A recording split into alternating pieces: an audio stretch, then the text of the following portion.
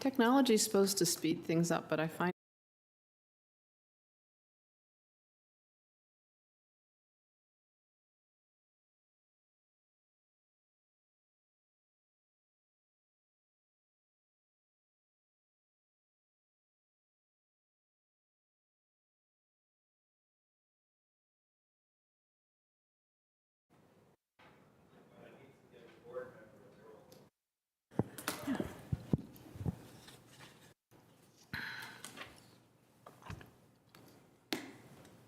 Apologies, give me just a moment.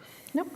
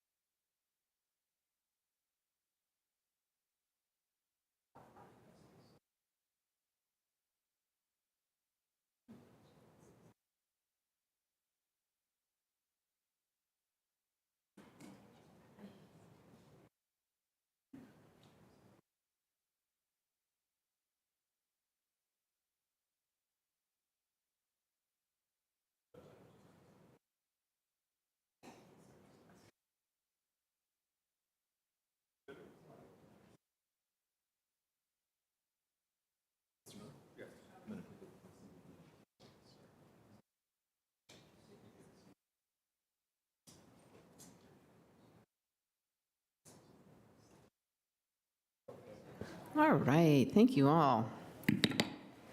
County Board is now in session, and welcome everybody to the November 16, 2024 County Board meeting.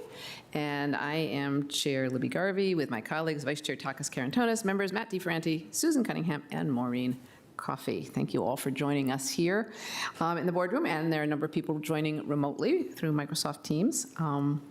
And some of our county staff is going to be here and some presenting remotely. Masks are optional, but if you'd like a mask, they are available from the clerk over here to my right on the dais and in the atrium from our staff. So if you'd like a mask, please feel free to take one.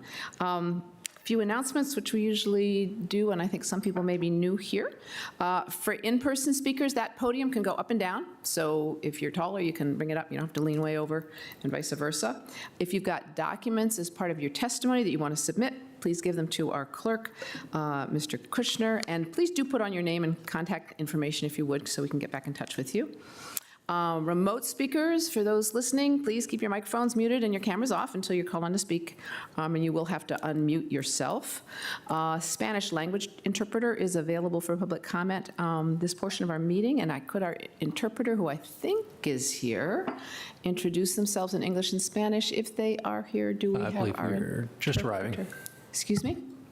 She's just arriving, walking in now. Just arriving. I will allow her to introduce herself in a minute. We'll circle right back. Just so everybody knows, we get up and stretch our legs sometimes because we're here for quite a while, but although you may not see and hear us, we can see and hear you in the back. We've got microphones back there and a camera. And I think we're about ready to get started. We do, I think as people know, for public comment, we have a rule just one person per topic because this is just a time to surface issues and we need to get on with our meeting. And of course, it's a time to talk about things that are not coming up on the agenda. If you're here with a group of people, that's fine. One person can speak and others can't. This is a nice way to kind of signal support without interrupting the meeting. We're very happy to have that show of support. If you'd like to, sometimes people, would actually really like to have a conversation. We don't do that for public comment because we do need to get to our meeting. After everybody's done their public comment, we will make a few remarks, but we don't engage in conversation. If you'd like to do that, there are a number of ways to do that. We've got open door Mondays that you can sign up for and have a real conversation with a board member. Of course, you can make an appointment. You can send us an email. There are all kinds of ways to get in touch with and actually have a conversation, which I know sometimes can be more satisfying for people. With that, I think I'll turn now to our Spanish language interpreter who is here now, I think. Just went to the rest. All right. There is a Spanish language interpreter who, if we need that person, we will ask that person to stand up and help out at that point. All right. And with that, I think we're ready to move to public comment. And Mr. Kushner, why don't you call the first two speakers? Of course, our first speaker is Kevin Morrow, followed by Katie Wenger.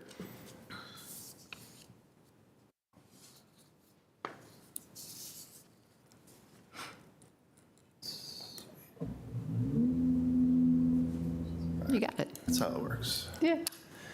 Okay. Good morning, ladies and gentlemen. My name is Kevin Morrow, and I live here in Arlington, and I wanted to come and speak to you about a very, very important topic. As you know, President-elect Donald Trump, who was reelected to a second term last week, has publicly stated his intention to mass deport 11 million undocumented immigrants who live and work in the U.S. If this mass deportation takes place, I believe that it will constitute what I consider a profoundly immoral act, that I believe that the Arlington County Board and the citizens in this country must strongly and publicly reject, and where possible, to lawfully obstruct in a nonviolent fashion here locally. Such an approach to resolving the failings of our underfunded, undermanned, and dysfunctional immigration system is not a good idea for many reasons, not the least of which deporting some 5 to 10% of the entire American labor force will wreak havoc on the nation's economy. But far more importantly, though, it is the fear, pain, and suffering that this will needlessly inflict on millions of our neighbors, whose only transgression has been breaking what, in moral terms, I consider to be little more than an administrative rule. As I mentioned before, I believe that this plan to violently disrupt the lives of millions of hardworking, peaceful, and law-abiding people is wrong, and that is why I strongly urge the Arlington County Board to protect the ranks of the undocumented among the 50,000 plus foreign-born here in Arlington by declaring itself a sanctuary city. Now, I'm well aware that Arlington County has declined in the past to take the step based on the conviction that this will do nothing to hinder the unjust apprehension of Arlington residents by federal immigration authorities. While it may be true that making this declaration may not halt deportation operations in Arlington County, I believe that it is important to take a stand against this action by the federal government to let the powers that be know that the people of Arlington do not approve of this. Thank you, Mr. Morrow. Yeah. Thank you. Thank you. Next speaker, please. Our next public Good morning. speaker is Katie Wenger, followed by Philip Barbour. Good morning. Good. My name is Katie Wenger, and I'm here representing the Housing Commission. We would like to ask the County Board to conduct a study of rent stabilization and how it would affect Arlington. We believe rent stabilization could make an important impact on renters in Arlington and would like the county to study the potential impacts on housing stability, availability, and affordability. The board could then use this information to inform your legislative priorities at the state level. We've submitted a letter, which I'll now read from the commission. Whereas the residents of Arlington County, Virginia desire stable and secure housing, and whereas the multifamily rental market in Arlington has low vacancy rates and high demand for affordable, accessible, and safe housing, and whereas over 60% of Arlington residents are renters and have a strong interest in the stability and affordability of their homes, and whereas 39% of Arlington renters as of 2022 report being housing cost burdened, and whereas Arlington residents at some multifamily rental properties have experienced skyrocketing rent increases that make it challenging for them to stay in their neighborhood and/or within Arlington County, and whereas the DC, Montgomery County, and Prince George's County have all adopted various rent stabilization or control policies, and whereas Arlington County and its neighbors in Northern Virginia are now the only localities in the DC metropolitan area with no anti-rent gouging or rent stabilization policies. I'm going to skip ahead to the end of the letter since I'm running out of time. Now, therefore, be it resolved by the Arlington County Housing Commission, we recommend that the Arlington County Board fund and conduct a third-party study of the potential impacts on housing stability, I think I'm running out of time. Could I have another minute to finish the letter, or No, do you no, want to move I'm so sorry. We do have the letter, and certainly Okay. we're in touch with our commission, so we will be in touch, and we'll make a few remarks at the end of this, in the session. Thank you so much, Ms. Wenger. Appreciate it. on? Thank you. Yeah. Our next speaker is Philip Barbour, followed by Ann Bodine.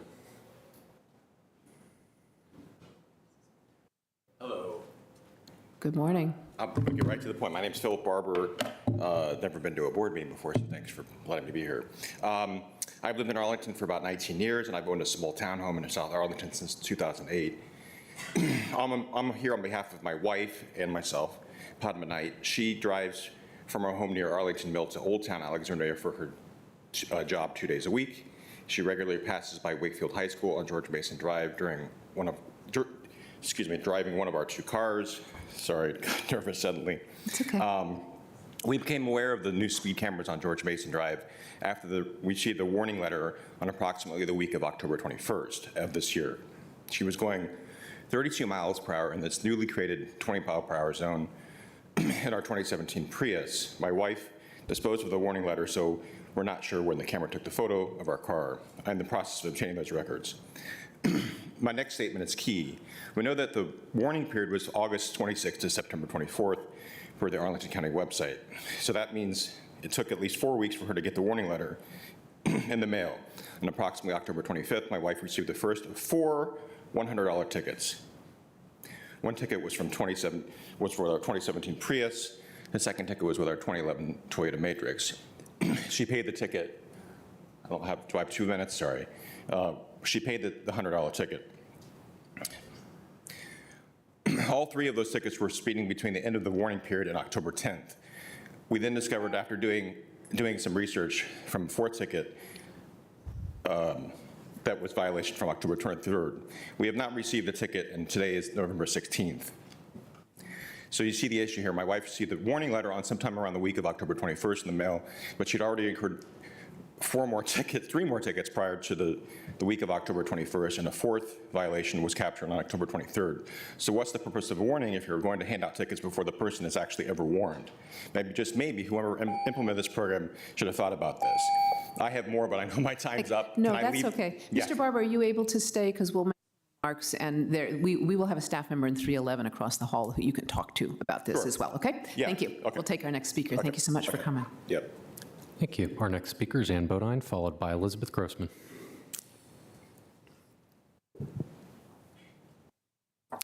Morning. I have Good some morning. slides. Okay, good morning. Hi, my name is Ann Bodine. I'm with ASF, and I'm here to talk about planning for development. Next slide. Next slide. So we wrote to the board in October asking for better planning processes, especially this is very important given our upcoming planning process for the comp plan draft Arlington 2050 and MCOG. Next slide. Back one, sorry. I'm going to talk about the EHO verdict, but there were 2 other lawsuits which found Arlington was lacking in planning processes. Next slide.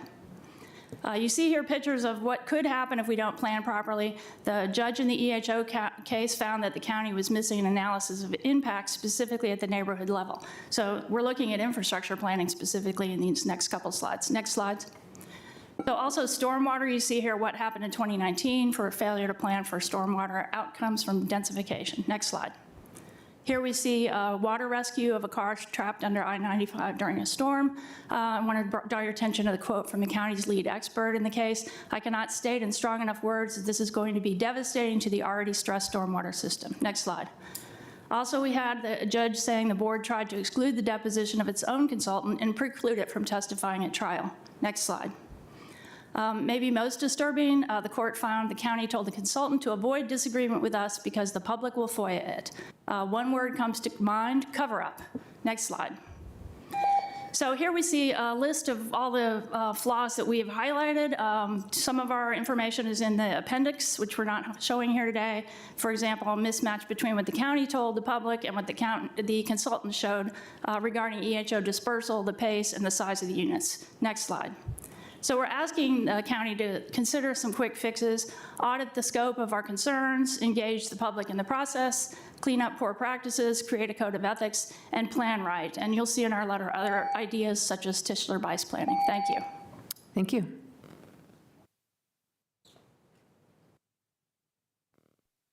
All right. Our next speaker is Elizabeth Grossman, followed by, if you give me just a moment here. Elizabeth Grossman, followed by Stephen Miller. Ms. Grossman, I believe you have slides as well.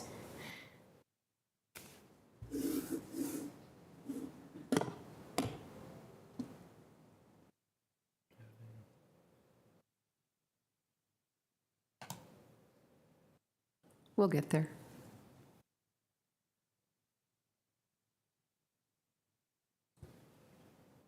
Sorry about that. There you go. Hi, good morning. I'm Elizabeth Grossman. I'm here talking for the Arlington Tree Action Group. Next slide, please. This week, the county released a new high accuracy study showing an increase in Arlington's tree canopy over the last 10 years. I'm here to ask you that you don't let the results of this study deflect or interfere with your commitment to what you committed to in the FNRP, which says you're going to address tree loss as part of lot coverage and development. Next slide, please. We're asking that you act now. The FNRP lays out what is needed. You've already approved it. We're asking that you make good on these 14-year-old promises. The people who live here are deeply concerned and want to stop the tree loss before the mature canopy and its keystone role in habitat is obliterated, and it's going to get hot. Next slide, please. ATAG has repeatedly brought up issues about specific trees, about coverage loopholes, and much more. And now the civic associations are starting to engage the county. They're noticing the inaction of the promises made in 2014. We don't know if we trust your data. We trust our eyes. We trust what we've seen get cut down by chainsaws. Next slide, please. Large homes are the main issue. Larger homes, less room for trees. We ask that you consider not allowing such large homes so there's more room for planting. Next slide, please. We ask that you act now on the FNRP. Do the lot coverage study. Reevaluate what actually do we have as grounds to plant, where we have space to plant trees. Thank you very much. Thank you. Just a moment, please.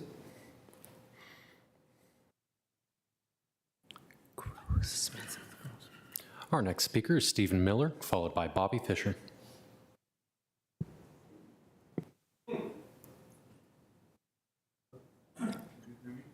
There you go. Now it's on. It's on now. Stop. Yep, it's good. Now, It's good. okay. If you want to raise it, you can. You can push the button to your right. Do you see a button to your right? It'll raise it up a little bit. There you go.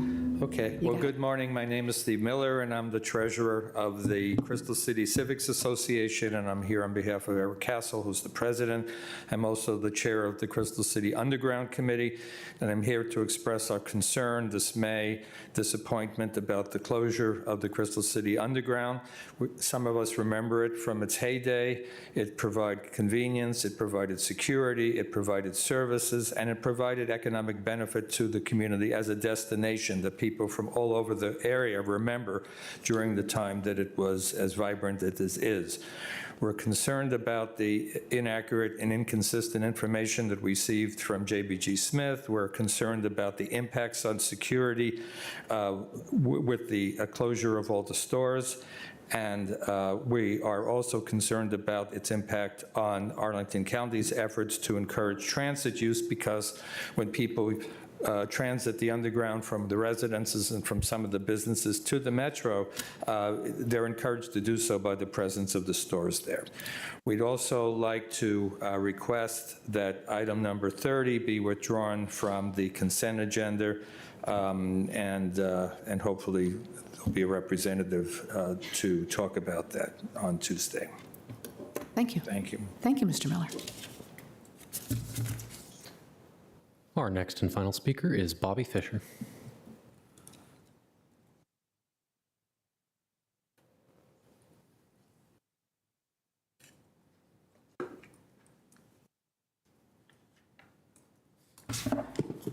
Hello, my name is Bobby Fisher, and I warned you the last time I was here, Donald Trump will win, and he did so. Diane Kress, I'm here to speak about Diane Kress, who oversees $16.5 million. The public libraries here in Arlington are toxic, unsafe, unhealthy public environments. Diane Kress is a white privileged gay woman who has animosity towards Black residents who speak the truth about white supremacy leadership here in Arlington. Diane Kress is a very dangerous white woman who abuses her power. Kress ordered county police officers to serve me, a Black woman, retired senior citizen, 2 separate 3-year no trespass warrants. 12 officers, 5 times were dispatched to Shirlington and Aurora Hills Library, which is walking distance from my home. The police threatened my being arrested. I did nothing at the library but to come there and be there in a quiet, safe, and healthy environment. June 28th of this year, in a major Supreme Court decision, 6-3, quote, people without homes can be arrested and fined for sleeping in public spaces. Diane Kress ignored the Supreme Court decision. Thank you, Ms. Fisher. Your time is up. We do have your written statement, which is quite extensive, and we do have that. Thank you so much. Thank you. And I have not received a response from either one of you. Mm-hmm. All right, is that our final speaker? This is our final public comment speaker. All right, thank you. Thank you all for coming in. Let's see, I think I'll start with Mr. Murrow. Kevin Murrow came in. And I'd like to say, and we certainly understand the anxiety and concern that's been expressed by many people. We feel it ourselves. You know, with every presidential election and administration transition, there's always a level of uncertainty and even fear when it comes to possible likely shifts in policy. And we are acutely aware of the comments made by the incoming administration concerning immigration and the impact they're having on our community. As your local governing body, we will do all we can within our authority to keep everyone in Arlington safe, keep Arlington welcoming and a great place to live for all, regardless of immigration or citizenship status. So to make that clear, years ago, there were similar concerns to today, and we readopted our trust policy, and today, later on in the meeting, my vice chair, Mr. Karantonis, will speak a little bit about our trust policy, and we're going to readopt it again, and that policy reaffirms our commitment to all Arlingtonians, regardless of citizenship or immigration status within our authority. So this phrase, within our authority, is important.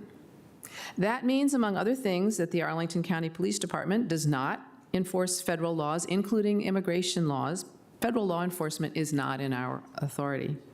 But as in everything we do or want to do, there's a limit to the assistance we can provide. The county must comply with federal and state laws and regulations, no matter what we may personally think about them. The trust policy makes clear that we will do what we can under law to make sure Arlington remains a safe and welcoming home to all, but it's very important that everyone understands what we can and what we cannot do. And I will see if my colleagues have anything they would like to add, and I'd like to offer to Mr. Murrow to come and have a private conversation at some point, if he would like to, about what we can and cannot do. We don't want to make promises we can't keep, because that would not be good for people, to think that we can do something we cannot do. Colleagues, is there anything else you would like to add at the moment? All right, thank you. And again, we will have our trust policy later today, and I'll be talking about that, okay?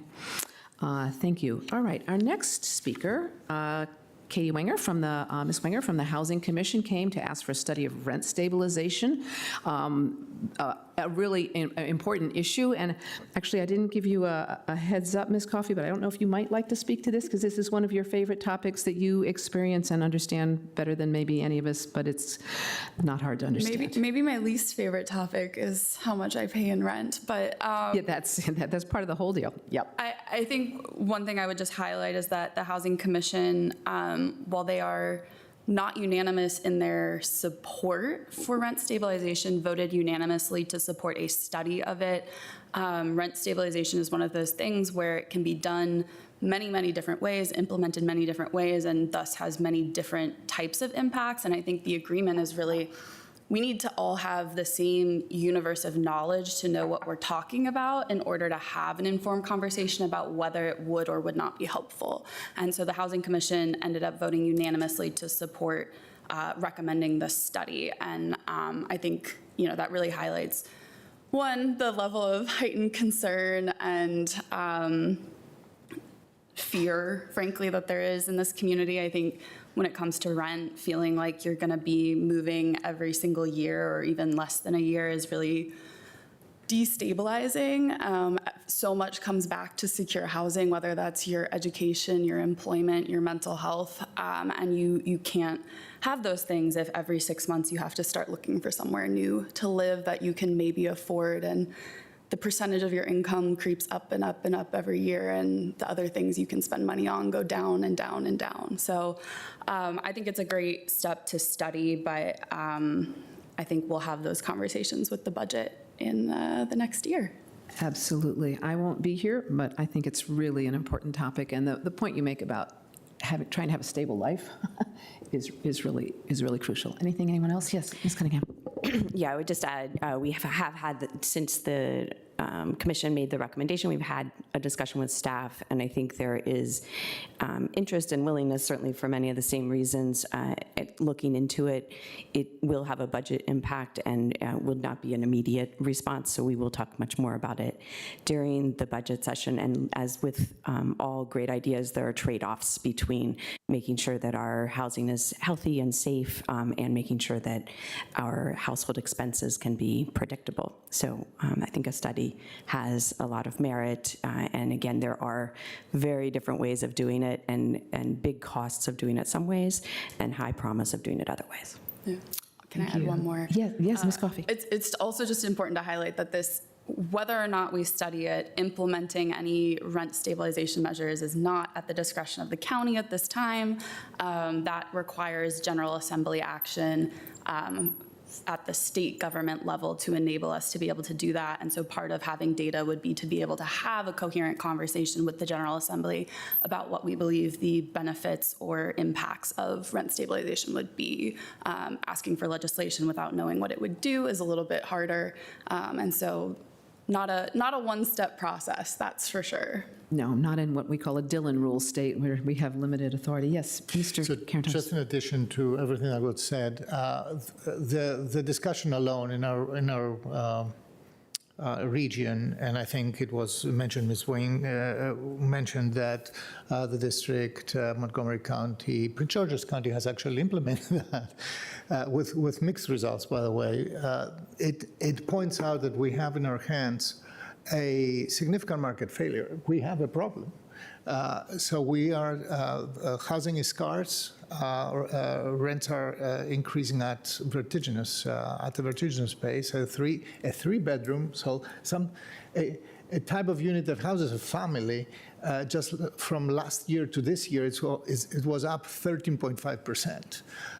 And as more family friendly we go, the higher the inflation there is. So talking about rent stabilization is one of many areas that we have to look into our ongoing housing crisis.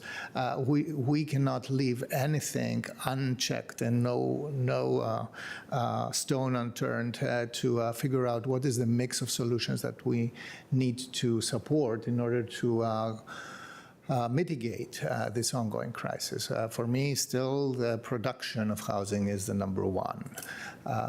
But nothing speaks against knowing better how our housing market works and especially how and when our housing market fails. So thank you. Thank you. All right. Thank you. And then we had, so stay tuned. We're going to be talking about rent stabilization and housing for a long time. Mr. Barber came in to talk about getting warning letters after he'd gotten tickets. The point of warning letters is, he'd said, I don't know, Mr. Barber, you still here? There you are, yeah.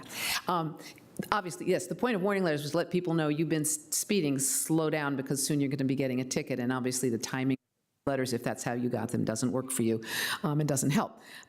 So if you would meet with Ms. Thomas right here, Caitlin Thomas, she will meet with 311, which is right across the hall, and talk to you about your specific issue and how you might appeal that, okay? Yeah, and everybody in Arlington, please slow down.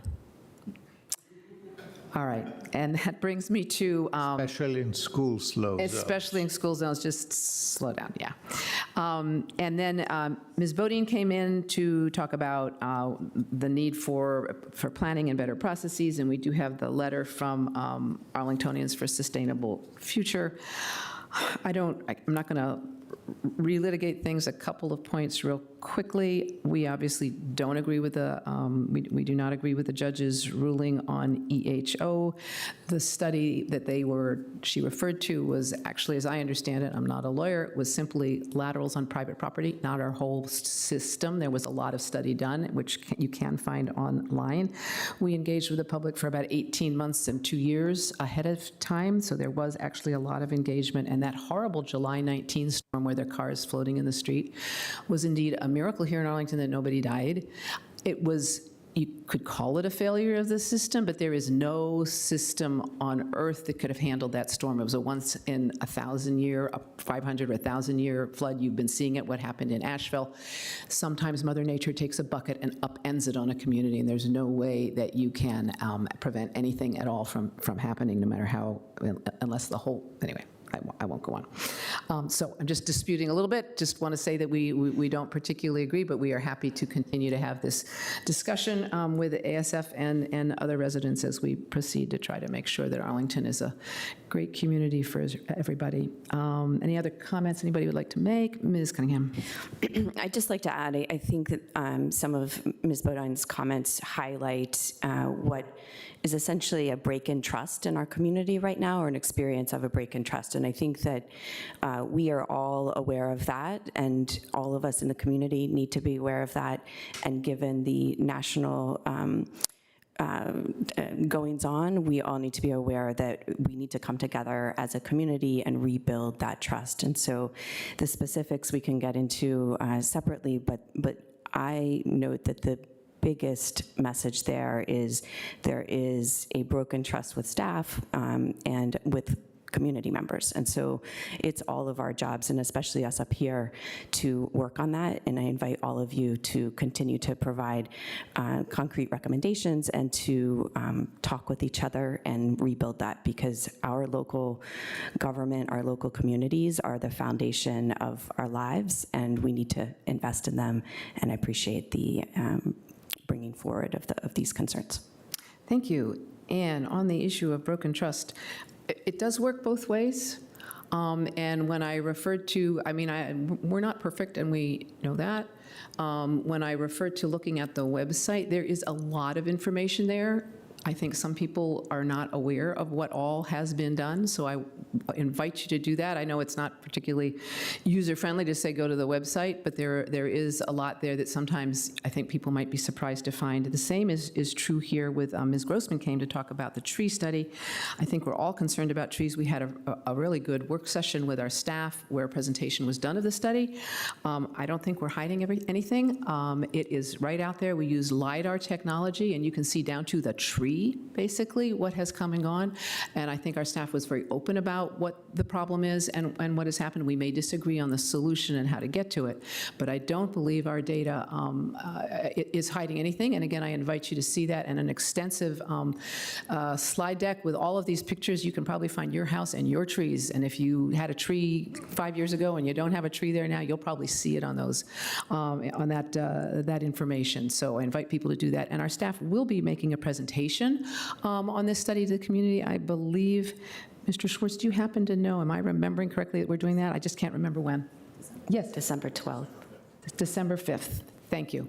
And if people can find that, I'll see if some of my colleagues would like to, again, say something. Yes, Mr. Karantos, go ahead. Just a couple of words.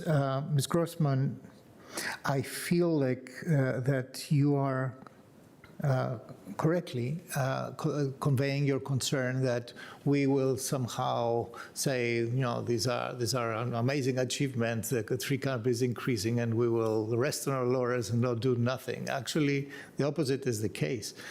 We see that we still are at huge risk of losing it, and we all know that even if it's a few, I mean, to get from where we are today to 40% minimum is even harder given the circumstances. So in just collecting the data and saying, okay, in this area we have, you know, we have performed somewhat better than maybe generally expected, doesn't mean at all that we are going to lower the guard and not invest further, as we said that we will. So I think that going back to the issue of trust, nobody is seeking here for an excuse to reduce the effort. All the contrary, we just want to know what the baseline is, and maybe even further down the road, re-examine our assumptions on what the goal should be. I want to be very clear about that. Thank you. Thank you. Thank you. Mr. DiFranti. Thank you, Madam Chair. And thank you, Ms. Grossman. The FNRP is, of course, relevant. And I think that you know, but you mentioned we're noticing the inaction, and I won't claim our actions are perfect, but I do think you know, and perhaps if the manager might just sort of, there are 2 or 3 bullets that we did in the last budget, and we all worked on them, but I really pushed on $1 million in one-time funding, I believe it was, and then changing the maintenance has been such a critique of ours, maintenance of trees. Yeah, the money that we added in the budget was actually for ongoing funding to make sure that we didn't have to each year have a conversation about, you know, following the vagaries of our funding patterns to improve maintenance. Now, again, those are for the trees that we have control over. So that's not, you know, the vast majority of the tree canopy. And we talked about that in the work session this past week. And there's going to be, I think that the board made the point that we have for individual residences, the loss of tree canopy is a function of decisions that individuals are making. So we have a lot of education also to do. Thank you, Mr. Manager. I appreciate you, correcting me, frankly, there on the ongoing, which is, of course, more important than one-time funding. And then I think separately, to Ms. Cunningham's credit, a lot of us worked together on a separate effort towards some climate-related work that can have that has a tree piece to it. I'm not precisely sure on the pinpoint the dollar amount. The other thing that I would say, and I know you get this, but I also just want to share this, we have a housing plan that says 17.7% of our housing should be affordable. That was passed in 2015. And I know you care about that issue. And so do many in this room. It impacts our immigrant communities and all of us when our neighbors are struggling. We also have an increase in homelessness wherein there's a plan to end homelessness. I'm just mentioning those as competing. We have a lot of competing places where our resources have to go. And so that's my kind of, and we talked earlier, Katie Winger and colleagues talked well about the importance of rents and trying to address that. So I'm just trying to mention that there's a lot of competing things that we're trying to do at the same time. That doesn't mean don't hold us accountable on trees, but homelessness, of course, is something we care as a community, and so is affordable housing for those who are not homeless but need opportunity. Thanks. Thank you. Ms. Coffey. Yeah, I'll try not to repeat anything anyone else has said, but I would just highlight, I think one of your slides said, you know, despite the study, we're still not there, right? And I think that to me is the key takeaway, and also is part of why I'm so interested in our sub goals by different civic association, different areas, because we know there are places that are significantly far behind where we would like them to be, and those are often our equity emphasis areas. They're places where, for environmental justice reasons, we need to be making investments. And so I think to Mr. Karantonis' point, this is not regardless of what the study says, it's not a backing away from our environmental justice goals. It's just another piece of data, another tool to inform how we invest moving forward. And especially the study or the presentation we got, I highlighted 3 civic associations that were low canopy, but also low growth. And so those are really important areas because it means that, one, all but 3 of our civic associations either have high canopy or have experienced high growth over the last few years, but there are 3 where we haven't had either high canopy or high growth. And I think to me that's really important to say because they're some of our blacker neighborhoods and they're some of our more urban neighborhoods. And so those are places that we need to say, what's going on here? Are they getting the resources that they need? How can we work together? But this is not a study that to me indicates that we need to stop anything that we're doing or rest where we are. It's just information to inform how we move forward.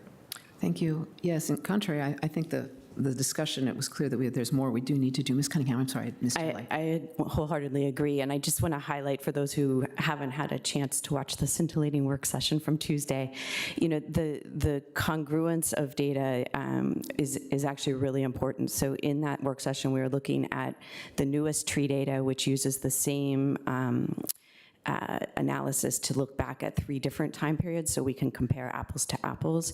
It also looked at things we might be able to do on the zoning side to create more plantable areas on private land, which is incredibly important. And then I want to give a shout out to our ongoing stormwater work. Also in that work session was the first look at the meaty data from our new stormwater utility. And it's the intersection of all those 3 things that are really crucial to us as a community for our health, for our heat, and for our stormwater and flooding resilience. And so that you'll see us trying to make those trade-offs, and we thank the advocates who've been way ahead of us to make sure that we are looking at all of those, and we have a lot of work to do on getting that right in the coming years. Thank you. And just a little bit more on trust. I've been doing this a long time. We're in a time when there is a lot of lack of trust and back and forth. All right, so there's a natural tension between people who are advocates and want something, and the board who may want something too, but has a lot of other priorities going on. A couple of things I think that would be helpful. I've seen a lot over the years of warring studies and warring experts. I don't think that's particularly helpful. If you really look at the data that we've gotten and the study that we've done, I found particularly the LiDAR pictures and screens, as I say, down to the tree, extremely accurate. And I was impressed. I urge you to actually look at it yourselves and then have a conversation. Avail yourselves of Open Door Monday. Have a group come in and have a discussion with us. I think you'll find we're all wanting pretty much the same thing. We disagree sometimes on how to get there. We disagree sometimes on the priorities because we have a lot of different priorities we have to balance up here. But we are a community. We share a lot of values despite how diverse we are.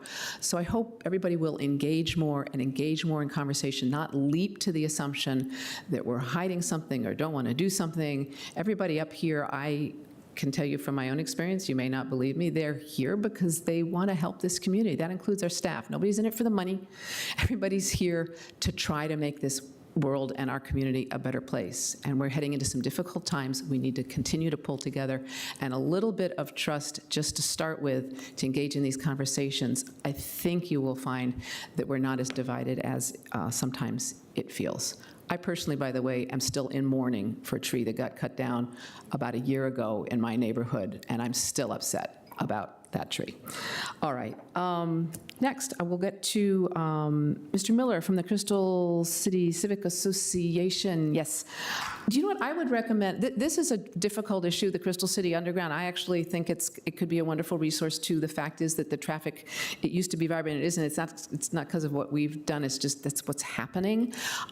If you haven't lately, and I know there's a lot of engagement, I would have the Civic Association invite possibly a board member or two, but also our staff to come and really talk about what's going on and why there, and what, again, the limits of our authority with JBG Smith and what we can force a private developer to do, okay? But so do have that invitation, because I think it could be a good conversation.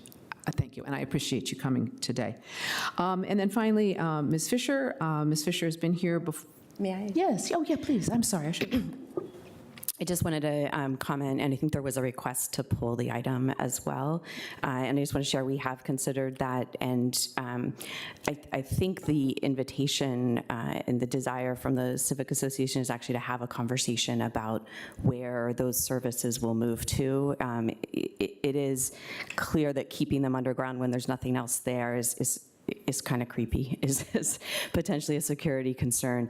But there is a commitment from staff to make sure those services are still available on a similar schedule. So I think maybe rather than pulling the item, what we could do is commit to having a conversation about what the community would like and where those appropriate places may be, so that we can respond to the community need.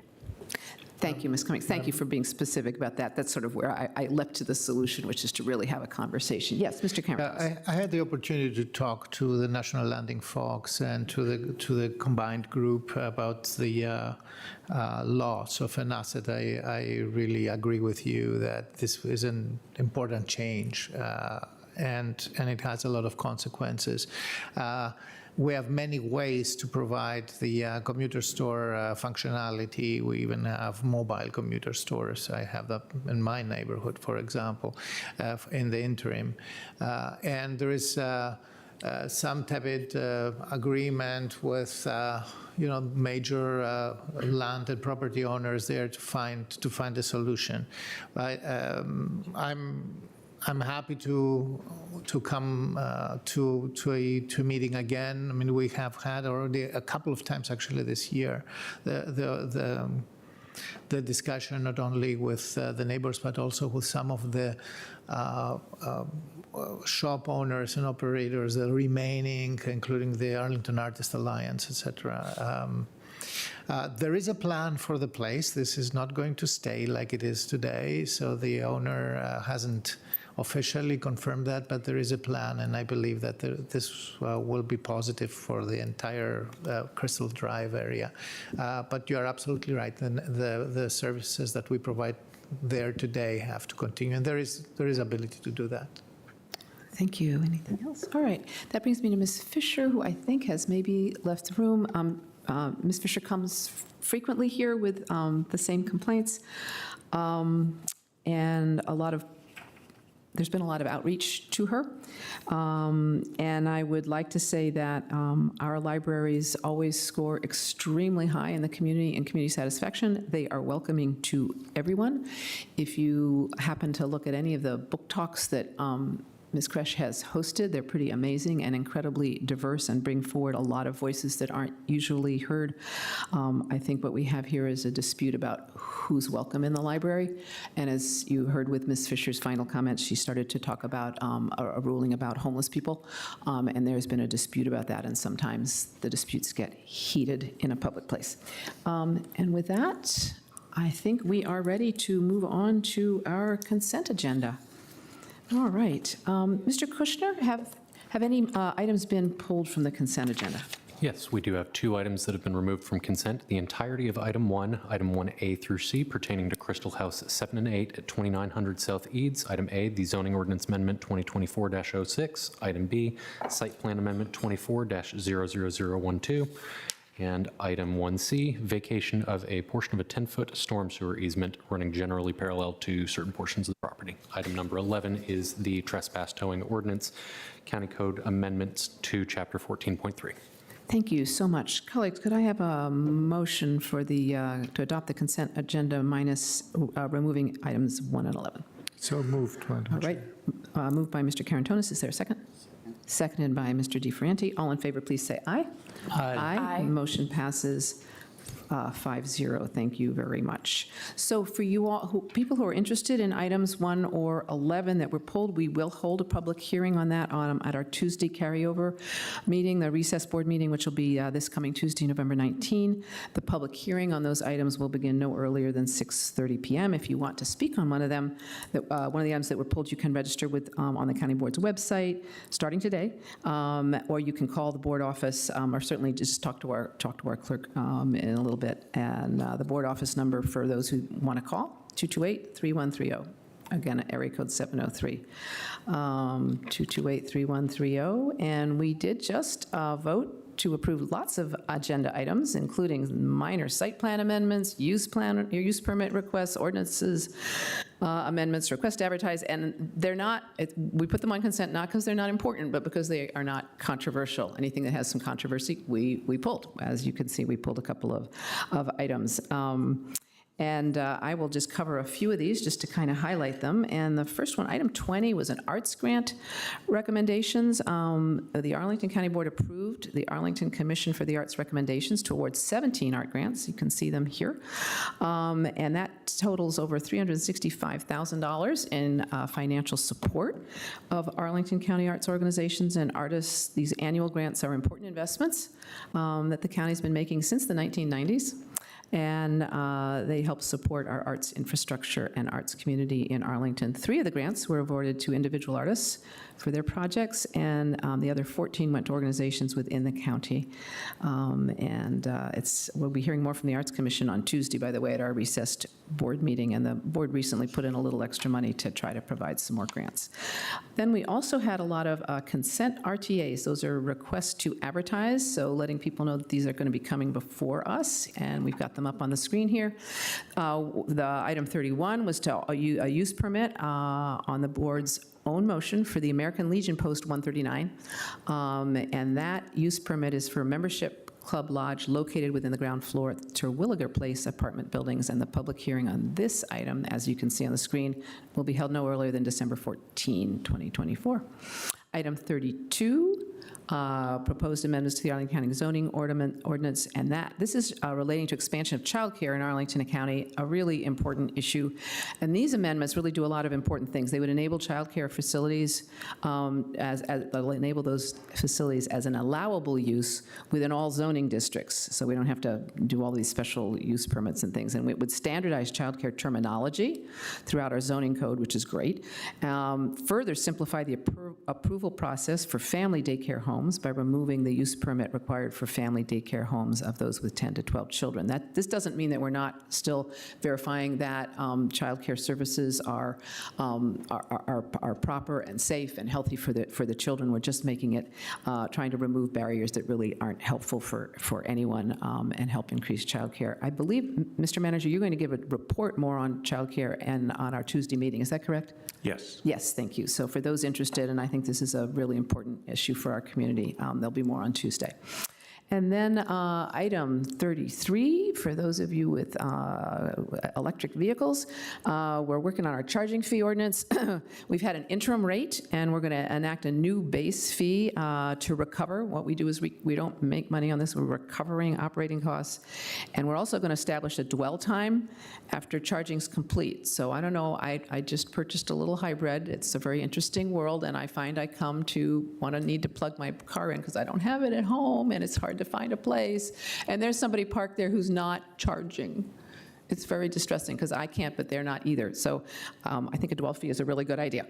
And we'll be establishing that, and also authorize and direct the county manager to update the base fee commensurate with changes in electricity costs, obviously because we have to purchase it.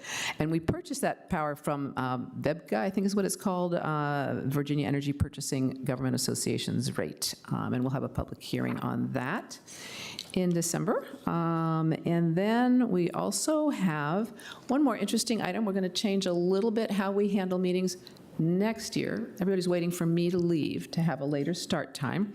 But we have a new meeting schedule, and I will turn to our clerk to talk a little bit about that. There are 2 adjustments to the schedule, and we will be adopting, the board, I won't be here, I think we'll be adopting this in January, if I remember correctly. Mr. Kushner. Yes, of course. Thank you, Madam Chair. 2 changes. They're just really meant to improve the general experience for members of our public in participating in those 2 meetings. You can see them here on the screen, but the first is to our Saturday regular meetings. Just a slightly later start time, beginning at 9:30 a.m. public comment as opposed to 8:30, followed no earlier than 10 o'clock a.m. for regular hearing items. Just allows a bit more time at the beginning of the meeting to coordinate with members of the public and staff, and frankly responds to some strongly positive feedback after a weather delay at the January meeting of this year. The second change is to our recessed meetings, a little bit of restructuring here just to give a little bit more predictability to members of the public. We'll begin earlier in the afternoon, 1:30 instead of 3 o'clock p.m., beginning with closed session rather than beginning with our awards, recognitions, and proclamations, followed then by our awards, recognitions, proclamations, and then non-public hearing item, board manager reports, so on and so forth. Again, just to make things a little bit more predictable for members of the public by sequencing closed first, allowing a couple of strategic gaps throughout the afternoon, we'll be able to give people a better sense of when items might be called throughout the evening and hopefully get out of here at a more predictable pace. So as you said, we'll adopt the final calendar for 2025 at the organizational meeting on January 6th. If there are any further changes, note this is simply a proposal at this point.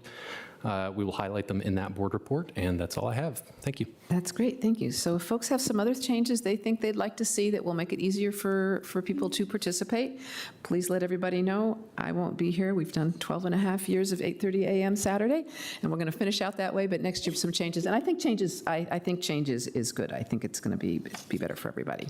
All right, with that, I think we get to our regular hearing items. And Mr. Krishner, could you call the first item, please?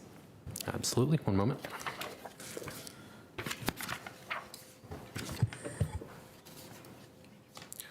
All right, our first regular item is item number 36, items related to the Commercial Market Resiliency Initiative. It is the transformation of commercial office buildings. Part A is the adoption of the county board's policy on the transformation of commercial office buildings in the county. Part B is a zoning ordinance amendment 2024-09 to amend, reenact, and recodify Article 15.5 of the county zoning ordinance relating to a new special exception site plan category adaptive reuse amendment with specific criteria and methods to create alternative processes for the conversion of obsolete and vacant buildings. And Part C is a request to the consideration and initiation of an amendment to the CPHD development-related fees as depicted on the fee schedule related to adaptive reuse, and authorization of public hearings by the Planning Commission and County Board for consideration of that ordinance. That would come effective December 17th of 2024 of this year. Excellent, thank you. Mr. Manager, over to you. Thank you, Madam Chair.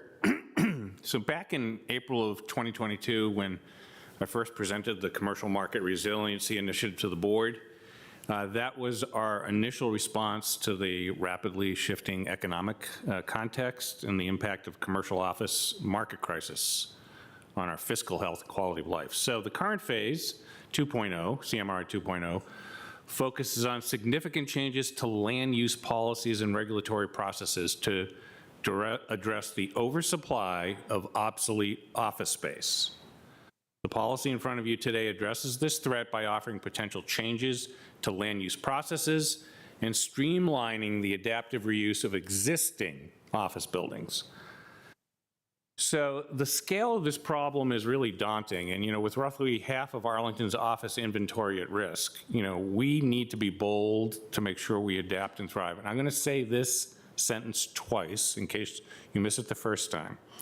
The fiscal stress caused by commercial office market weakness threatens our ability to fund essential services and investments. I'll say it again.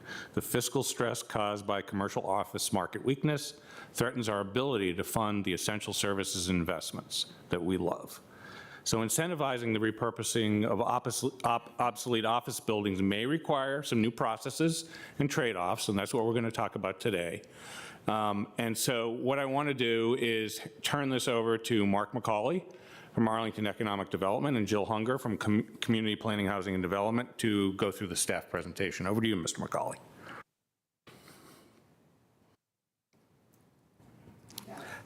Thank you, Mr. Manager, and thank you, Chair Garvey and the members of the County Board for taking some time with it this morning. We're excited to present to you for your consideration this important and impactful policy and regulatory framework that we think will really help as part of the broader CMRI process, as Mark had mentioned, address one critical component, which is the oversupply of commercial office in the county, in particular the presence of obsolete office supply, and we'll talk more about what those are, but buildings that are really difficult to lease and that are really a drains on both the fiscal health of the county as well as the places that they sit. Next slide. So as mentioned, this is looking at 3 different items, all related, starting with the policy, which I'll spend the first part of the presentation talking about. Then we have some near-term implementation items of the policy for one aspect of the toolbox, which is adaptive reuse, which is the reuse of buildings. And that will look at zoning ordinance amendments as well as a fee schedule, and Jill Hunger from Community Planning, Housing, and Development behind me will lead that part of the presentation. Next slide. So again, how are we looking at this overall? One of the things we addressed early in CMRI was the multifaceted way that we had to think about the commercial office challenges. And we are, when we talk about one, we always want to mention that we are not ignoring or not spending time on others, things like increasing demand, increasing market share of demand that's out there, increasing our regional's viability in the national and international context, all those aspects of demand, elements of placemaking that help bring people to neighborhoods and want them to continue to work and return to office. And this deals with the third leg of that, which is the supply side. And we think supply side has 2 different factors. One is the fact that as demand has stagnated or has changed course, and we think structurally that there's probably an oversupply of office in general.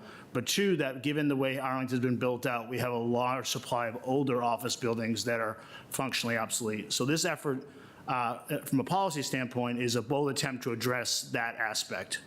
The policy looks at the justification for why, it lays out a framework for why, what's the state of the market today and the impact.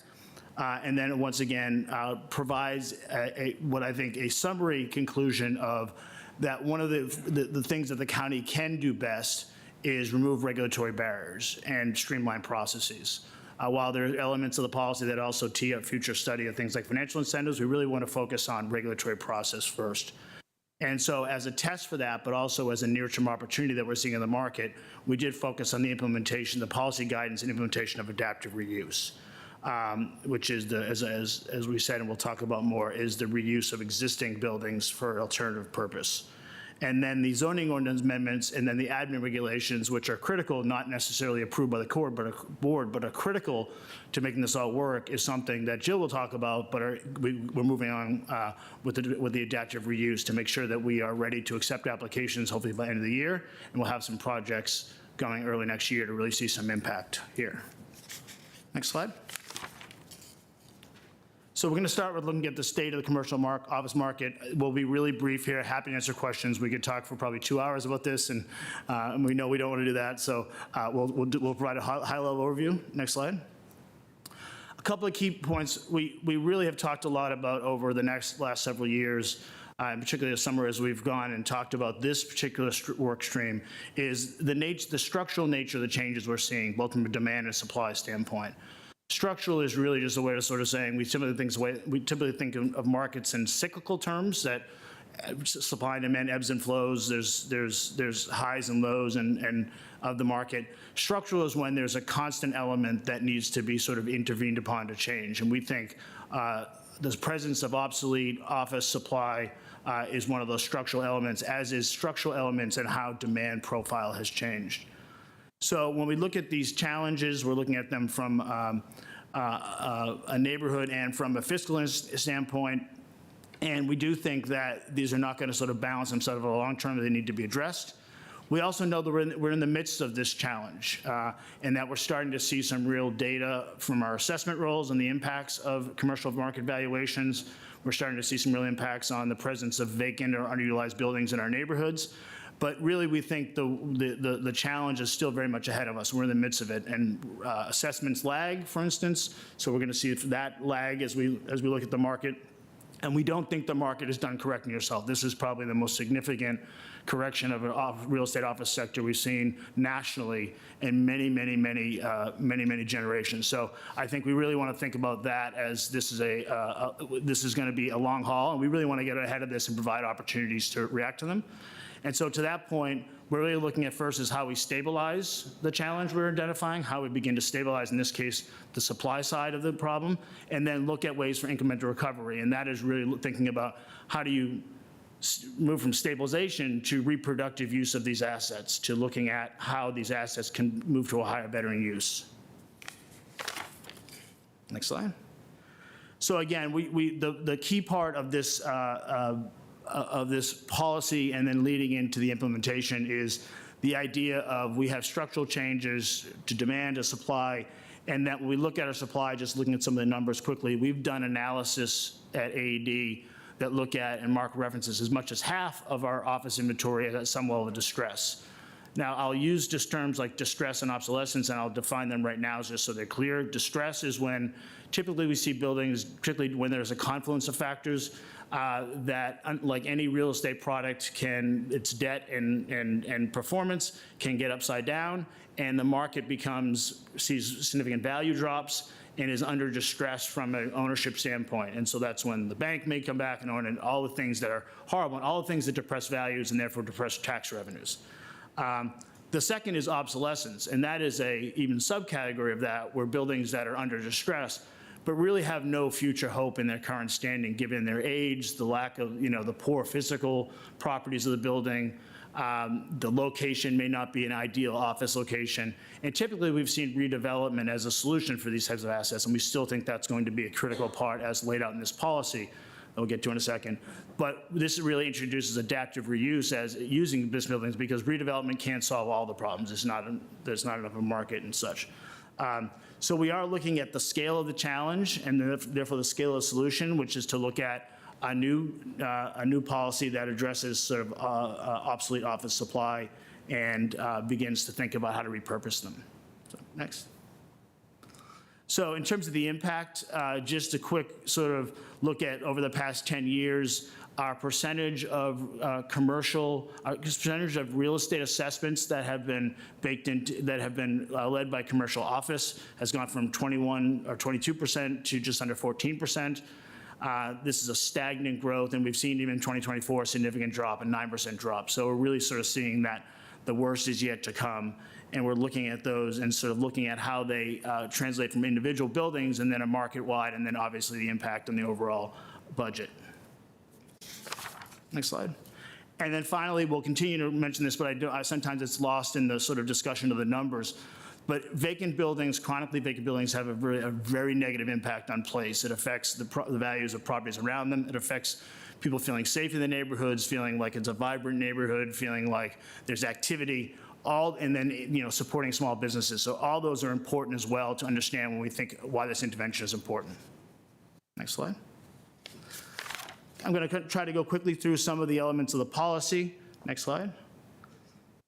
Starting with obviously looking at the state of the office market.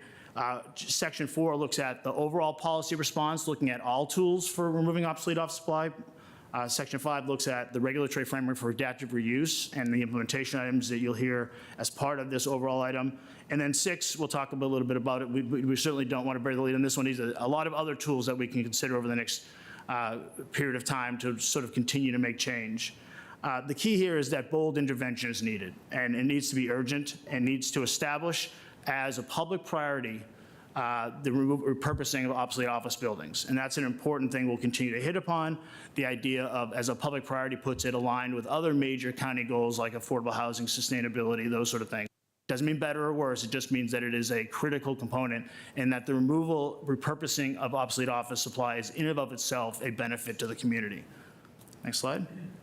And why are we undertaking this? Well, it's not because there isn't a process today that allows us to sort of rethink site plans.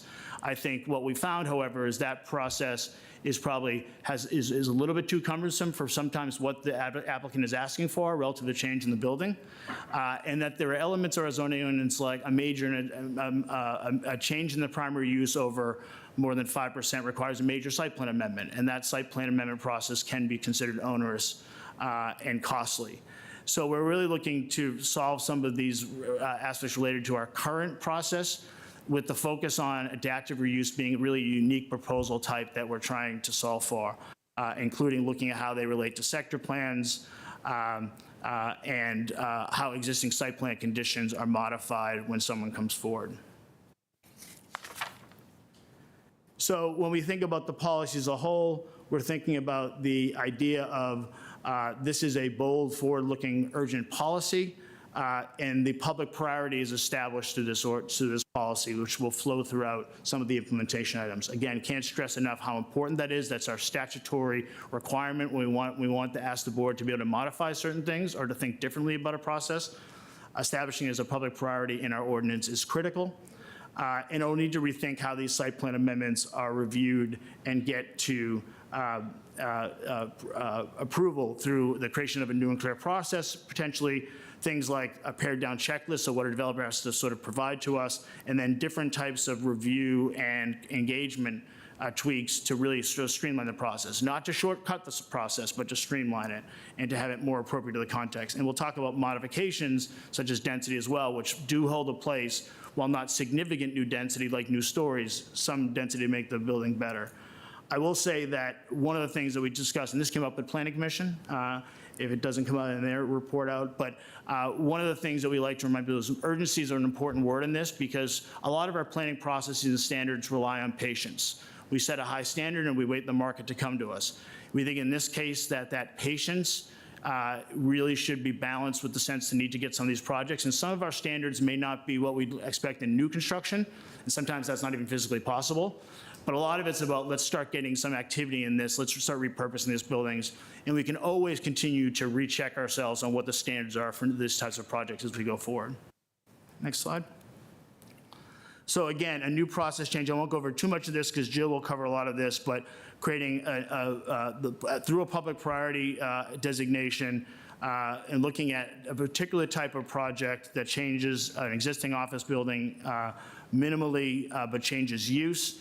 We want to streamline the process. We want to provide flexibility in site plan modifications. We do want to frame the appropriate context of affordable housing and green building, and that's really in the context of these projects really aren't designed to take on the types of community benefits that we see with new construction that's getting a lot of density.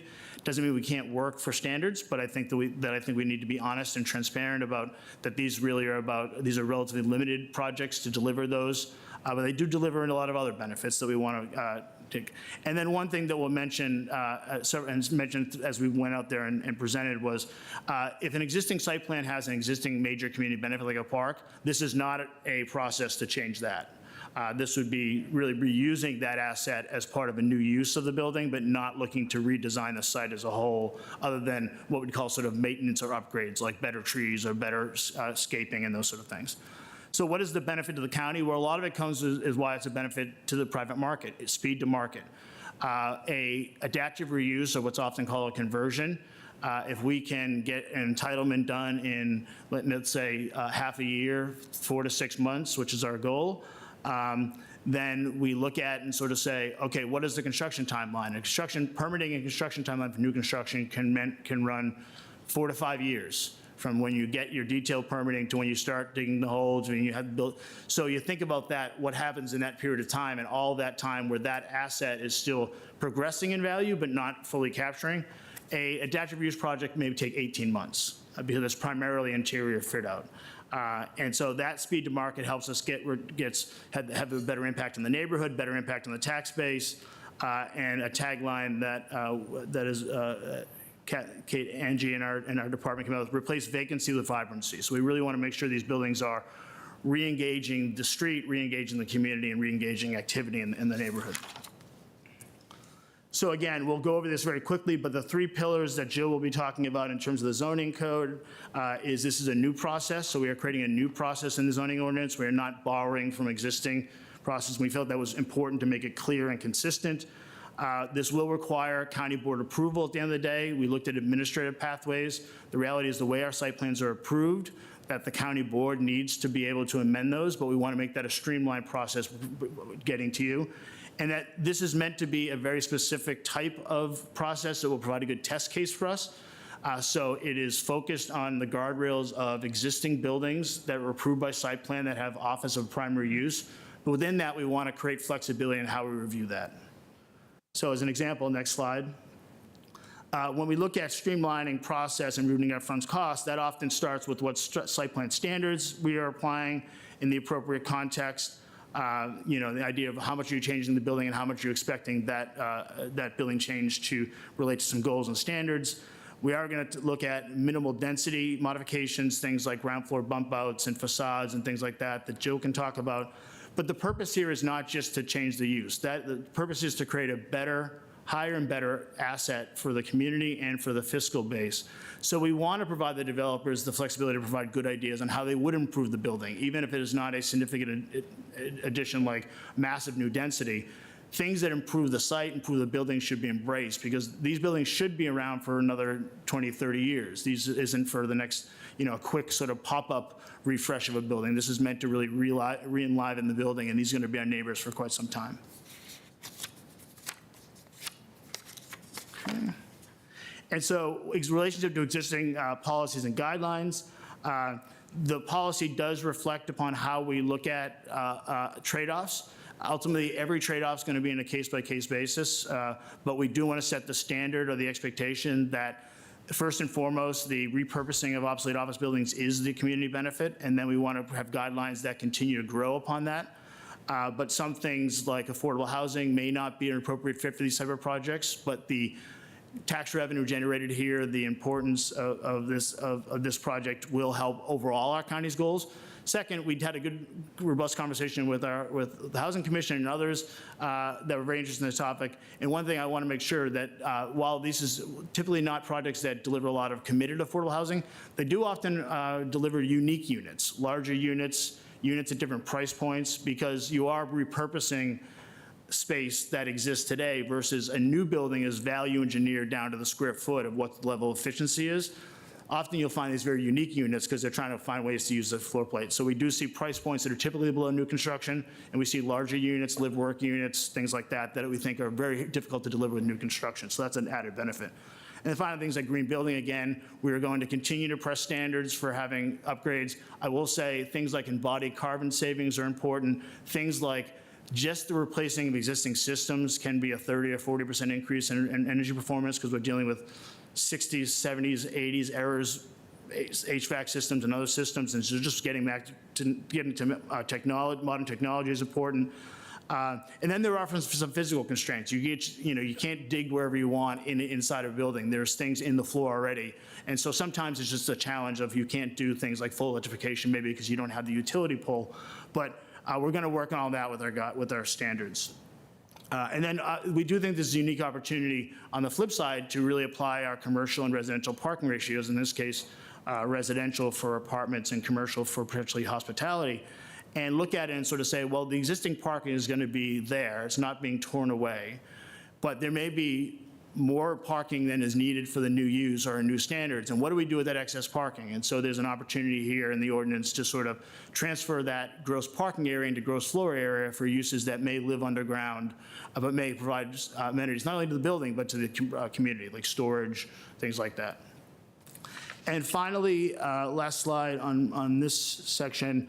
I'm sorry, second to last slide. So the expected scale of activity, we often get asked how many of these are going to be coming forward.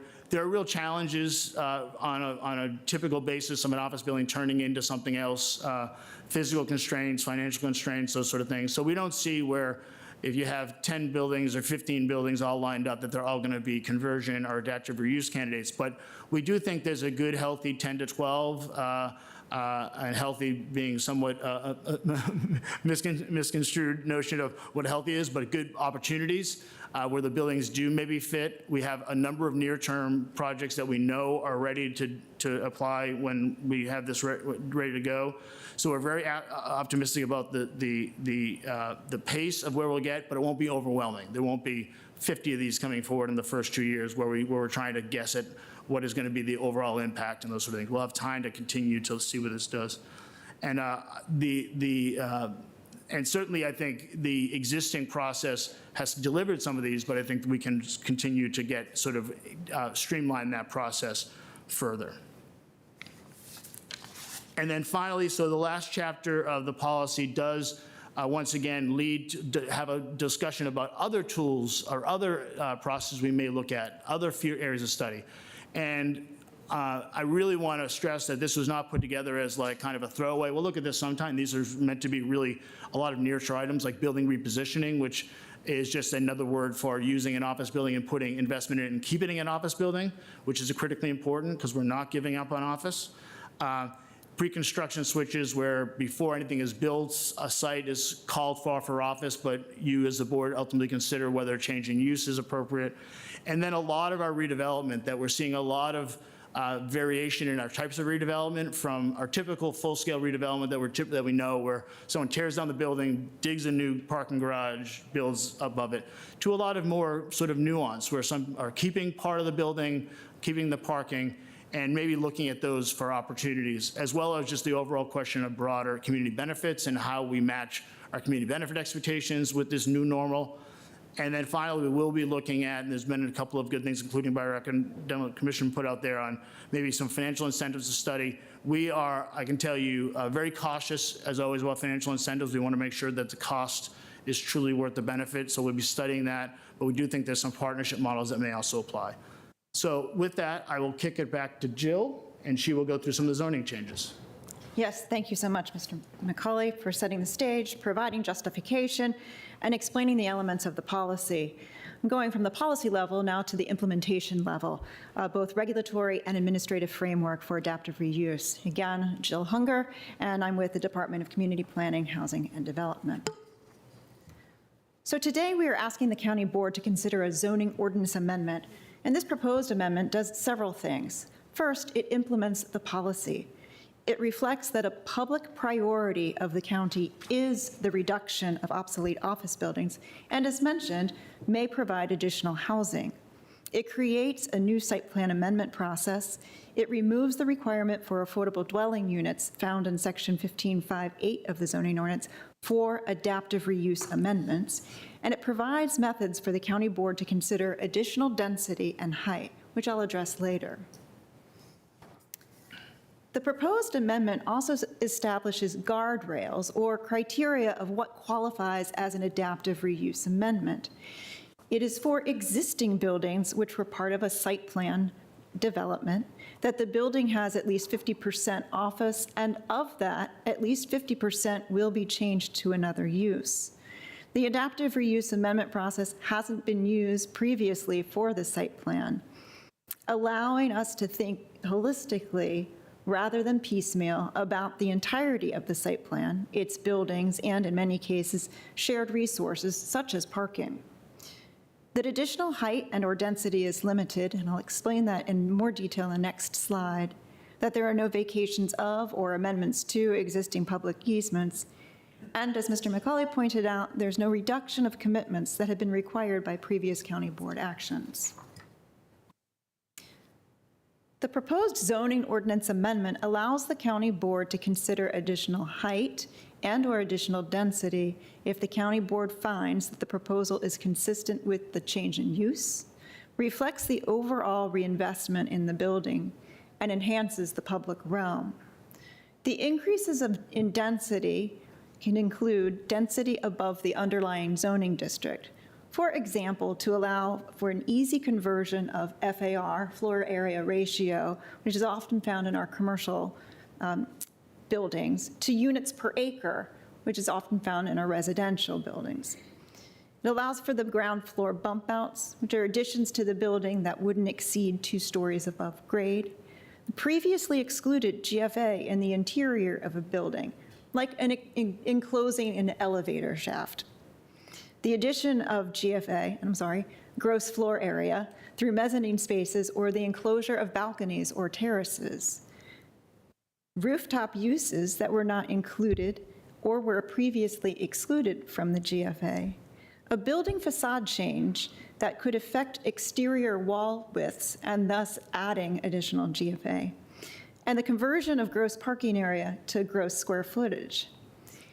And we would allow for other increases in density that the county board finds are in a similar purpose and level of impact as those I've just mentioned. We've also accommodated for additional height, and that could include the additional height for the provision of rooftop amenities, often found in residential buildings and hospitality uses. On this slide, we also highlight what's some site plan standards associated with green building, multimodal transportation, parking and loading, streetscape standards, landscaping and tree canopy, and other legacy site plan conditions that would all be considered on a case-by-case basis, depending on the changes that are being proposed and consistent with the conversion and reinvestment of the building. Staff is finalizing administrative regulations and guidelines that do not require approval by the county board, but are critical to the implementation of the policy and the adaptive reuse amendment process. This will be similar to the existing administrative regulations that guide site plan development, often referred to as Admin Regs 4.1, and which includes the elements listed to the left of the slide, but scaled appropriately to recognize that the building already exists and that removing obsolete office buildings is a public priority. We anticipate these documents and application process will be in place by the end of this year. Part of the administrative work includes how to streamline the engagement and review while still ensuring the community is fully aware of the project, has the opportunity to provide comments, and the applicant and staff are afforded meaningful input. One such proposal, stemming from conversation with the Planning Commission and its committees, is outlined on this slide. It would include, at a minimum, an online engagement and public hearings at both the Planning Commission and the County Board. Staff would work with Planning Commission members to determine if a single SPRC, Site Plan Review Committee meeting, is merited. Finally, as part of the regulatory and administrative framework to accommodate adaptive reuse amendments, staff is requesting that the County Board authorize advertisement of a zoning fee for the adaptive reuse amendment, and its final plan is approved by the County Board. These fees, if adopted by the County Board at its December 14th meeting, would be effective on December 17th and would allow for the submission of applications by the end of this year. The fees are modeled from the minor site plan amendment fee with a 50% reduction as the building already exists and would limit the scope of staff's review. This work on the policy and the zoning ordinance amendment have had more engagement touch points than other commercial market resiliency initiative work products to date.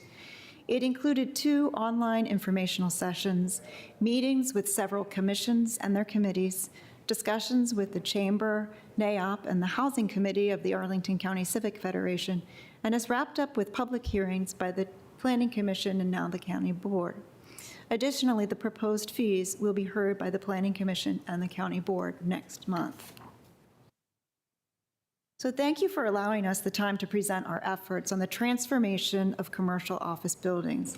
We would like to recommend the County Board adopt the resolution for the County Board policy on the transformation of commercial office buildings in Arlington and adopt the ordinance to amend, reenact, and recodify Article 15.5 of the zoning ordinance to establish a new special exception site plan amendment category, adaptive reuse amendment, and to encourage economic development and enlarge the tax base, and to adopt the resolution for the consideration and initiation of an amendment of the zoning fee schedule and authorize advertisement of public hearings.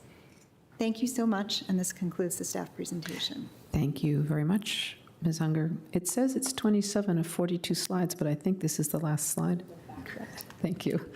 You're okay. We're going to keep moving. Thank you. All right. We'll go to our commissions now. I think we have several commissions here to present. Yes, we do. We have Mr. Robinson representing planning and Mr. Yam representing economic development. Okay. Why don't you, yeah, come on forward. Nice to see you. Thank you. Mr. Robinson, do you want to start? And push the button so the red light comes on. It may need to be powered up, power button on the bottom of the unit. You hold that for a moment. You guys get tricky microphones. They might need a little help. Oh, yep, you got it. I see the red light. We're good. I was told there wouldn't be any math on this exam. There's no math, but there's a little technology. Pushing the button, right one. Thank you. Go ahead. Chair Garvey and members of the board, thank you for this opportunity to give you, I'm feeling pretty superfluous. It was a great staff presentation, as we expected it would be, so I'll try to be quick. I commend to your attention the letter from Chair Steinberger of the 13th, which I think gives a good summary of our discussion, so I'll just highlight a couple of things. And I think it's important for me to note at the beginning that the commission endorsed by a unanimous vote of 8-0 the suggestion that you all should adopt adopt the policy that was put before you. Commissioner Lantelmi, who is the Plan Commission's representative to the Transportation Commission, and so his views on those issues carry great weight with us, suggested, and other commissioners agreed, that for adaptive reuse site plan amendment applications, that no multimodal transportation assessment be required.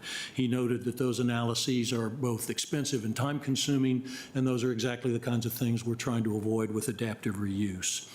Commissioner Bagley began a discussion saying that she was distressed to see that affordable housing wouldn't be considered as part of these adaptive reuse projects. Others noted that we weren't abandoning our commitment to affordable housing, obviously, just that there wouldn't be new affordable housing attached to these adaptive reuse projects. And our conversations around affordable housing actually began to morph into a discussion on site plan mitigation conditions. And I think it's understood that there is an inherent benefit, as the staff has noted, in taking obsolete office buildings off the market. But several commissioners expressed interest in the notion that mitigation conditions that attach to the building being adapted shouldn't necessarily be abandoned. Again, the concerns were raised within an awareness and, frankly, an agreement with the notion that adaptive reuse should be a public priority. Finally, I'll note that Commissioner Sarli suggested that perhaps a small team of commissioners could work with staff on determining a public process for adaptive reuse site plan amendments. And I think you'd find several commissioners willing to devote additional volunteer time to doing that if the staff were interested and the board were interested in that. I've told you everything I know. I'm happy to make up answers if you all have any questions. Sure. Creative answers, always interesting. Thank you very much. This is helpful. Mr. Yam. Good morning, Chair Garvey, rest of the County Board. My name is Kevin Yam, and I'm speaking today on behalf of the Economic Development Commission. As you know, the EDC submitted a letter of support on November 12th, encouraging the County Board to adopt the County Board policy and the zoning amendment for adaptive reuse. So over the past 2 years, we have presented to this board several times about the urgent challenges facing Arlington's commercial real estate market. Vacancy rates have reached record highs, and we expect further declines in property values as distressed sales continue to impact the market. These are not short-term disruptions. They reflect structural changes that require bold and urgent policy response. The proposed County Board policy on transforming commercial office buildings is a foundational response to these challenges. By adopting this policy, the board will establish that addressing the impacts of a weakened commercial office sector is a public policy priority for the county. This policy provides the framework needed for ongoing action to tackle the structural and complex problem that is Arlington's persistent commercial vacancy issue. The proposed zoning ordinance amendment represents a key first step in putting this policy into action. The streamlined process for adaptive reuse projects represents a significant reduction in time, cost, and uncertainty compared to the current major site plan amendment process that's required. This is exactly the kind of bold action we need to attract developers and investors who can help us breathe new life into our community's obsolete office buildings. However, this amendment alone will not solve the structural challenges facing our office market. We need more bold moves. Our incredibly talented county staff has already identified a range of promising next steps, and the EDC itself has put forth its own recommendations last year. Now is the time to advance these initiatives with urgency. Our neighboring jurisdictions like Alexandria, Fairfax County, and DC have already taken decisive actions, and they are starting to see the benefits. We cannot afford to lose the focus on this public policy priority. Arlington's commercial core has always been a vital source of tax revenue that funds this vibrant community that we all love. We must continue to act boldly to preserve and strengthen this economic foundation. In closing, EDC encourages the board to adopt both the county board policy and the zoning ordinance amendment as important first steps in addressing our commercial vacancy crisis. We look forward to advising the board on future bold and creative action. Thank you for your time. Thank you, Mr. Yam. All right, I think that we have some public speakers, I believe. We do. Our first public speaker is Kedrick Whitmore, speaking for 2 minutes, followed by our 3-minute speakers, John Musso and Scott Pedowitz. Thank you. Mr. Whitmore. Good morning, Madam Chair, members of the board. My name is Kedrick Whitmore. I'm a land use and zoning attorney with Venable LLP. I probably won't be here next month, so wanted to congratulate you and thank you for your many years of service, and have enjoyed working with you over the years, Madam Chair. I represent several developers who are interested in undertaking these adaptive reuses immediately. These revisions and this policy are a great step, and we really appreciate staff's hard work and collaboration in putting this together. There is one small element of concern with the language that I want to flag. The current language states that an adaptive reuse cannot be undertaken if another adaptive reuse has been approved within the same site plan. This is a potential concern because many site plans have multiple buildings within them that may be eligible for adaptive reuse. This would prevent more than one building in such a site plan from going forward with an adaptive reuse. If there are multiple owners within a site plan, it could create a situation where the first mover could essentially close off the ability for another owner to do an adaptive reuse in the future. I assume this wasn't the initial intent, that the intent was to prevent a single building, not a site plan, from having multiple adaptive reuses, although I have heard, obviously staff has a rationale related to holistic planning, and that makes sense as well. In case you think this is purely theoretical and issue spotting by a lawyer, there are 2 adaptive reuse projects that are seeking to go forward immediately within a single site plan. We've spoken with staff about this specific instance. They've been extremely helpful in crafting a solution by which we can make this work by filing them and moving them forward simultaneously. But it is something that could be potentially problematic for future adaptive reuses. So again, just wanted to flag it for you, something that may be worth discussing, something that may be worth looking at in future revisions and updates through this iterative process. But I just want to reiterate to my support for this, and thanks to staff for their hard work. Thank you. Thank you. Our next speaker is John Musso, followed by Scott Pedowitz. Give me just a moment.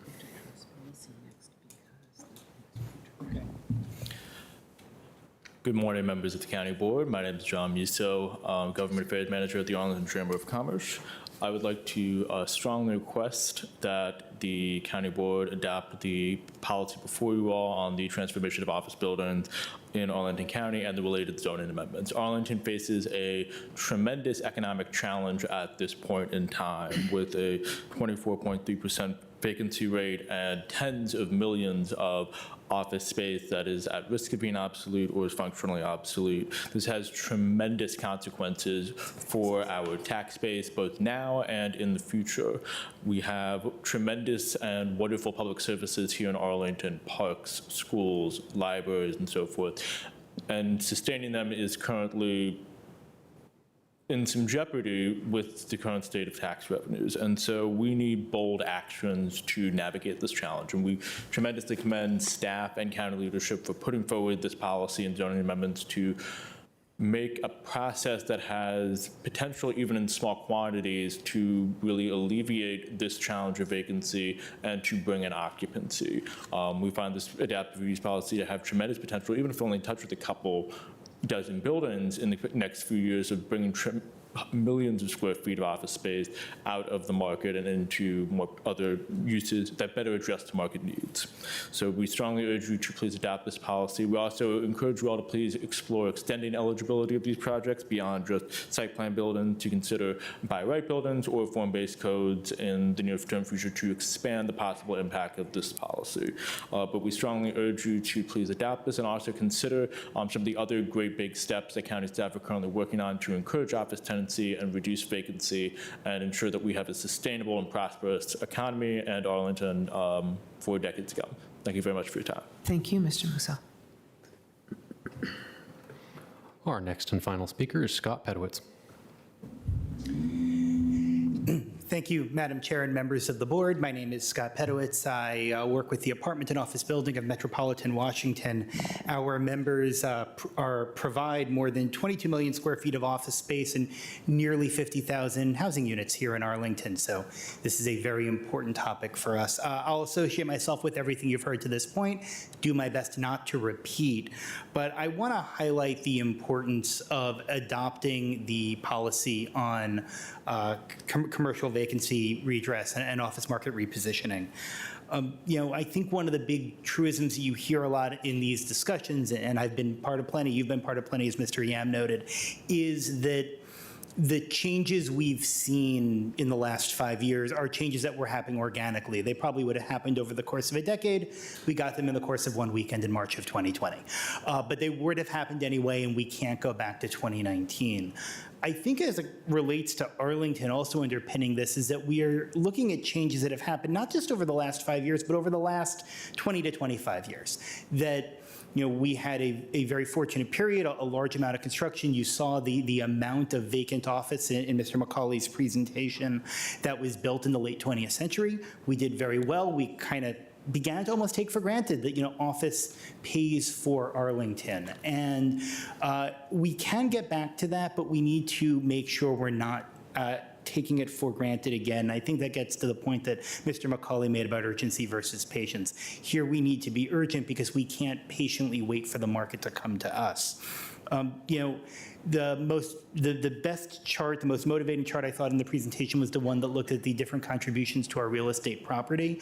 I'm actually going to take that back a little bit further, the data that we used are disaggregated only for the last decade. But, apartments are commercial property. And so when we report residential and commercial, apartments get lumped in. And what has happened is it's allowed us to kind of overlook a major change in who's paying our taxes. At the turn of the century, apartments were about a quarter of our commercial tax base. They're now more than half. For the first time in 2024, they were more than half. As a result, residents, and remember that taxes on apartments are paid by residents because they're paid through rent. In 1999, residents paid about 62%, $5.08 of our of our total real estate tax. In 2024, they paid nearly $4.05. So I will turn this back to you where the manager started it, that unless we address the fiscal issues here, it is going to affect our ability to pay for key services or put more of that burden on our residents. Thank you for your attention. Thank you. All right, that's the last of our speakers. That's our final speaker. Yep, thank you. So for everybody here, we have realized that we have our Spanish interpreter here to help out, particularly with public comment and with the trust policy. The Spanish interpreter is going to need to leave, and we need to take our trust policy before that happens. So we're going to complete this item, and then instead of taking Dear Management, colleagues, unless one of my colleagues objects, we're going to move directly to the trust policy and take that. Then we will go back to Dear Management and follow the order. It's possible that Dear Management will be after lunch, so I assume some of you are here for that. I'm sorry. And I wish we had sort of realized we had this sort of time constraint earlier, but we did not. So when we complete this issue, we'll take the trust policy, and we will have our Spanish language translator here to provide translation services as needed, and then we will go to Dear and follow the order that we've got in the agenda. Again, that may be after lunch, so sorry, you're welcome to stay. You can go. Obviously, we live stream, so you'll have a good idea of what's happening. If you would like to wait someplace else, that would be absolutely fine. Colleagues, any concerns? Ms. Cunningham? Just a quick question, I think, for the clerk. If anyone is here who's not able to join later, could they submit in writing or provide a little iPhone video? Is there anything we can do to enable that, or they need to call back in or We're call back? always happy to accept remarks in writing, and of course, if anyone needs to leave the meeting early, we can accept Microsoft Teams. I'd be happy to share a link and a dial-in number. Okay, Great. And any written comments can be submitted to countyboard@arlingtonva.us. If you have them prepared, I'm happy to receive them here. Thank And you. again, is- apologies for that, but Yeah, thank no, you many all for being. apologies. Yes. Do we have any staff out in the lobby if people would like to talk to them about how to handle it? Is there someone out there? Yes, still? we do. We have a couple of our folks from the board office. who'd be Okay, so happy to if assist. this is going to sort of mess with what you planned with, please talk to our staff that's out in the lobby, and we will work with it as best we can. And I regret that we have to make this change. All right, back to the item before us, CMRI, transformation of commercial office spaces. Colleagues, there is a lot here to discuss. I think this is pretty exciting. I think if y'all are okay with it, I'll turn to Ms. Cunningham to make a motion, and then we can just get on with our discussion, questions, et cetera, so that's all right. Ms. Cunningham. Thank you, Madam Chair.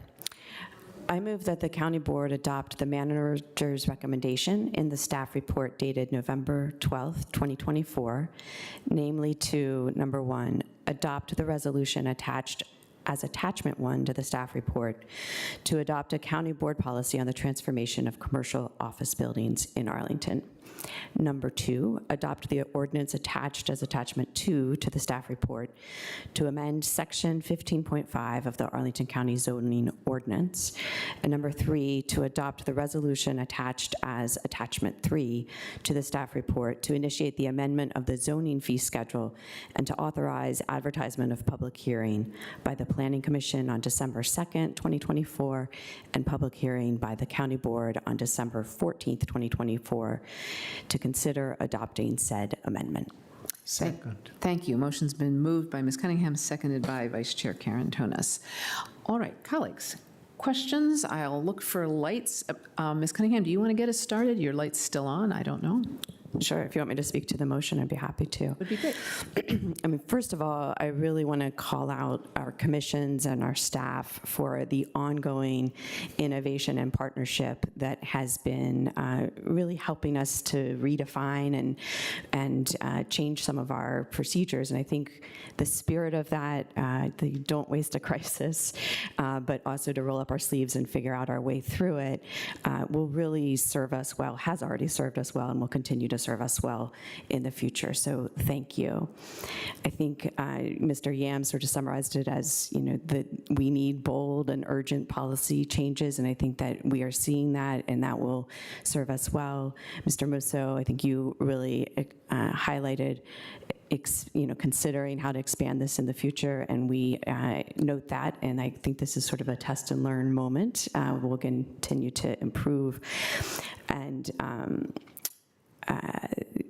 I would just like to highlight the three major impacts of the policy that I think are crucial. One is really on the climate side. We have empty buildings being heated and cooled. They also have great embodied carbon in them, and we are all committed to making better use of what we have. Secondly, for the community, I think we highlighted both the tax revenue concerns and the ability to fund our libraries and schools, but also it's not fun to live near or shop near a vacant building. So that quality of life is really important, and I appreciate the commitment to getting that right. And then thirdly, the economic impact. Clearly, even before our election, we were experiencing some major national trends in how offices are used. We may feel more of that pressure here locally as we go through an administration change. And it is really important both to our county and our county budget, and we will have many more conversations about that in the coming months, but also for our property owners and businesses that operate in the county who are also part of our community. So I'm excited to have this here and appreciate the urgency of it, and I will yield this floor. Thank you very much, and I'll just kind of move down the table if I might. Mr. DiFrienti. Thank you, Madam Chair. Thank you very much to staff for the work. I have just one question and then brief concluding thoughts. I'll start with the question, which is, I think both of you, Mr. McCauley, and I think Ms. Hunger also alluded to it. I was looking through the slides. Maybe you could highlight a few of the next steps on CMRI at a high level, not detailed, just it does seem, I appreciate the need for action. And so if you're if you're able to talk about what's next after this, that'd be great.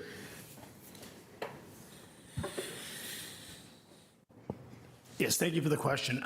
I'll sort of answer that in two parts. I think there's, and both have the same answer, which is I think at the end of this year, I think we're reassessing and looking at sort of what the next major steps for CMRI. And so one is, there's clearly a lot in this policy that are clear next steps. So looking at, say, streamlining processes for minor and administrative changes to buildings that are looking to reposition a building. And there's already a work stream going on administratively looking at those definitions. And so that would be one example of things that are already going on. We are very excited about some of the concepts of how we may think differently about site plan processes for partial redevelopment or buildings that are keeping part of their building. But all those need to be discussed, but those are clear next steps out of this policy. And we really want to stress that we really focus on adaptive reuse because we thought it was manageable. The policy is much broader and bolder. But that also means that we're not going to look at this policy and sort of say, oh, we never did anything after that. We really are focused on that. The second is, once again, that will benefit from discussion late this year and into early next, and I'm sure part of various work plan discussions as part of the budget will be what are other elements of CMRI. And I know folks out there, I'm not speaking out of school, have actively talked about signs, and we did RTA, an earlier version of signs earlier this year, and sort of put that in the back burner to get this done, but I think that's up there. And I think there's some other elements that are sort of continuing to look at uses in buildings and making sure we're ahead of that. There's another one, what we call CMRI 1.0. So there's a number of those placemaking elements, working with our various colleagues on placemaking elements, but with the particular focus of getting neighborhoods back to places people want to come back to work. So there are a lot of those elements, and I think we'll come to you probably with a more complete answer to that question as we sort of take a deep breath from this and sort of say what's next and what's the low-hanging fruit next. Thank you very much. I appreciate it. In the interest of being efficient, I'll just knock out closing comments unless you want to. I would wait, if Sure, that's all right. fine. I would wait, and I will not forget you. Mr. Karantonis. Thank you, Madam Chair. First of all, this is a tremendous body of work, so thank you so much for doing this and bringing a very complex but complete policy in front of us. I have a few questions so that it helps me structure my mind. Let me preface that by saying that slide 6 is the most scary slide that I've seen in quite a while. That says that we basically don't have buildings before the 1960s. 1964 or older are just 1%. That's an indicator that, because after that, any construction that followed that is difficult to repurpose. Very difficult. The architecture, the floor plates, everything is against the repurposing to the purposes we all imagine that we would like to have today, like housing, for example. So one question is relative to that. So the policy creates a new site plan class, and this kicks in, the adaptive reuse kicks in only, according to the board report, when the principal use of the existing building is at least 50% office. What is the thought behind that? Why 50% and not a little bit less or so? Sure. Again, the principal use, it doesn't necessarily mean occupied use. Yeah, but I understand. The principal use. The originally approved use. Correct. I think because we're stressing the importance of this being sort of a public priority and really reducing the amount of office supply or obsolete office supply, we did want to put some sort of a guardrail around it, so we weren't getting, a building coming in for adaptive reuse that maybe had just one floor. So we wanted to create some sort of a threshold and went with the 50%. Okay, so I guess that we have calibrated a little bit what we have on the market, and we saw that this is a workable number. The second thing is, and I believe this was present as a conversation at the Planning Commission as well. The question is, okay, we have parking ratios for most of these buildings. Some of these parking ratios are really old, so they are bigger than they would be today if we approved the same building. So we retain these but we don't reduce them? And why wouldn't we introduce the idea of for this kind of conversions to actually get rid of minimum parking requirements? This is a huge cost factor, and I mean, I know that we have already this parking, so we will be. You already said that we will be repurposing that if it's superfluous. But do we have also underparked buildings or underparked properties that we can support with flexibility? Yeah, so I think there's a lot there. I think, and to Board Member DeFranti's question, I think the parking issue is also a big CMRI issue in terms of looking at parking. And I know several commission members and others in the public and some of the development committee have talked about more flexible parking regulations and looking at parking maximums or minimums differently. And I think that's certainly on our list and is a work product that obviously would be a joint effort between a number of different kind of departments, particularly DES, transportation. And I think in this context, I think, the simple answer is you got the parking you have. It would cost too much to take it out for no reason. And so what do you do with that space? And I think what we want to do is with the broader sense that if you have too much parking, right sizing the parking has a lot of important aspects. You don't have to treat it the same, but more importantly, it doesn't create an oversupply condition.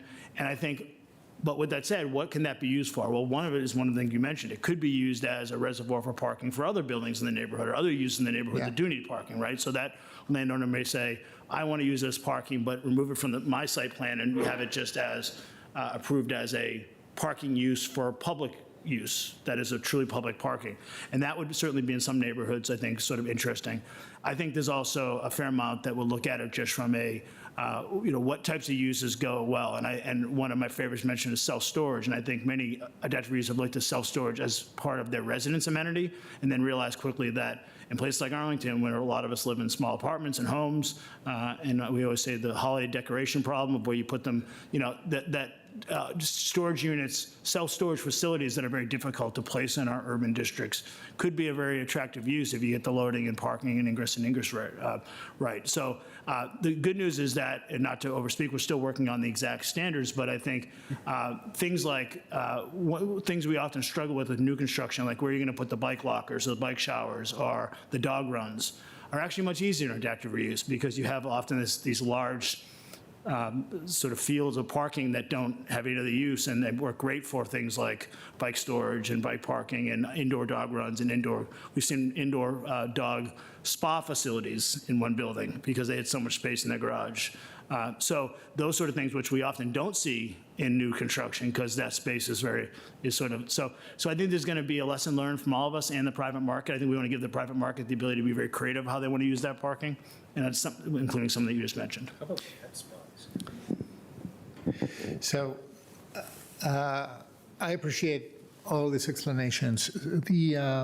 One of the beneficial things, so in a couple of places in the board report, it says, we know that there is not a lot of buildings. There are not a lot of buildings that we can touch with this policy, but even if this is a subset, the beneficial effects will be significant. And you also talked about what it means to have an empty building somewhere, and that's, so I think there is another beneficial effect, potential beneficial effect, by making it easier to repurpose a building, also to make it more profitable to consolidate office use in one building and empty completely a different building, and then make the other, the empty building now more available for redevelopment, which makes both business propositions more profitable. And this is exactly where I think that the parking flexibility kicks in to make new development, to get the higher amenity stock at the same time, also make it more feasible to achieve. I think that this is an aspect that wasn't discussed too much in this particular policy, but it was an aspect that the Economic Development Commission has picked up already a year ago in a letter talking about repositioning from the point of view of strategically consolidating assets. I don't want to hog the conversation. I can. Ms. Coffey. Thank you. I wanted to go to the hasn't been applied previously to the site plan element of this. I think that had stood out to me a little bit during the presentation, and Mr. Whitmore's comments, I think, elevated it again. It looked like there was some discussion that you all have talked about this, so I just wanted to give an opportunity for you all to respond to that element. Yeah, I'll let Ms. Hunger talk about the rationale, and I can weigh in as well. Certainly. So again, looking at the site plan, we do recognize that some of our site plans may have multiple buildings. And in sort of applying it to one time to the site plan, we really wanted to encourage a holistic look. And as pointed out, and it gets to Vice Chair Karatonis' comment about the shared parking, is like oftentimes there are shared parking agreements. And by looking at everything at one time, we can recognize what happens to those shared amenities, whether it be parking, whether it be some of the open space, and how does that all relate, rather than taking it piecemeal. We understand that there might be an instance, or the market conditions change yet again, that buildings may have all been considered of being candidates or not for adaptive reuse, and things change. So it doesn't preclude us from coming back to make an amendment, but at this time, this is why we wanted to really look holistically at a site plan itself.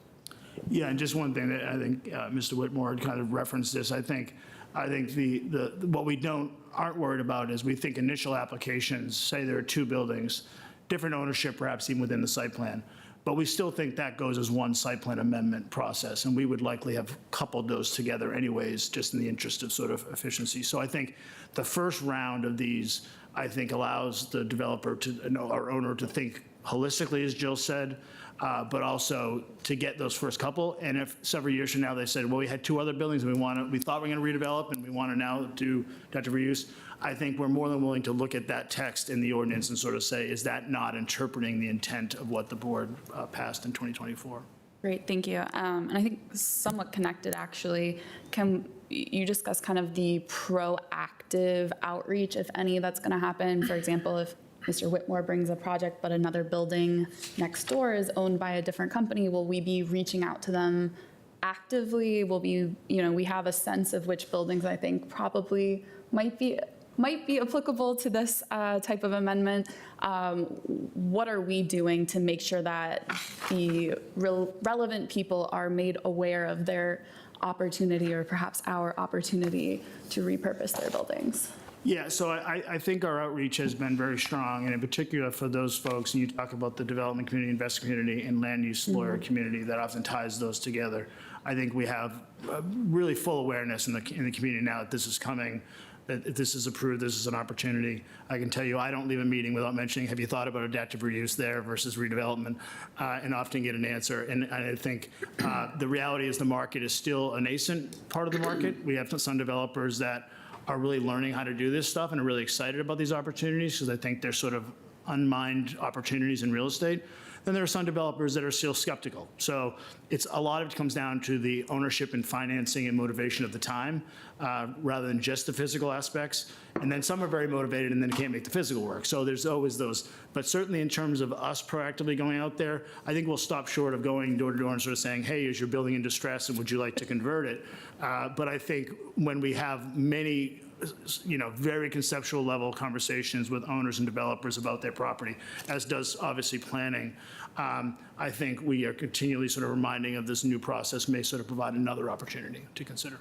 Thank you. And I think last question, would you mind talking about some of those physical limitations? I know Mr. Karantonis referenced the age of our buildings and why the particular time periods are unideal, but I think it'd be helpful just to get on record, what are the things that really limit the ability for buildings to convert over to other uses?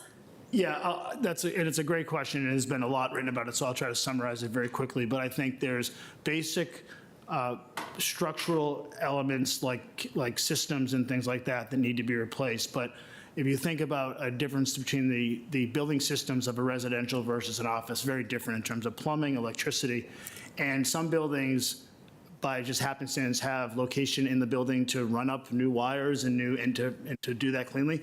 Some you have to dig into the floor, and there's, not to get too much into, there's different types of construction. Sometimes the slab floor is keeping the building up. So if you start digging in and cutting in rebar, you really are creating structural issues. So one of the things that we certainly always do with our development, but I think are certainly keenly aware, is having anyone that's thinking just even the little bit of to meet with our building inspector, building official, and talk about what the sort of opportunities are, because I think very creative solutions can be found and have been found in other jurisdictions, and we think we have the right team to do that here. So we'll sort of look at that. In terms of other things, in terms of just translating a use into really a marketable use, it's not surprising it's things like ceiling height and size and efficiency of, and dimensions of floor plate, with the idea of residential and even hospitality obviously requires things like windows, light and air, those sort of things. I can tell you, however, that a floor plate that maybe was seen as inefficient maybe 5 years ago, folks have figured stuff out. And I think folks will continue to figure stuff out as these assets become, like I said, opportunities rather than albatross around someone's neck. And I think so. I think that will continue to shift and change. But that's generally it. If you think of a larger floor plate with a lot more interior space, the old cube farm concept, that worked for office but doesn't work for if that's your living room type of thing. Yeah. But one of the things we have seen is things like live work units, and we may add that to the ordinance that sort of says, well, can that interior space be actually an office as people that have sort of a sort of true live work horizontal concept. Gotcha. And I have concluding comments, but I'm done with questions. Okay, thank you, thank you. I'm going to just try to go through and make sure, I'm just going to phrase things a little differently and check that got it right. So what I hear you saying is close to half of the office buildings in Arlington are basically costing more to the owner than they are producing in income, and sometimes by a whole lot. Yeah, we don't have access to everyone's true financial statements, so I want to be clear about that. When we did our analysis and updated analysis, we used readily available data like chronic vacancies, when a building may have been recently purchased, and when buildings are trading for now. So we have we can look at the assessment rules and say, this person bought it at 2018 for X dollars a square foot. We know that person's value today is less given how the market is, and by definition, that building is probably distressed from a financial standpoint because of the loan. But a lot of it's just a combination of factors. I think the reality is that from a broader standpoint, distress is really something that is driven by where do you fit within that? We have a flight to quality trend where well-positioned, well-located buildings are seeing momentum, but they're really just capturing all the tenants that want quality, not necessarily net new growth. So if you're a building that can't offer that quality, even if you don't have vacancies today, your bank may think you're in distress because it says, well, you are going to have vacancy in 2 years, and what's your plan to release that space? So yes, in a very short way, I think thinking about building distress is when the financials become upside down, as they say. But it often is a term of art of like where it is relative to the level of panic around the ability to operate as an office building going forward.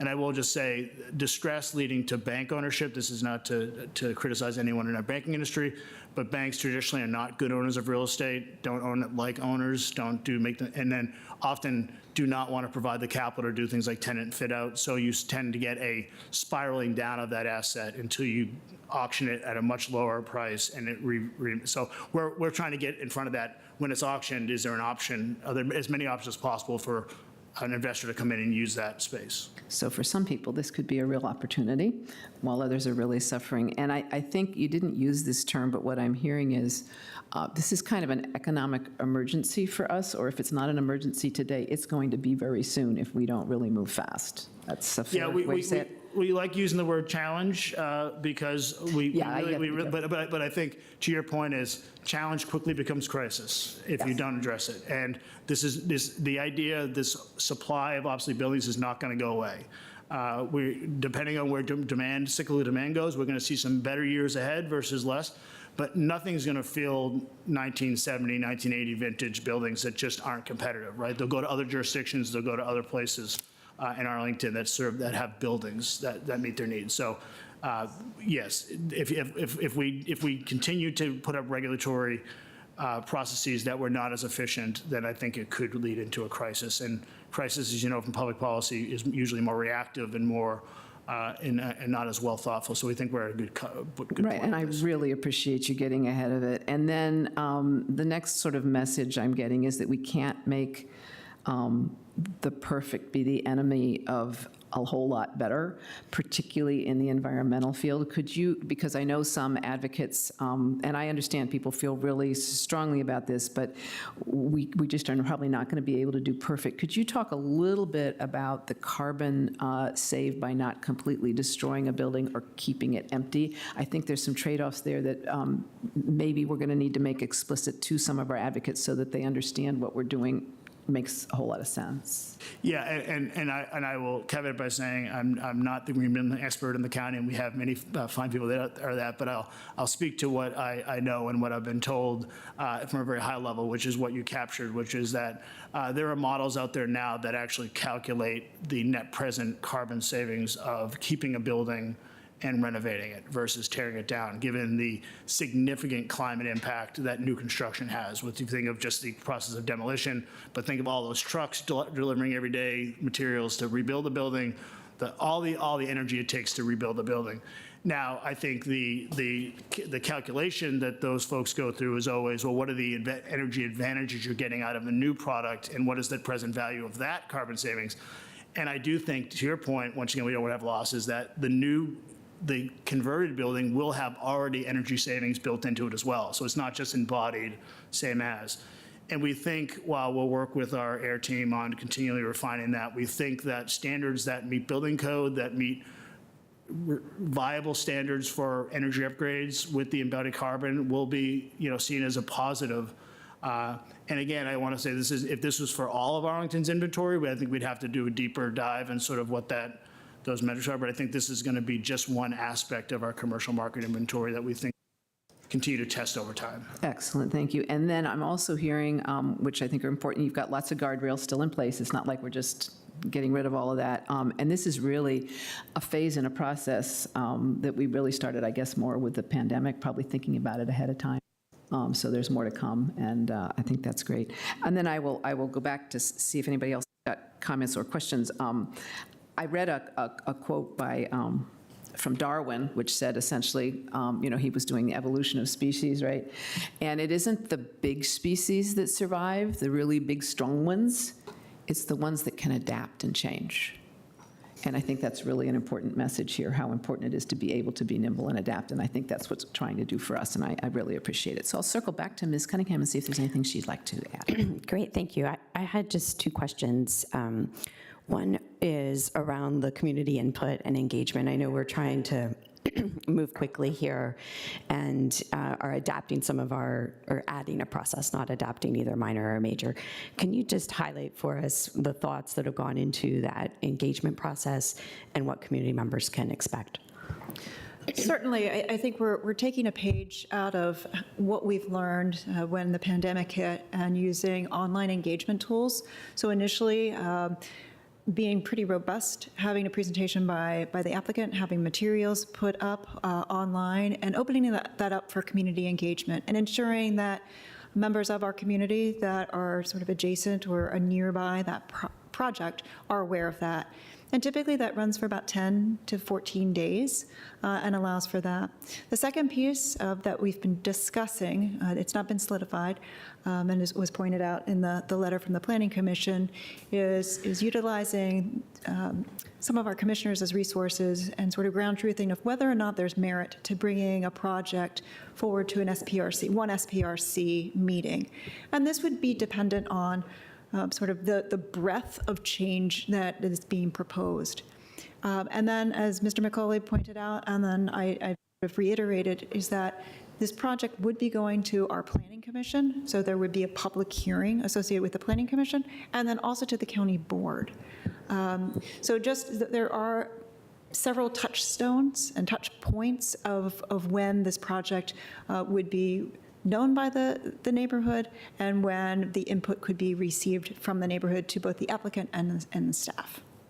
Great, thank you. It sounds like a very solid plan, and I think we'll look for comments from community members as we go through it the first time.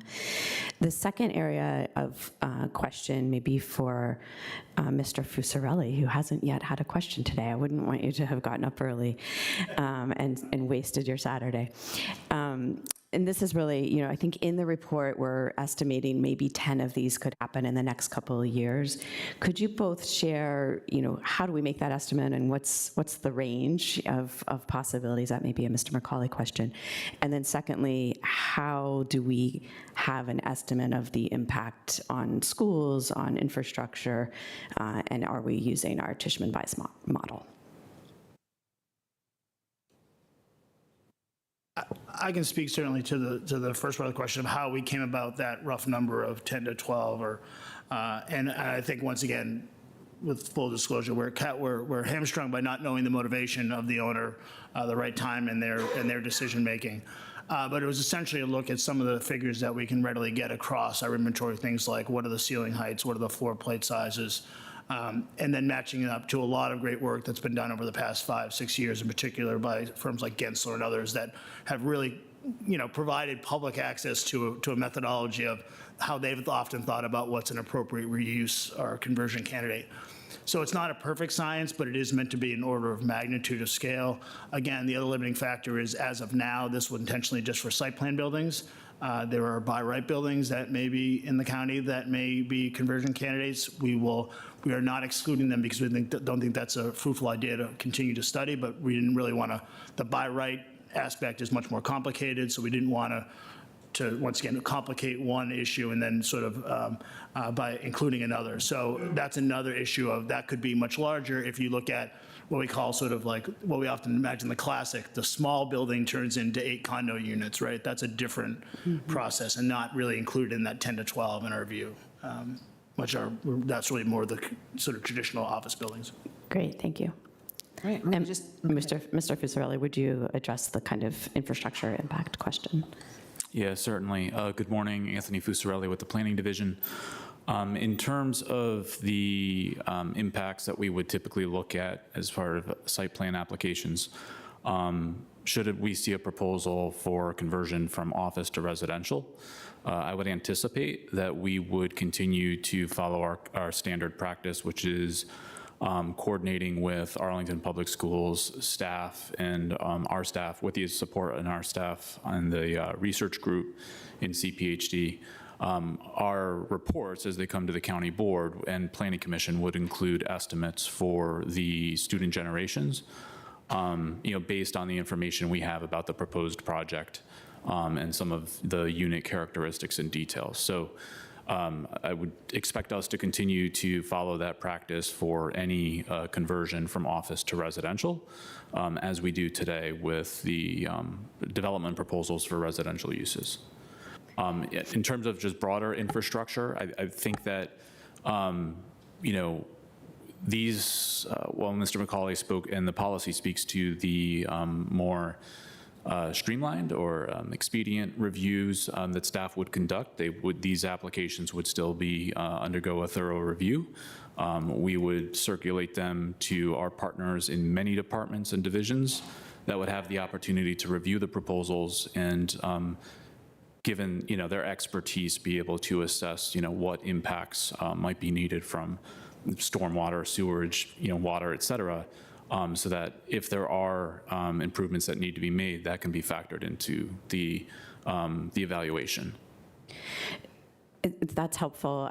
I think we often hear, and I think we heard once today already from community members when we're making a policy change, is there some way to quantify the potential impact and even the checklist that we're in good shape going forward? So is there a way to say for 10 sample projects that we're expecting the infrastructure impacts have been calculated and we're good to go? Or are we really boxed into only doing one project at a time, which doesn't feel as planful? I guess the perspective that I would offer on that might take a step back and, Arlington's the way that we've managed and planned for growth in Arlington historically, it happens both at the site-specific level, but then it also happens at the macro level. And so when our partners in the Department of Environmental Services, for example, are looking at, updates to the stormwater systems or sewerage systems or water distribution systems, they work closely with CPHD staff, I think, again, the research team, to really understand what forecasts we have for future growth, 10, 20, 30 years out, that we participate with the Council of Governments on. And so a lot of that information and forecasted growth, which is baked into our general land use plans and baked into approved development, is being addressed and accounted for through those updates. And so that the departments and agencies that are responsible for providing those services to the community can really plan ahead. But then again, at the site level, there may be more specific and localized impacts that, that are identified in the review of specific projects. So I don't know if that exactly addresses your question, but I think we're managing that both at the macro level and then at the very localized level.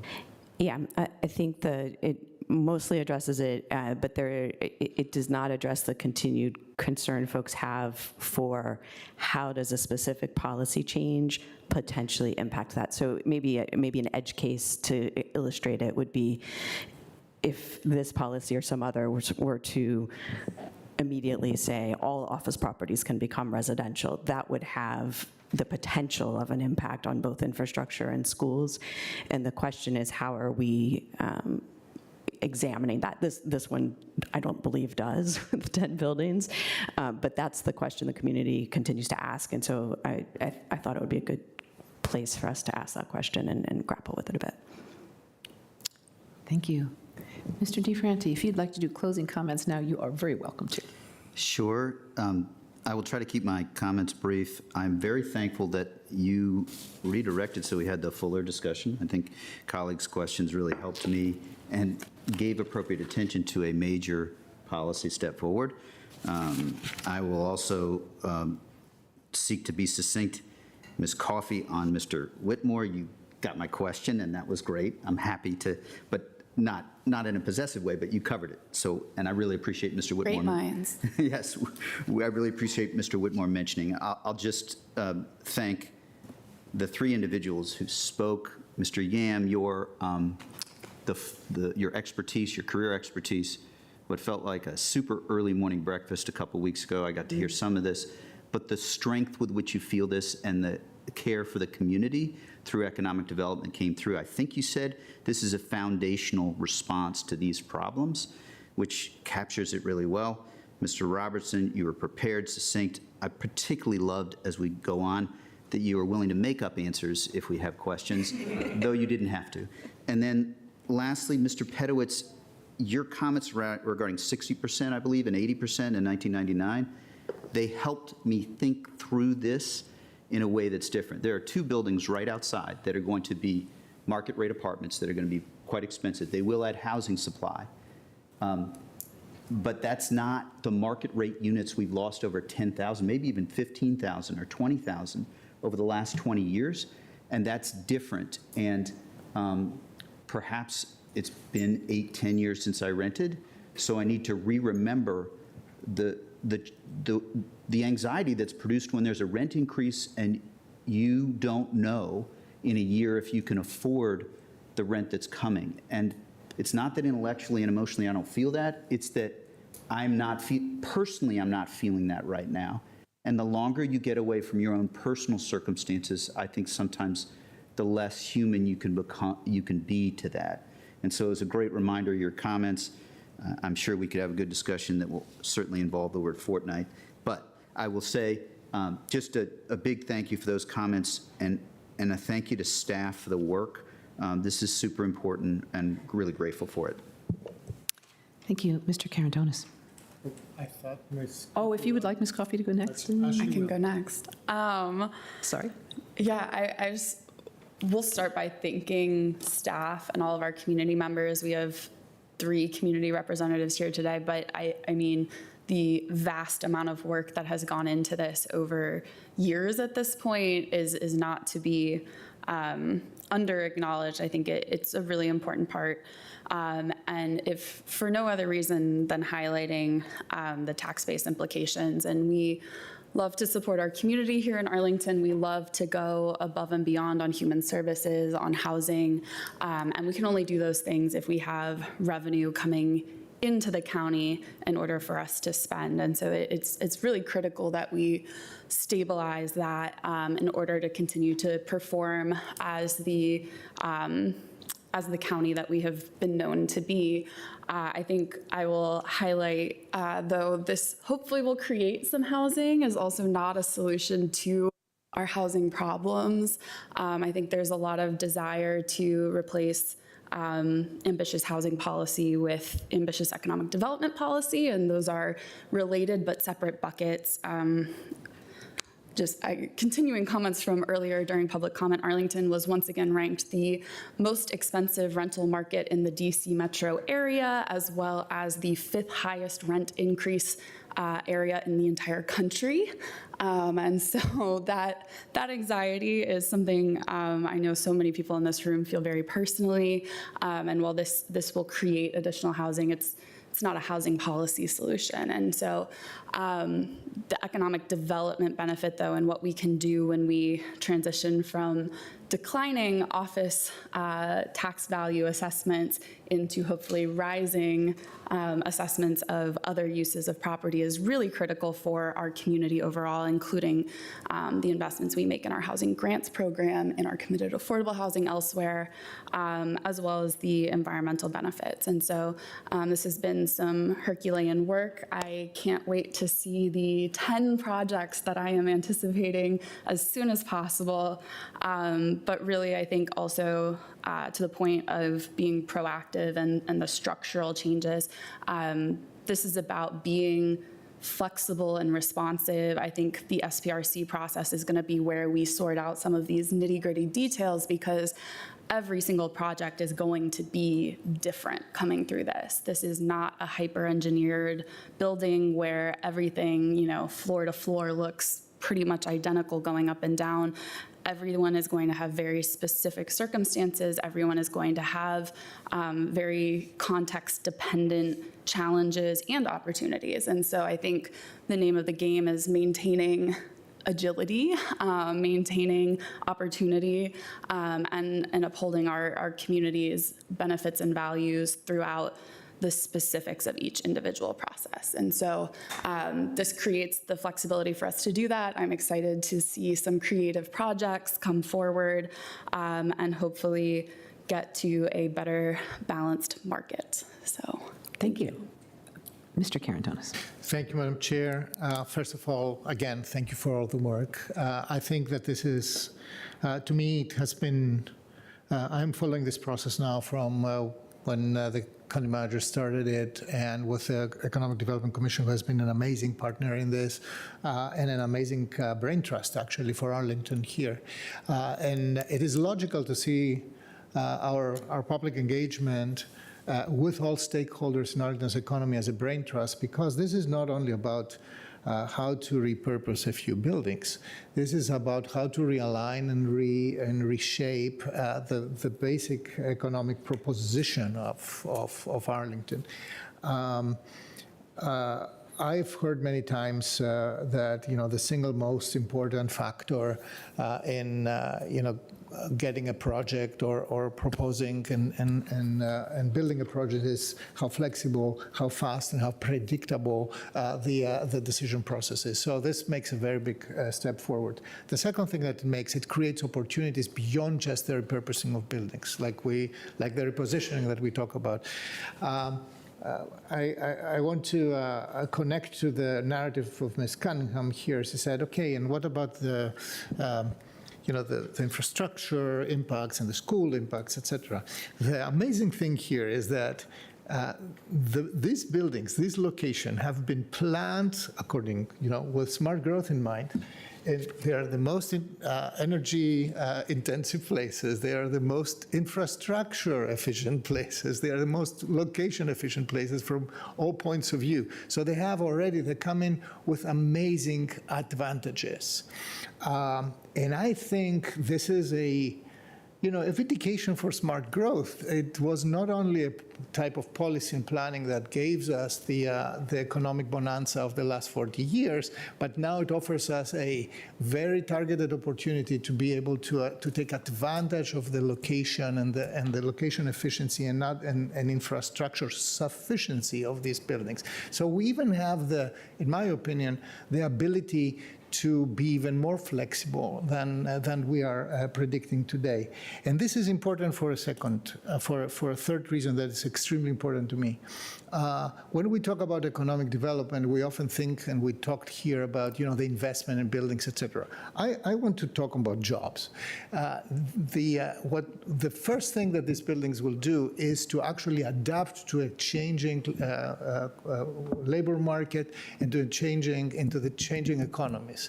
And I think that this will maintain Arlington's ability to create and maintain and attract top-tier jobs that are needed right now in the national economy. This is the actual asset that we are trying to support here, and I'm very happy to support the motion and the policy going forward. Thank you.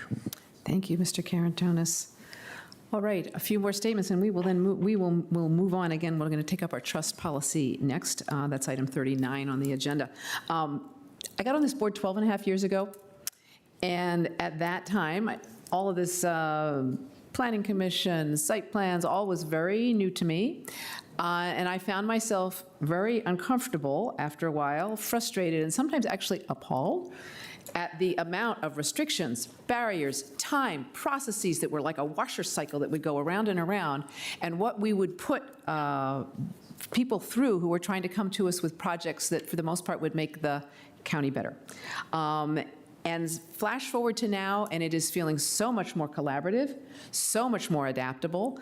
I feel like I'm leaving at a good time. I think a number of the personalities have changed, the culture has changed, and we are in a very changed environment, which we are all recognizing, and I think that's huge, so I'm delighted with that. One point we haven't, that hasn't been made that I'm thinking about is actually, I think this will maybe make for a more interesting Arlington as we look at it. Instead of building all these new buildings, because that's what we've been doing, all of a sudden we're going to have to start readapting and using ones that are there, and I think it will make for an interesting, more interesting community, so that's great.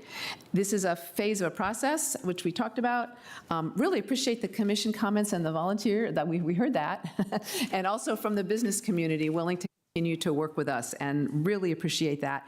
This future, life is pretty tough, and we're heading into a very bumpy future, and survival of the fittest really kind of applies in economics, and I think the way we are pulling together as a community and the assets that we have here, I think are great and will help us do that. So thank you all very much. I am prepared to support this motion, and are we ready to vote? I think all in favor of the motion before us, please say aye.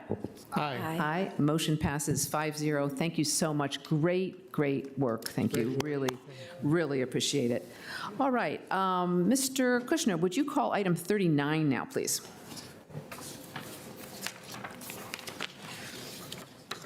Of course, item number 39 concerns amendments to Arlington County's trust policy.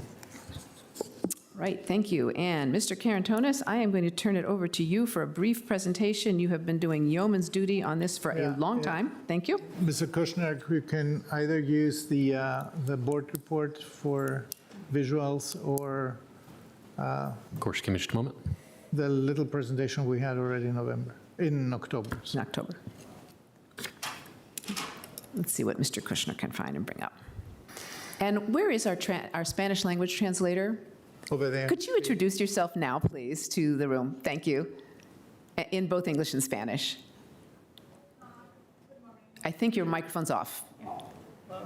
I want to speak at a, there you go. Yeah. Good morning, everyone. My name is Rosa Williams, and I will be interpreting from the meeting from English to Spanish, Spanish to English. And if somebody has a question or need a clarification, please let us know. I want to make sure that everything is 100% clear and everything is confidential on my part. And well, todo es public. And muchas gracias en español. Buenos días con todos. Mi nombre es Rosa Williams y quiero que sepa que voy a interpretar de español a inglés, inglés a español. Y si ustedes tienen alguna pregunta o necesitan una aclaración, por favor, dígalo. Quiero que todo esté 100% claro y todo es confidencial en mi parte, a pesar de que es una oficina pública. Sí. Okay. Gracias. All right, gracias. Mr. Kushner, are we set to go? You good? I do have the October presentation. I also have a visual of the draft amendments to the trust policy, whichever you would prefer. Let's do the presentation because they are exactly the same, and then after that we can put the amendment. Yeah. Okay.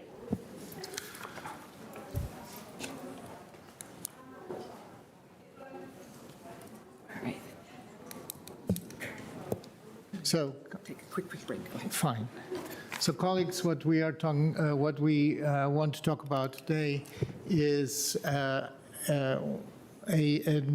some improvements, some amendments on an existing policy. The title of the policy is Arlington's Commitment to Strengthening Trust with Our Immigrant Community. This is the title as of 2022. This is the first time we approved this policy. And the reason why we did that is because given how broken our immigration system continues to be and how, we see that right now with a terrible and divisive and violent and hateful rhetoric that has been flooding the media and our communities. We had a very high level of stress and uncertainty over many years. And this level of stress and uncertainty that is imposed on our immigrant communities continues. So we have been hearing from our constituents on a daily basis about that. I mean, I know that you heard in the beginning of this meeting a lot about trees and a lot about commercial office space, but this is about people. And people have to deal with a lot of stressors, with housing, with employment, with health, with food insecurity, and in difficult times, we all know that these stressors hit the most vulnerable first and more severely.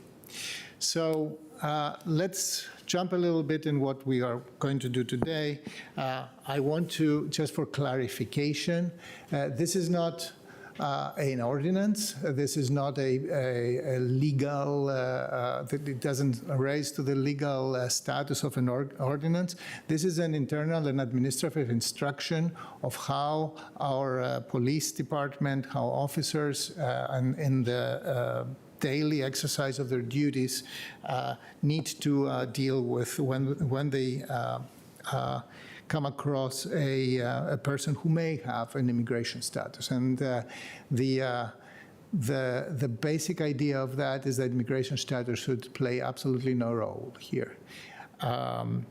It is important, says the policy, to reaffirm current county policy and improve community health, safety, welfare, and security, and build trust by ensuring that immigrant residents can access county services without fear that the information they share will be disclosed to federal immigration officials. It is not an appropriate use of county resources, of Arlington County resources, to engage in the enforcement of federal immigration law, which is the sole and unique responsibility of the federal government. So the updates, they do two things. First, they clarify and narrow specific circumstances under which our police department may initiate contact with federal immigration authorities, and always as required by state or federal law, and after approval of an on-duty supervisor with a rank of a lieutenant or above, and clarify what forms of personal identification officers may request and accept for the sole purpose of personal identification, not for other purposes like establishing a person immigration status. So the two, next slide. Great. So the two amendments. First of all, in the existing policy, Chapter B, Section 7, ACPD may initiate contact with federal authorities only under the following circumstances and after receiving approval for either the on-duty watch commander or a supervisor with a rank of lieutenant or above. A, an undocumented immigrant who has been identified as a gang member and is wanted or arrested for a violent felony or a criminal street gang offense, or second, an undocumented immigrant who is arrested for a felony offense or is a confirmed gang member where circumstances indicate notification to federal immigration authorities, is prudent to maintain where circumstances indicate notification to federal immigration authorities is prudent to maintain community safety. Such circumstances must be based on specific, articulable facts and clearly establish a threat to the community. Determination of a person being identified as a gang member will be in accordance with the criteria set forth in the Code of Virginia, and the articles are there. The approving supervisor, as defined in this Section 7, shall ensure the gang unit, we have one, is consulted before making notification to federal immigration authorities under these subsections. And B, an undocumented immigrant who is arrested for a terrorism or human trafficking offense. So that's one amendment, and the second one is about forms of identification. Next slide. So police officers shall request identification documents only for the purpose of establishing a person's identity, for nothing else. Officers may rely on government-issued identification and other forms of reasonably acceptable identification, such as school IDs, foreign government IDs, etc. Officers, of course, shall not request identification documents for the purpose of establishing a person's immigration status or for immigration enforcement purposes. Failure to provide identification shall not constitute a criminal offense. So that all said, the motion on the table is to adopt to approve the language changes in the current policy. And I can elaborate a little bit more. So I said before that we're hearing from our constituents on a daily basis about the many, many stressors and problems that arise from the current pressure that immigrant communities are under. We want to be there so that our neighbors feel safe in their neighborhoods, that they don't have to fear the knock on the door, that they don't have to fear for their families to be separated, to feel confident to approach an Arlington police officer for any reason they might need, to be able to access county services. Many of them are vital, to seek treatment or anything else, to feel safe to send their kids to school without fear that, quote unquote, something may happen to their parents. This is good not only for those who are right now under pressure, the vulnerable communities, this is actually good for everybody. And as we speak, the civil society here and in our region, and I believe also across the nation, is organizing to adapt to the new realities. Again, as we said this morning, we don't exactly know what will happen, but we know two things. Number one, the direct and indirect pressure on vulnerable communities is high and will increase. And second, the highest priority that this board has, like every local government, is to stand with our constituents. So if your safety, the safety of your family, your housing, the school of your kids, your access to food, to health services is impacted, Arlington County, and indeed Arlington, the Arlington society as a whole, the community, will be here with those who are most impacted and most vulnerable. So the policy that we are refining today narrowing, significantly narrowing previously, is a building block to that, but this is not the end of it. This is only about the relationship with local police, which we want that they continue to be trustful. There are a ton of other things that impact vulnerable communities, and we will be working to calibrate any new changes and to respond accordingly.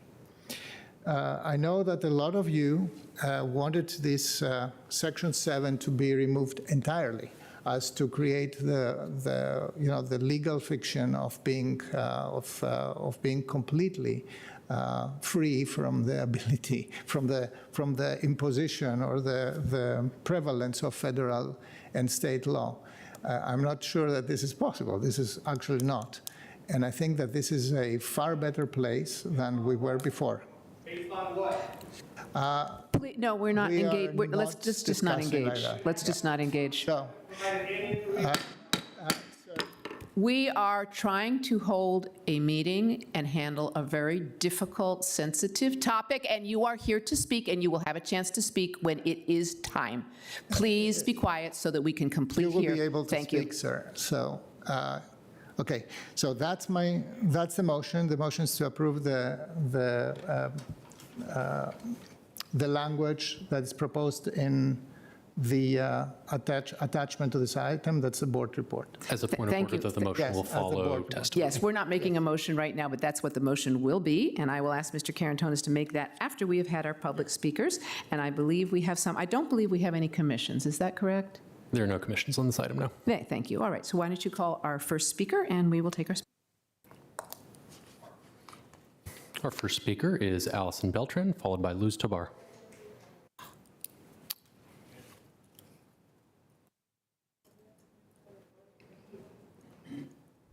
Good morning, everyone. Good morning.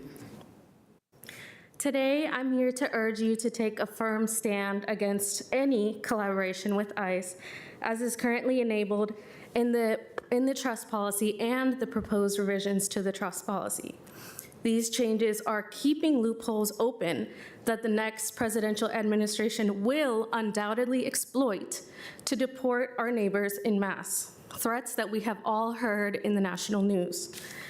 I ask you, how can you consciously let down our neighbors when you have the power to create these strong protections as policy? How can you look us all in the eye knowing that there are people in the room, including myself, whose families have already been torn apart by collaboration with Arlington Police, with ICE? It's important to remember that Arlington County offers absolutely nothing in terms of resources to support the families who are left behind after we are torn apart. Those left behind are forced to suffer in silence and to bear the emotional and economic cost of your failure to create the safest space for us possible. Do not hide behind the claim that there is no public support for removing Section 7, because many of us are here today. Do not hide behind the claim that Virginia law prevents you from meeting this demand. Your job is to act for everyone who is in Arlington, even the undocumented people with tattoos, even the ones that have criminal records, and even the ones mislabeled as terrorists for advocating against genocide. Not only those with economic and political influence. We must reject any policy that allows collaboration with ICE. We deserve leaders who prioritize humanity over creating fear and justice over complicity. The current administration has openly promised to escalate, or the future administration has openly promised to escalate deportation and family separation. By failing to create proactive, systemic protections now, such as removing Section 7, you are all complicit in that harm. Thank you, Ms. Beltran. Our next speaker is Luz Tobar, I would like to call out the folks over here. Thank you so much. That's going to help us hear everybody and get through the speakers. Thank you. Next speaker, please. Our next speaker is Luz Tobar, followed by Emily Haynes.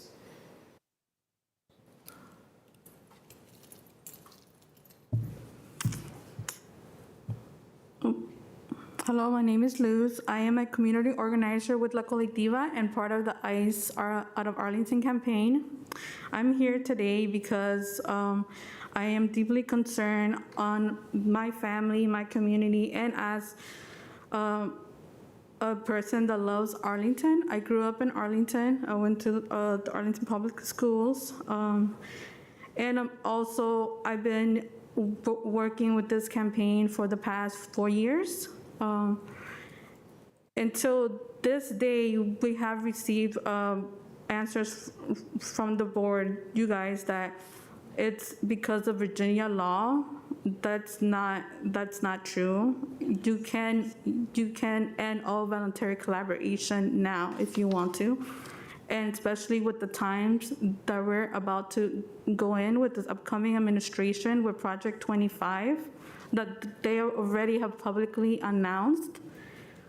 We urge you that you take the strongest stand and actually side with community and all voluntary collaboration with ICE, and also accept all different ranges of IDs. Thank you. Thank you, Ms. Tabar.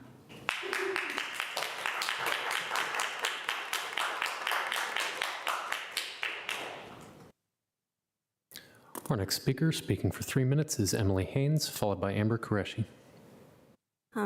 Hello. I'm just here to offer an additional perspective.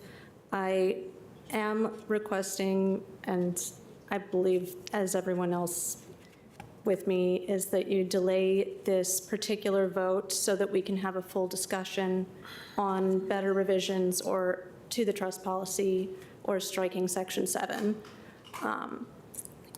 As it's been only 10 days since we discovered who the new president-elect would be, there are new circumstances. I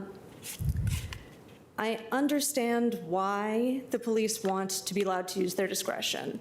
And I personally have been lucky enough to never have any negative interaction with Arlington County Police. They've always been lovely in my interactions with them personally. But circumstances have changed. The president-elect has stated repeatedly that he plans mass deportations and to try to use local law enforcement to assist him. And the laws he cites from 1798 don't even distinguish legal and illegal immigrants. The concept didn't exist at the time. Given this external threat, we need a policy that explicitly disallows police from any voluntary coordination with ICE with no loopholes, so that the officers themselves have a strong protection and backing to refuse to participate. And coercion from ICE agents would at least be better. They could shield themselves better from coercion from ICE agents from outside if they have a strong policy from the board saying they are simply not allowed to help them. Thank you, Ms. Haynes. Our next speaker is Amber Qureshi, followed by Martha Mora. Hello, my name is Amber Qureshi. I'm an immigration attorney and a member of La Colectiva. Over the past couple of weeks since the election, I've had countless conversations with immigrants fearing for their safety, for their family's safety, scared to leave their homes because of the threat of mass family separation, detention, and deportation. I know you all are considering changes to the trust policy today, and I urge you to take bold action that this moment requires. First, with regards to identification documents, the proposed changes only say that the police should accept a wide range of identification, but that should also apply to all Arlington employees and departments, so that failure to have a particular form of ID does not prevent someone from accessing other critical services that Arlington County provides. It's unclear why this applies only to the police. Second, you need to end all voluntary collaboration between the police and ICE. We have reviewed the changes that you are proposing for Section 7, and they do not make any meaningful or practical difference to the practices of Arlington County Police helping ICE to separate families and deport Arlington residents. None of this collaboration, as other folks have said, is required by federal or state law. and board members have said that this collaboration is required. We have asked you for years now to tell us the authority for this position, and you have not provided any answers. Tell us which law says that local police in Virginia has to contact ICE on people. None of the laws cited in the trust policy require this collaboration either. And even the sheriff's office has ended all voluntary collaboration. So why are you so insistent that the police collaborate with ICE? As other folks have mentioned, Trump has promised mass deportations. His incoming administration is using laws from the 1700s that justify Japanese internment to go after our communities. And they have made clear that they are going to use local police to enact their agenda. At this point, by voting for these changes, you are clearly saying that you are okay with Arlington County collaborating with the incoming Trump administration to separate families. Now is your chance to be on the side of Arlington residents and show unequivocally that you will not be complicit in Trump's plans. You must remove Section 7 and add accepting a range of IDs across county departments to the county's policy. We call on you to delay this vote until December so that these changes can be adopted. Thank you. Thank you, Ms. Qureshi. Our next speaker is Martha Mora, followed by Blanca. Good morning. I actually will be speaking as my organization, and then I'll add some president. So my name is Martha. I am with Just Futures Law, which is a national legal and policy organization that does immigrant rights, and we also work on anti-criminalization campaigns. And we are very concerned about the criminalization in this Section 7, and we believe, based on the research that we've been doing, that Section 7 will and can be weaponized by the incoming administration. Exemptions like the ones found in Section 7 will allow the incoming administration to be able to use this in the way that they expand the definitions. We already know that there's an arbitrary nature when it comes to what's in Section 7, who is considered a gang member, and we've seen these classifications present concerns nationwide. So we've seen this in DC and other parts of the country. Personally, as someone who lives here, I also have concerns that if we don't have local strong protections, we are setting up ourselves for failure given the Congress that we are expecting. So these strong protections, where we can get them, are critical. I also want to speak to the aspect of the IDs. We want to ensure, and I think as someone who lives here and is in Arlington frequently, that we have that trust that you guys keep speaking about to ensure that people have access to these essential services, not just the police. I think people need to be able to access this, all residents. So I appreciate the sentiment and what you guys have reiterated and the people before me have talked about, but we need to make sure that we have the mechanisms in place to support community residents who have been living here for decades. And we believe that a delay in this vote would reflect your intentions that you speak about, so you can reconsider and figure out the concerns that many people are raising today about Section 7. Thank you. Thank you. Our next speaker is Blanca, followed by Beatriz Batres.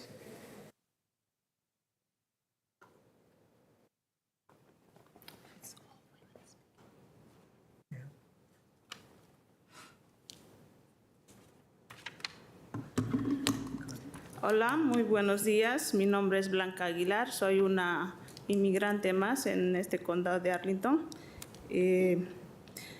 Yo soy de la colectiva de la campaña Fuera ICE de Arlington. Estamos aquí para exigir la eliminación de la sección 7 de la póliza de confianza del condado y que agreguen la aceptación de una variedad de identificaciones para acceder a servicios del condado a través de todos los departamentos del condado. Yo he vivido y vivo las dificultades que nos afectan a los inmigrantes. Yo he tenido que emigrar de estado en un albergue, he estado sin trabajo y me ha hecho difícil encontrar apoyo. Yo, por ejemplo, he vivido la violencia doméstica, violencia de criminalización, aún así no tengo nada. ¿De qué sirve que ahora mismo están enfocándose a la inmigración para agarrarlo y sacarlo afuera? del país. ¿Dónde está hace un momento que estaban hablando de que necesitamos economía, necesitamos progresar y todas esas cosas? Sin la gente de la inmigración no progresa también Arlington. Entonces, a todo eso, ustedes, señores, deberían apoyar un poquito más a la gente inmigrante, que nosotros solamente venimos a trabajar, a salir adelante y aportar a cada cosa que se necesita aquí. Pagamos nuestros taxis, pagamos todo, en nada no somos deudores. Y ahora si a nosotros nos impiden todo eso, mucha gente se va a avalanchar a las oficinas a pedir ayuda económica, a pedir aquello, lo otro. Y de la vivienda debería haber más accesible para nosotros. Hay edificios que son vacíos. ¿Y qué están haciendo eso? Nada, pagando en vano el dinero. Y a esos edificios deberían poner a cursos académicos para esa gente que necesita trabajar. Con eso podrían progresar y pagar esos edificios también, con ese mismo. Un curso académico que yo quiero hacer, ¿cuánto me piden? $10,000, $9,000. Si yo ni siquiera puedo dar un pan de cada día a mis niños, que yo soy madre soltera de 2 niños. Por favor, ayúdenos a todos los inmigrantes que necesitamos. Les estamos pidiendo un auxilio a ustedes, que son la ley, que ustedes pueden abogar por nosotros, con la policía y con todas las personas. Muchas gracias. Gracias.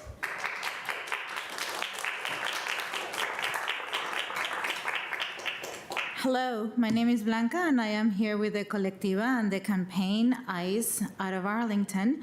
We are here to demand the eradication of Section 7, the trust policy, and the county to add the agreement to a variety of IDs in order to have access to services that the county provides in ways of all the departments of the county.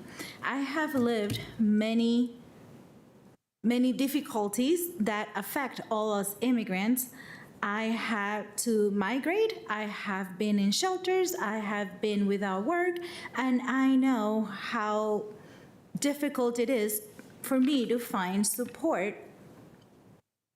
I have been a victim of domestic violence, a crime, and yet I have nothing. I am here to ask you to help us immigrants. I am a single mother. Sometimes I had difficulty finding work, and I would like protection for my children. With the new administration, they have said that they're going to deport our families, and this is very scary to all of us. So I ask you, please do something to protect us. There has been a lot of talk today about progress and development, especially in housing.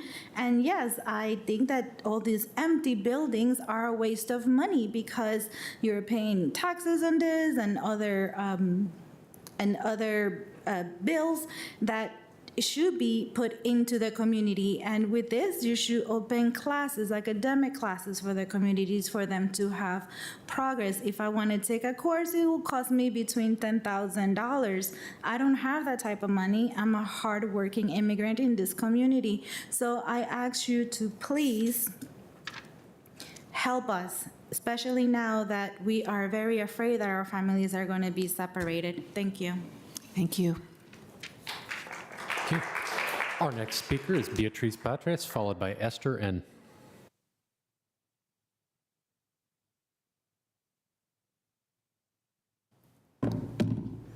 Buenos días. Es interesante cómo la Junta dice que hace lo necesario para proteger a la comunidad inmigrante de ICE, pero en la práctica se contradicen y mucho. La Junta aprueba millones de dólares de fondos públicos a inversores que buscan enriquecerse a costa de la comunidad, que causan desplazamiento, trauma emocional, le restan fondos a los programas de vivienda, de seguro médico. El salario mínimo es una vergüenza. Pero es eso para nuestra comunidad, que según ustedes somos la minoría y que no nos vemos afectados. Pero no olviden que este edificio, como otros, el personal que friega los pisos, que mantiene limpios los baños y hacen que todo esto funcione, son los mismos que ustedes usan como carne de cañón, pero que también pagamos impuestos y sin un estatus legal.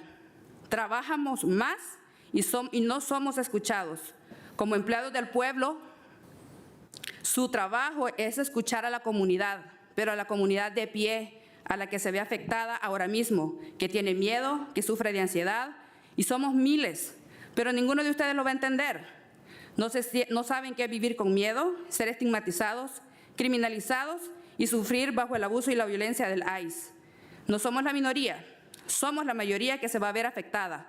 Las amenazas de redadas masivas en lugares de trabajo, vecindario, combinado con la activa colaboración de la policía de Arlington con ICE, es alarmante. En Virginia existen 2 centros de detención. Uno de estos está preparado para recluir a mujeres. Es urgente que Arlington tome acción, proteja a la comunidad migrante y no sea parte de la agenda de odio o racismo. Urgimos a que eliminen la colaboración entre la policía y la migra. No existe ninguna ley que los obligue. Hasta hoy seguimos esperando los argumentos legales y que nunca han llegado. Ninguno de ustedes es abogado. Nosotros contamos con un equipo legal competente y queremos a la migra fuera de Arlington.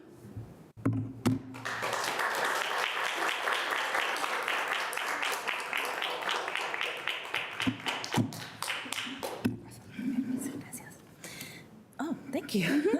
It is interesting how you board members, you claim that you do what is necessary to protect immigrants in the community from ICE, but in practice you contradict yourselves. The board approves millions of dollars of public funds to investors who seek to enrich themselves at the expense of the community, who causes displacement and emotional trauma.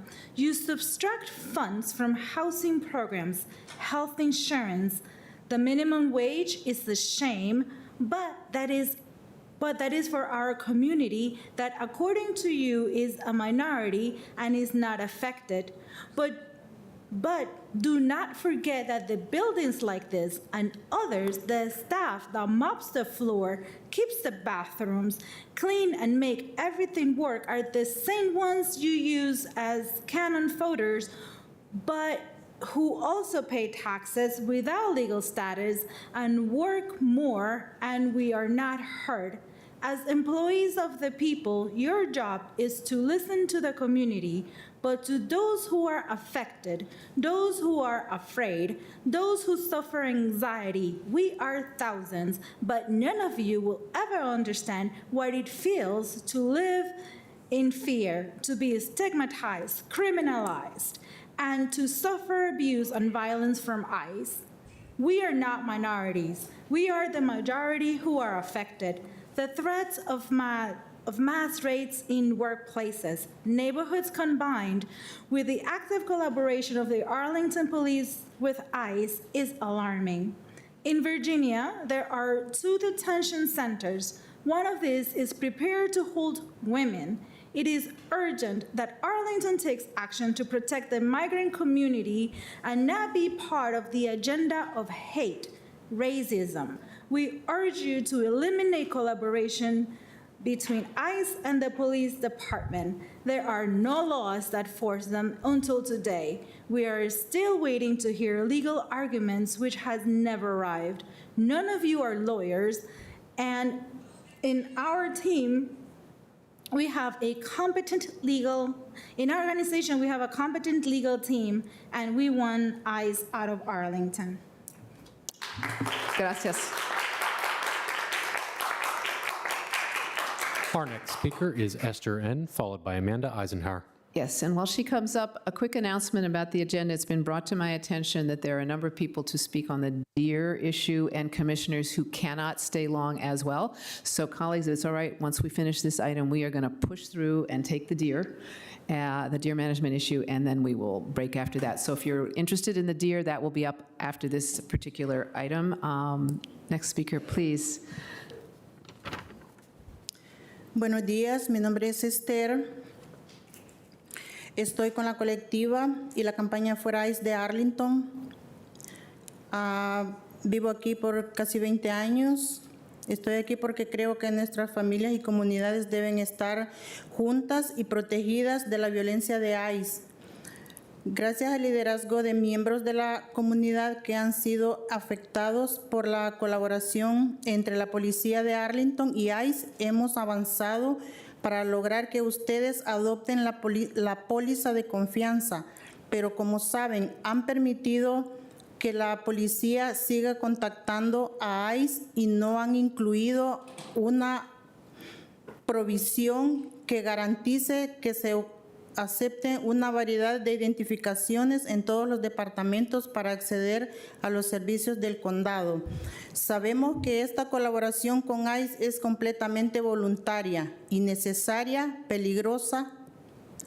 Al mantener la sección 7 y sus disposiciones, ustedes son parte de la criminalización de los migrantes que fomentan la vigilancia, el encarcelamiento y la deportación de las comunidades migrantes y que ayudó a impulsar a un Trump aún más peligroso a otra elección. Miembros de la comunidad como yo también enfrentamos barreras para acceder a los servicios debido a la falta de una identificación aceptable. Actualmente, las pólizas del condado excluyen a personas o familias indocumentadas del programa de subvenciones para la vivienda. Ya es suficiente. Si realmente apoyan a los migrantes, como afirman, tomen medidas reales para proteger a nuestras comunidades. Eliminen la sección 7 y agreguen a la póliza del condado la aceptación de una variedad de identificaciones en todos los departamentos del condado. Les pedimos que retrasen la votación hasta diciembre para que se pueda adaptar otros cambios necesarios. En vez de que estén dando más dinero a la policía para que colabore con ICE, mejor deberían de invertir ese dinero en salud, en vivienda, en otras áreas. Gracias. Gracias. I'll be interpreting for Esther.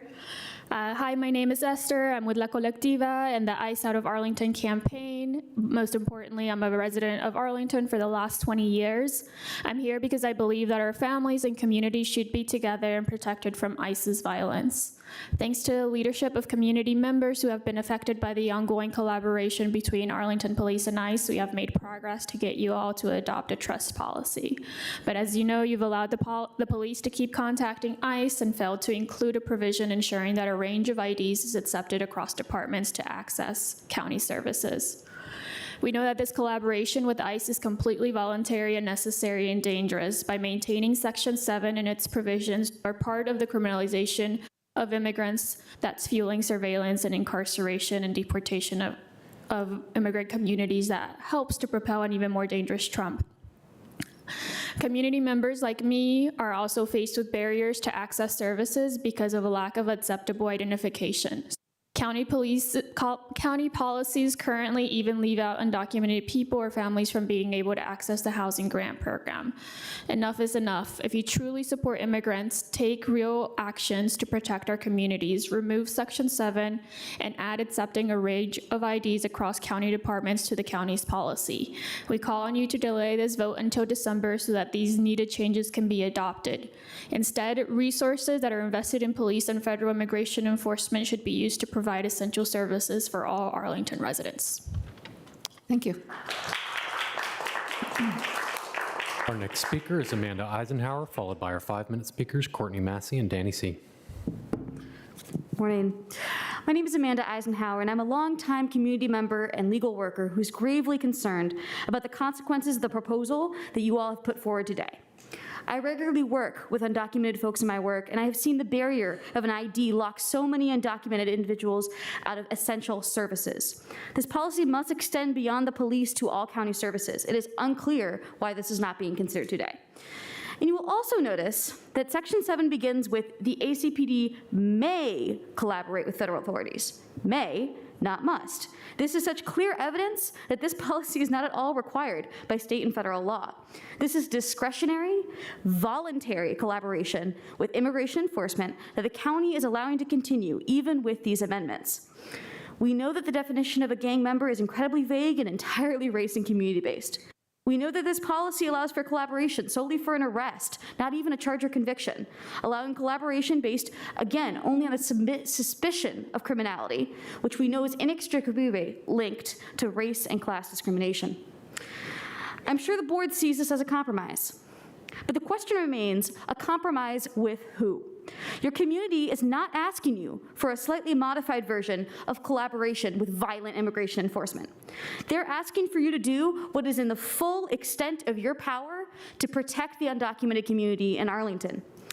You have produced no legal analysis showing any degree of collaboration is required by state or federal law. How does state law require this collaboration? Why can the sheriff's office terminate collaboration, but the police cannot? You added in the provision about suspected gang members. How could this be required by the state if it's not even policy now? You have not pointed us to the code that requires this. Instead, this amended policy relies upon a legal fiction that you all have perpetrated without evidence or remorse. Please go back to the drawing board and vote on a trust policy that completely eliminates Section 7 in its entirety. Your words expressing concern and care for undocumented residents are completely empty if you vote today on the proposal as is. Thank you. Thank you. Our next speaker is Courtney Massey, followed by Danny C. If you give me just a moment.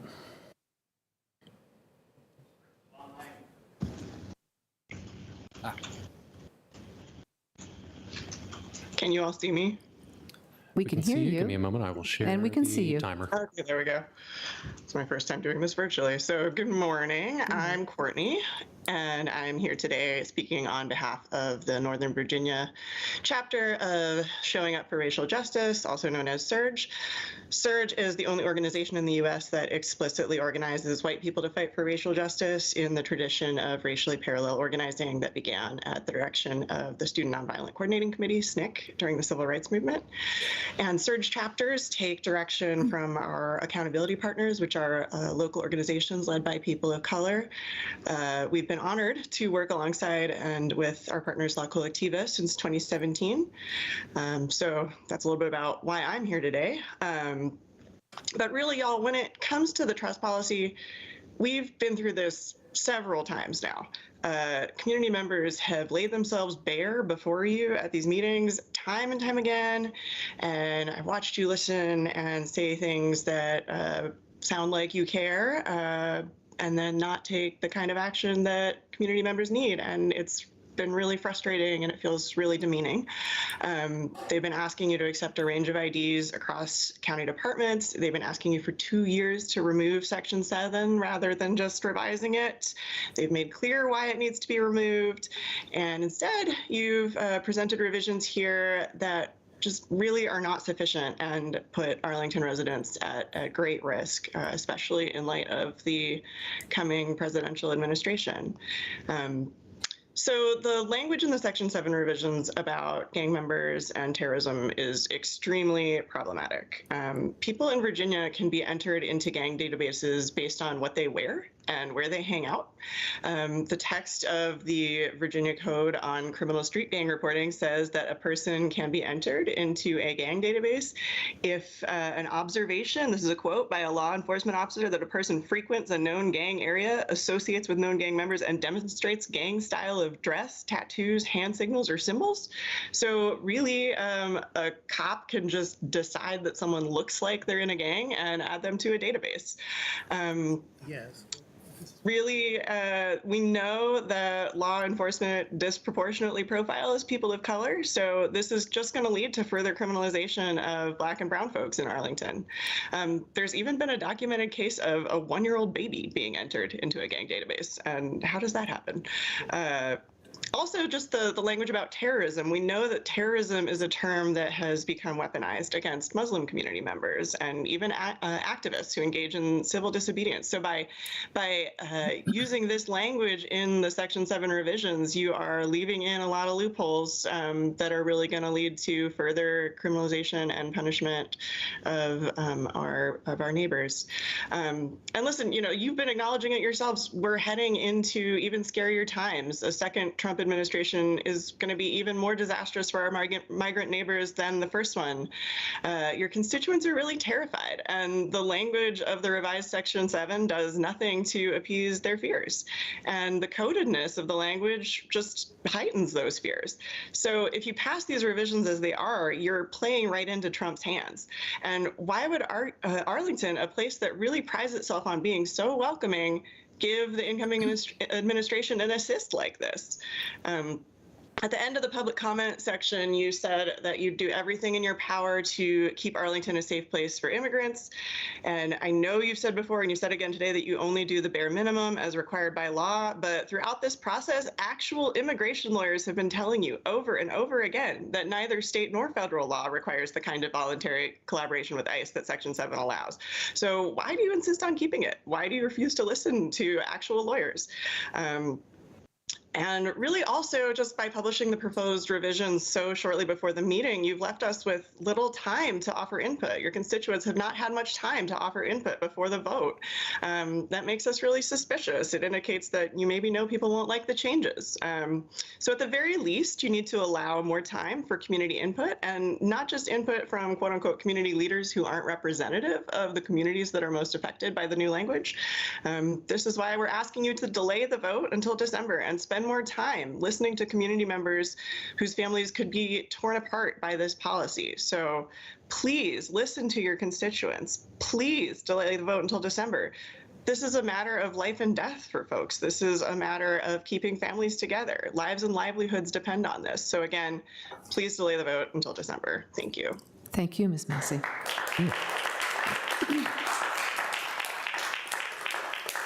And our next and final speaker is Danny C. Give me a moment and I'll get your slides loaded.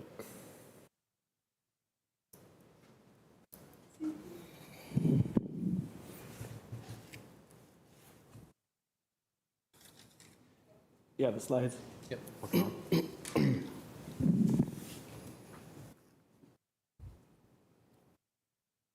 I'm glad I have more time so I don't get discriminated against today for my accommodation request like last time. No, we're on Right, Libby? 5 minutes. Take it away. Oh, I know, because this is required today, huh? All right. Hi, folks. My name is Danny, and I'm an organizer with La Colectiva, and I'm here also with the Eyesight of Arlington campaign. I echo what everybody here has said during this public comment for this section. Every single person has said that they want an end to the collaboration with ICE in Arlington County.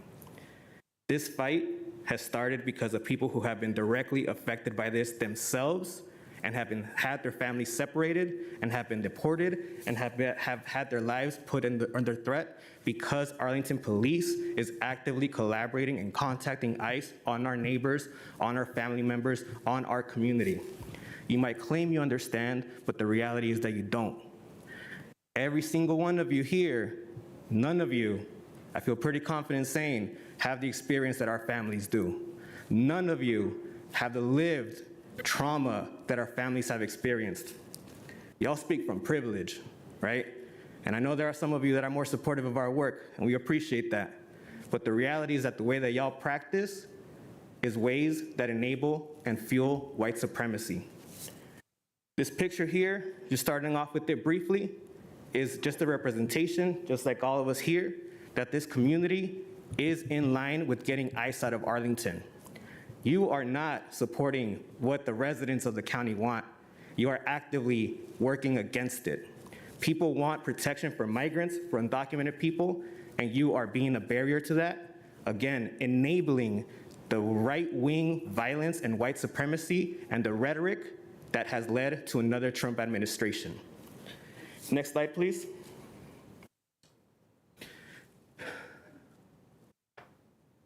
This here is an image, literal proof, because when we approached y'all, you all claimed that your police department does not collaborate with ICE.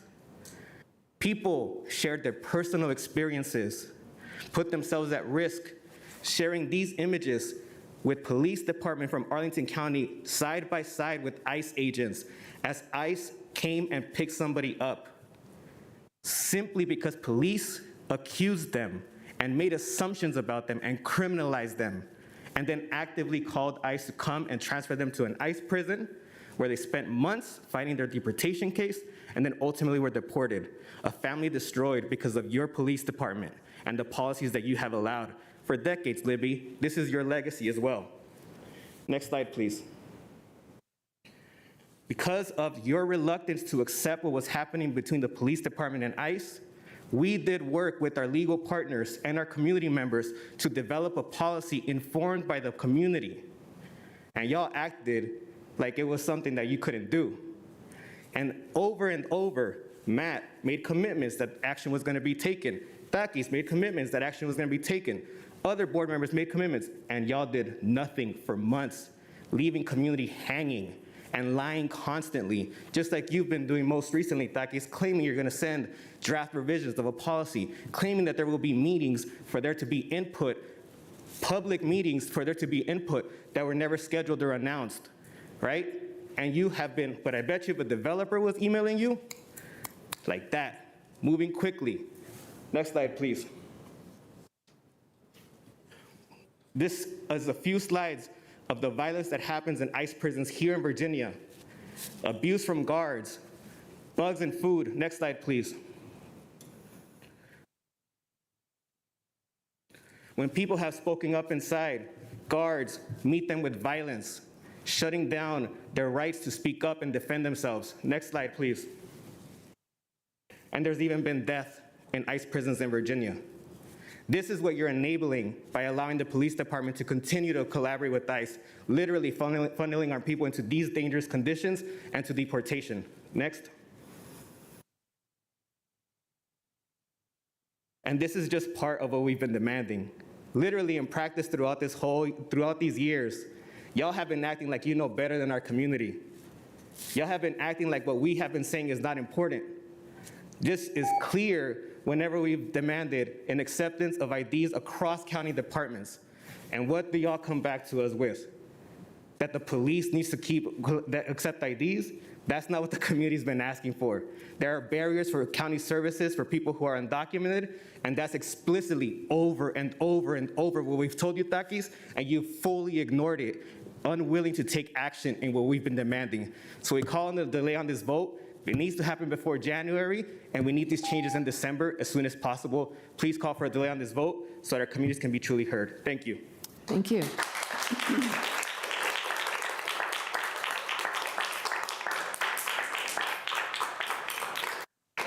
All right, I'm going to call for a motion from Mr. Carantonis, and then I'm going to ask Mr. Carantonis to speak a little bit to his motion, and I'm sure he will address some of the comments that we have heard, and I will call for any comments or questions that our colleagues have. Mr. Carantonis. Thank you, Madam Chair. I move to approve the language as detailed in the attachment to this item. That's okay. Motion's been moved and seconded, but I think Mr. Kushner can get our clerk can get that up on the screen. The attachment is the board report. Yep, just a moment. Yep, get that up.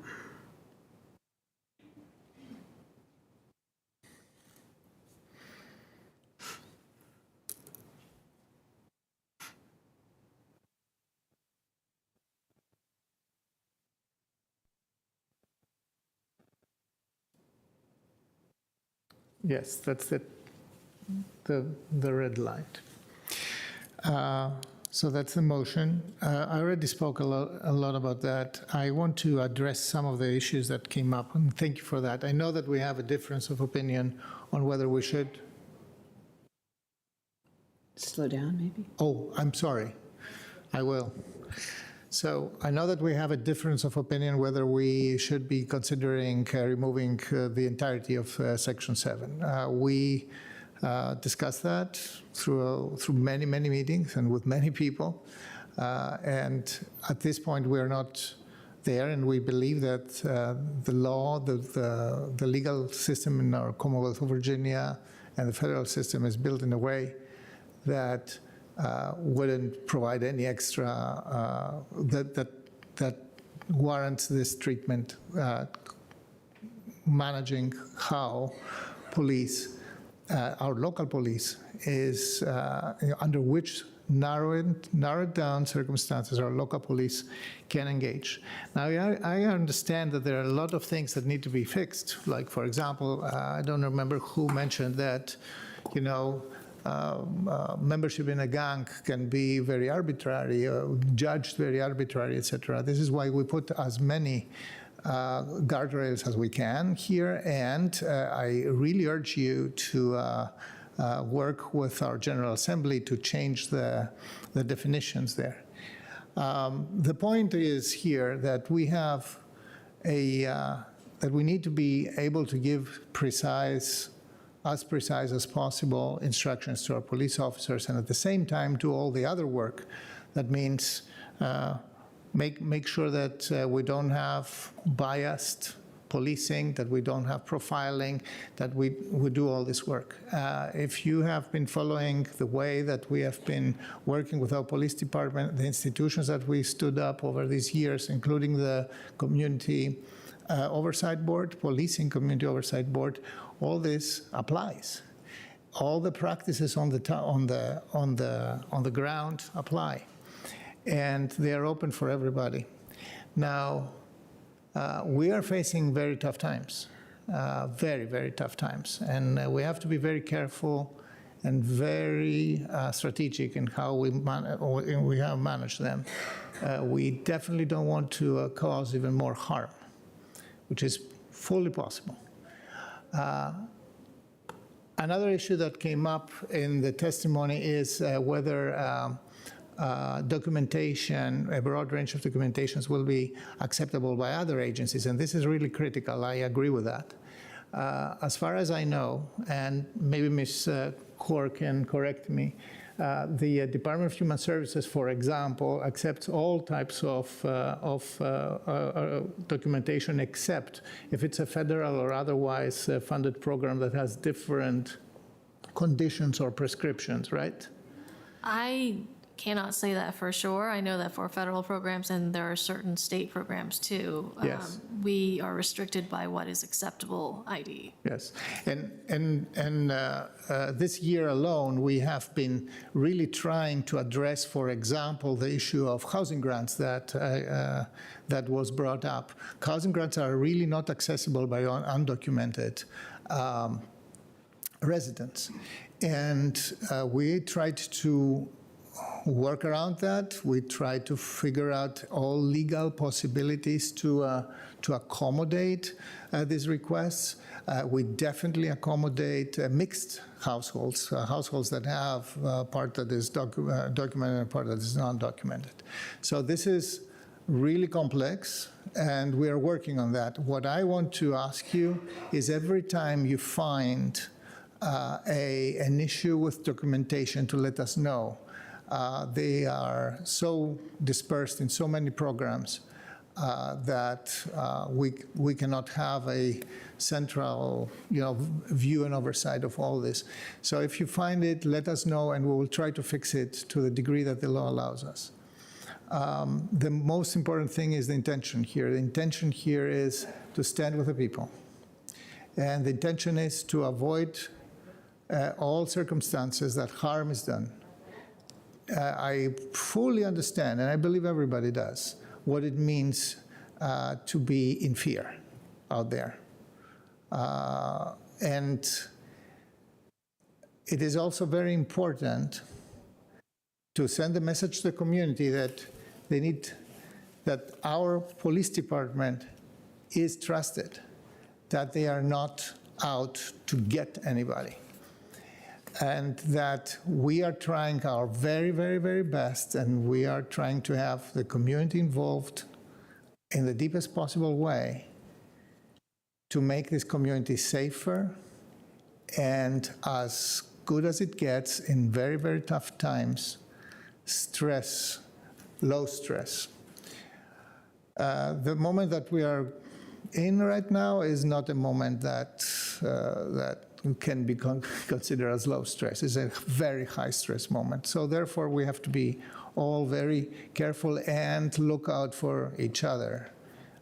Civil society, in the previous administration that came with extreme enforcement of immigration laws, civil society was the network, the fabric that protected and provided support for those who were most vulnerable. Civil society will be again, our job is to support civil society in being successful in that. So and with that, I said what I wanted to say. Thank you. Thank you, Mr. Karantonis. Colleagues, does anyone else want to speak? Mr. DiFranti? Thank you, Madam Chair. Thank you, Mr. Karantonis, for working on this. It is a very difficult issue. I was at Claremont Elementary School yesterday, and I think about students there, and I also think about the word miedo, which was such a part of what happened 8 years ago, and is a part of immigrant communities across Arlington and across the country. The election is not, I'm just different grief from others.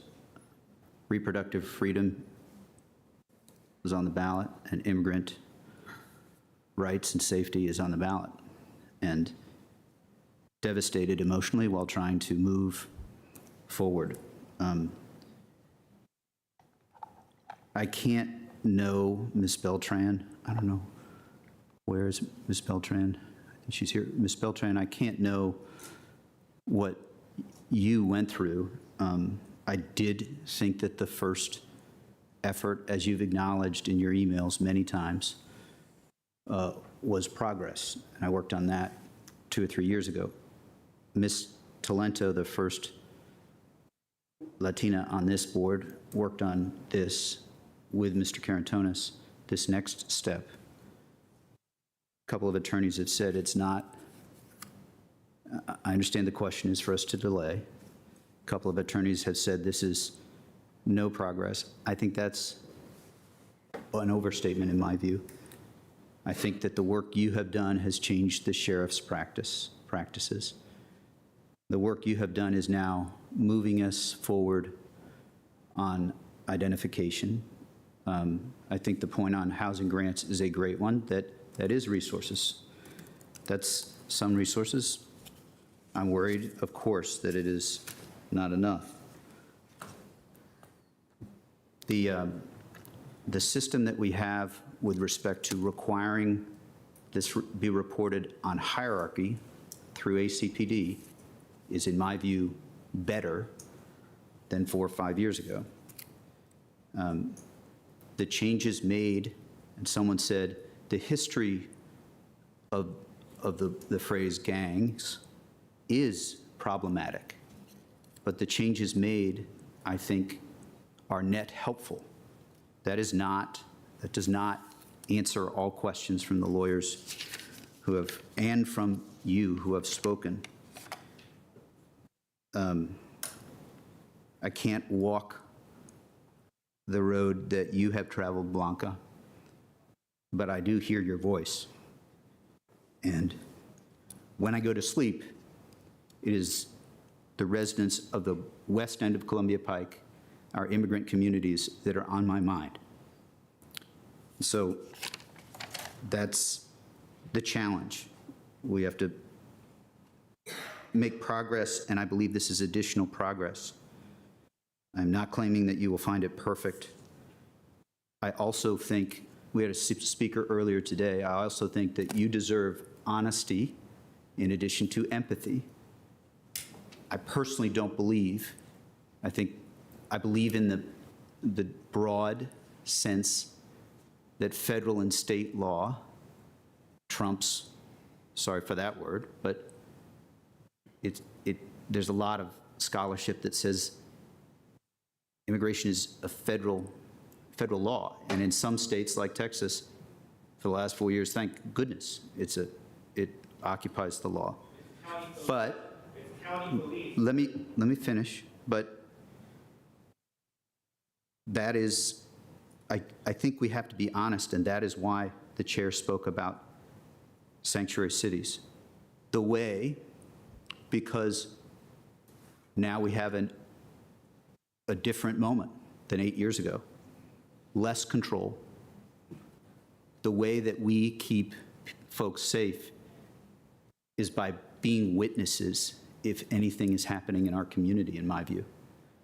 So that, honestly, I think that's the most important way, in addition to, I believe, that this is progress. I accept the judgment of those who think it is not, but I think it's worth moving forward. Thank you, Mr. DeFrant. I appreciate your lead. We're trying to be very careful and strategic right now. I like those words, Mr. Cantonis, so we will continue to discuss our views a little bit, but we do need all to be careful and strategic. Go ahead, Ms. Coffey. Thank you. I think our criminal justice system often leaves a lot to be desired in all aspects, all areas. But if we trust it to keep us safe when others who are citizens commit crimes, then I don't think anyone's documentation status really impacts the effectiveness or lack thereof of the overall system on public safety. And I do think that this policy, as revised, represents an improvement, but I'm not convinced that it is the right endpoint. I think there is a lot of judgment and interpretation allowed as it's written. And one thing I would like to say is that if this version moves forward, I would like the board to be notified every time that there is ACPD contact with ICE. Make the board aware, and to the extent allowable based on privacy rights of individuals, to also communicate the justification within the policy as far as why they were contacted, so that the board can have actual insight and potentially oversight into what are quite discretionary elements of how the trust policy is going to be applied. I think the discretionary elements of this do not award individuals due process. No one has been convicted of a gang offense. No one has been convicted of terrorism. And being added to these lists, we know that as much as we've made strides towards justice reform and eliminating pretextual policing, we haven't eliminated them. And I think that is a reality that we have to be aware of. Our job as Arlington County is to keep our people safe. That means all of our people, regardless of documentation status. And we don't have control over what policy is set across the river. We don't have control over how many administrative judges are added to process the vast number of legal immigration applications that are being made. We don't have control over so much of this system, but we do have control over our resources, and I have an expectation, and I think, a direction to our manager and our staff that our resources uphold our values, our Arlington values.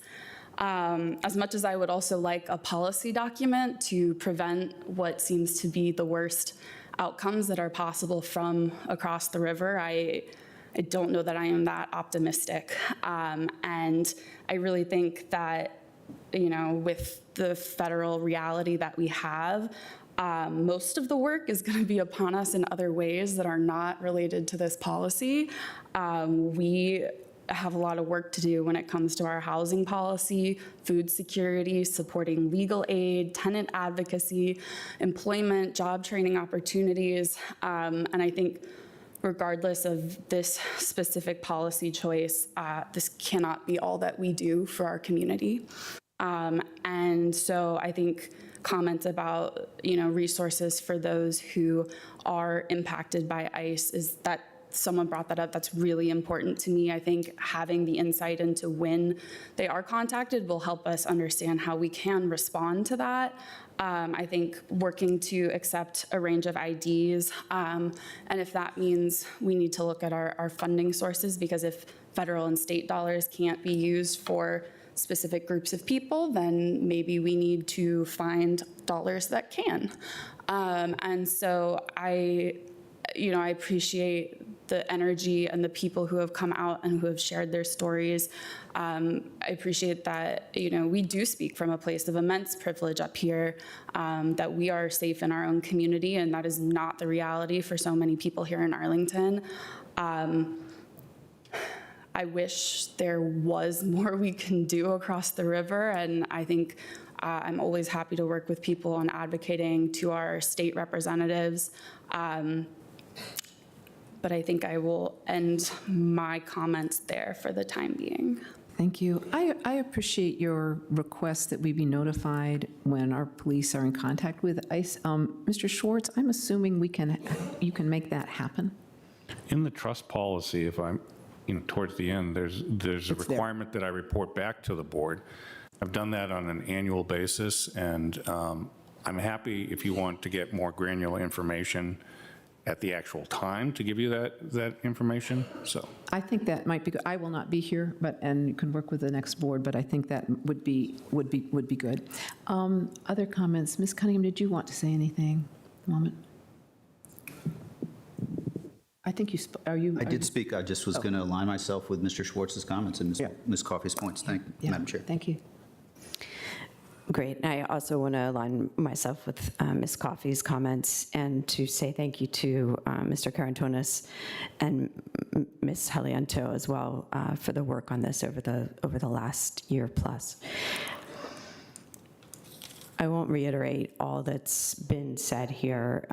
It is clear this is a hugely important set of issues for our community, and we will be grappling, I think, for 4 years with many of them.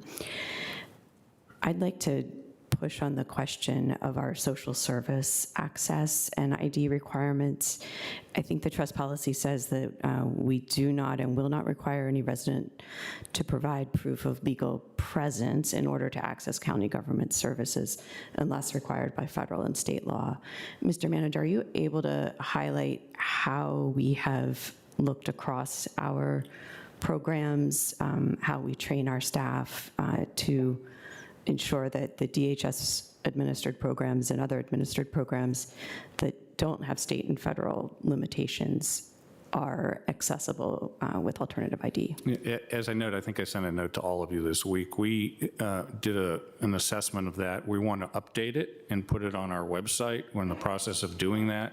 So we, and also stated in the policy, the direction in this policy about the request for identification applies to all county employees, not just to the police department. So we have sent guidance around.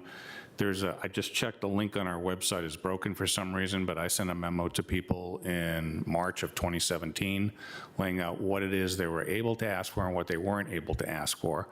And that, I think, was the right set of advice given the circumstances then, but we're taking another look at it, and we'll update that and get that on the website as soon as we can.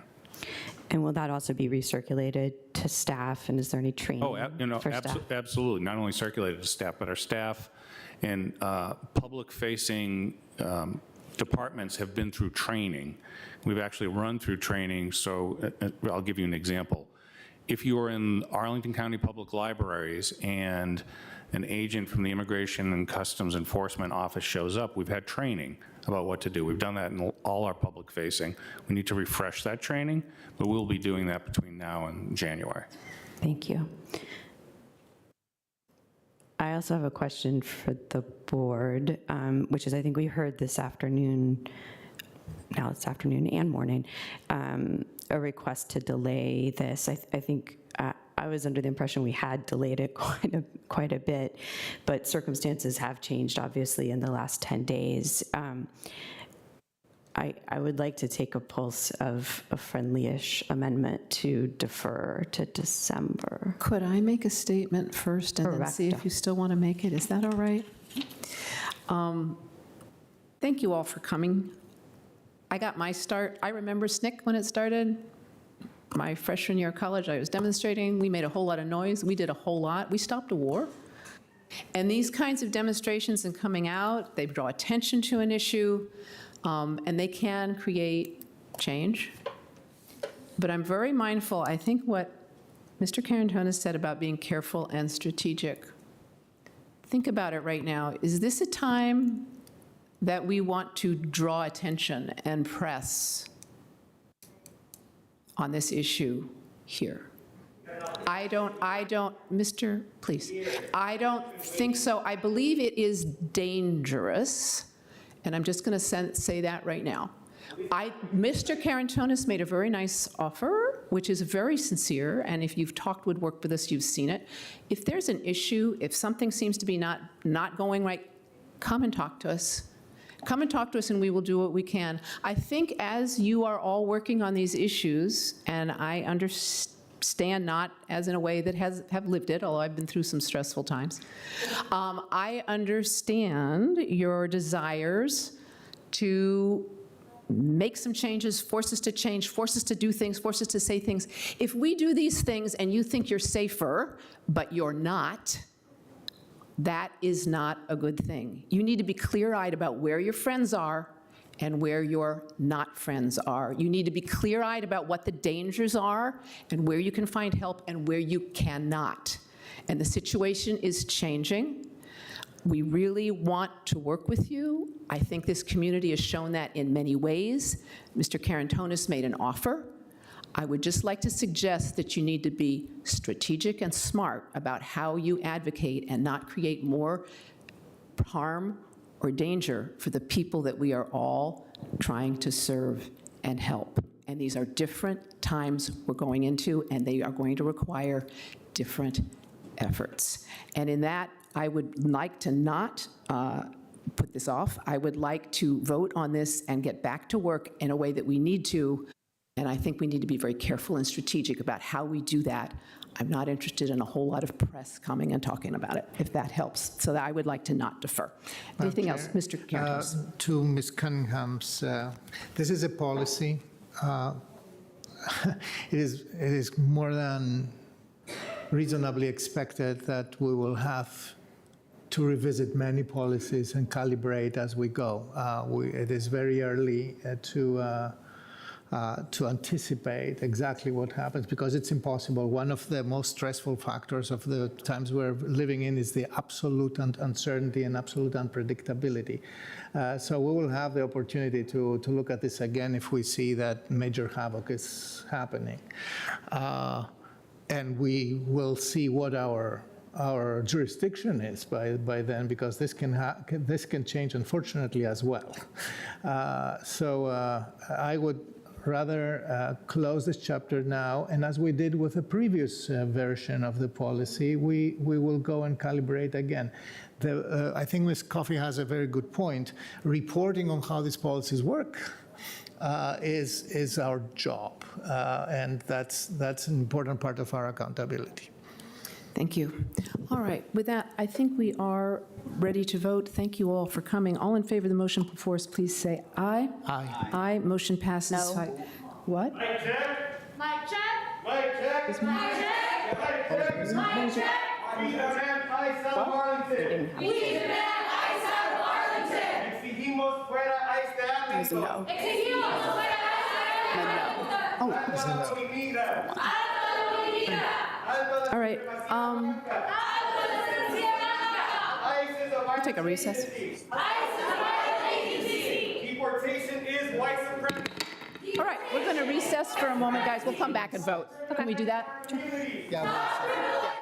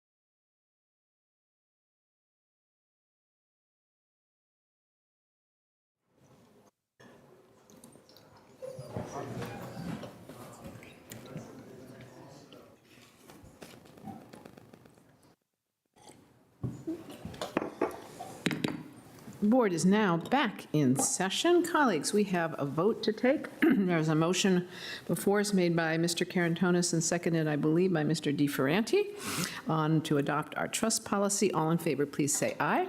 Aye. Aye. I think that is, Ms. Cunningham, were you an aye? Aye, okay. And all not in favor, please say nay or no? No, all right.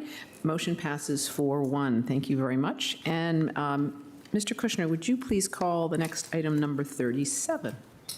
Of course. Item number 37 is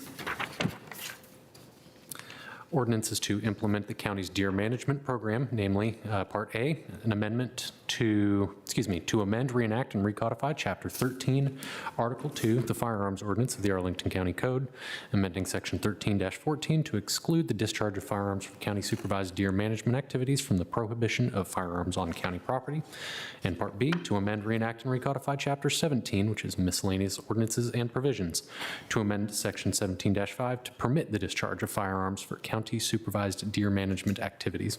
Thank you. Over to you, Mr. Manager. Thank you, Madam Chair. Joining us again is John Marlin. Also, we have Jennifer Fioretti available, so I'll turn it over to you, Mr. Marlin, for a presentation. All right, thank you.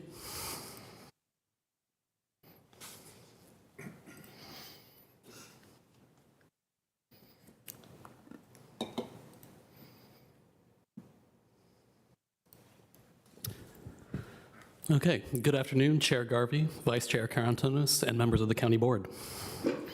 This is an ordinance to amend, reenact, and recodify Chapter 13, Article 2, known as the Firearms Ordinance, to amend Section 1314 to exclude the discharge of firearms for county-supervised deer management activities from the prohibition of firearms on county property. This is also an ordinance to amend, reenact, and recodify Chapter 17, known as the Miscellaneous Offenses and Provisions of the Arlington County Code. The amendments to Chapter 17, Section 17.5, propose permitting the discharge of firearms for county-supervised deer management activities. This request is necessary to implement the primary deer management recommendation of the county's recently concluded deer management project, which called for professional sharpshooting to immediately reduce deer populations in our natural land parks, to protect the ecological health and integrity of those forest systems, and to conserve the documented climate change, heat island, flood mitigation, and human health benefits that those forests provide to Arlington County. Before we dive into the details of the proposed amendments to code, we'll briefly review the deer management project, which concluded in September and was the county's multi-year effort to understand its deer population, measure that population's impact on county-owned natural land parks, and explore methods for potentially managing that population and its impacts. The deer management project began in 2022 and was broken into 3 phases. Phase 1 consisted of data collection, analysis, and narrowing down management options to consider. Phase 2 consisted of publishing a report of those findings and then engagement and education around that report to inform the public and seek their feedback on potential management options. And Phase 3 consisted of developing draft recommendations, seeking feedback on those recommendations through public engagement, and then finalizing those recommendations. For additional context, here's the timeline from the deer management project. You can see that the project ran from August 2022 and concluded with delivery of our final recommendations at the September 17th board meeting. We'll now briefly cover the history of deer monitoring and management in Arlington County. This work provided data used to inform our final deer management recommendations. And so to understand a deer population and its impacts on forest health, you need to collect 3 key pieces of data. How many deer do you have? Where are they? And how are they impacting the native plants in your forests? To answer the first 2 questions, we hired a consultant to fly a drone over Arlington County and count the number of deer within county limits accepting federal lands. They documented 290 deer countywide, with the key takeaway being that the deer were not evenly distributed throughout the county, but were highly concentrated in our forests at levels beyond what those forests can sustain. That finding prompted us to enlist another consultant to collect the 3rd key piece of data, which is how are deer impacting critical native plant communities in our forests. To answer this question, our consultant enlisted experts to conduct herbivory impact assessments in 12 ecologically significant parks in Arlington to determine if our elevated deer populations were harming plant communities and therefore forest health. In 12 out of the 12 parks surveyed, his team observed substantial damage to native plants from deer overpopulation. The consultant also conducted a review of the scientific literature and benchmarked neighboring jurisdictions to further inform our assessment. Before we go further, I'd like to spend a few moments on this slide, which speaks to the crux of the issue with deer overpopulation and why our department has made it a priority. On the left, we have Lacey Woods Park, which is relatively untouched by deer. You can see that Lacey Woods has a dense and diverse understory with lots of different plants at different heights. This understory is key because it provides food and shelter to many animals and supports its own web of life. It also represents the future canopy of the forest, as some plants within the understory are young trees prepared to take over when older trees die. On the right, we have Barcroft Park, which is heavily browsed by deer. Here you can see that the understory is severely degraded, meaning that those understory plants and the animals that rely on them are absent. There are also far fewer young trees poised to take over for mature trees when those mature trees require replacement. Eventually, this process may result in the loss of our forests. Our community will lose access to the documented health and well-being benefits of experiencing nearby forests, and also lose the documented climate change, heat island, and flood mitigation benefits that our forests provide to Arlington County. And to make the stakes of that loss more tangible, here are some of the native understory plants heavily impacted by deer overbrowsing. On the left, we have strawberry bush. In the center is sessile trillium, and on the right is the pinkster azalea.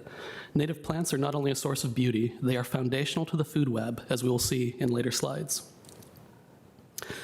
And here are a few of the many insects, specifically moths, impacted by the loss of our understory. Insects are a critical food source within our local ecosystem. 96% of land birds feed on insects, especially caterpillars, and all 18 bats in the mid-Atlantic rely on insects for food. On the left, we have the azalea moth, which, as no surprise, feeds on native azaleas. In the center is the hummingbird clearwing moth, which, along with actual hummingbirds, also feed on our native azaleas.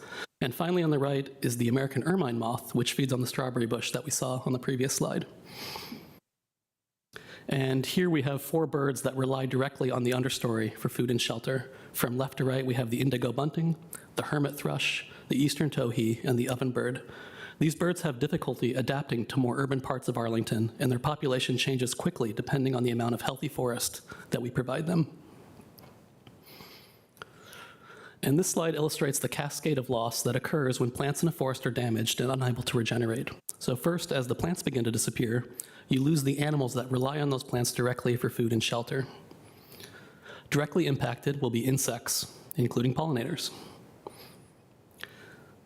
Then birds that rely on those insects and plants for food and shelter will be impacted, along with other small animals such as flying squirrels, bats, rabbits, and frogs. As plant-eating insects, birds, and mammals begin to disappear, so do the predators that rely on those animals for food. This includes foxes, hawks, lizards, and owls.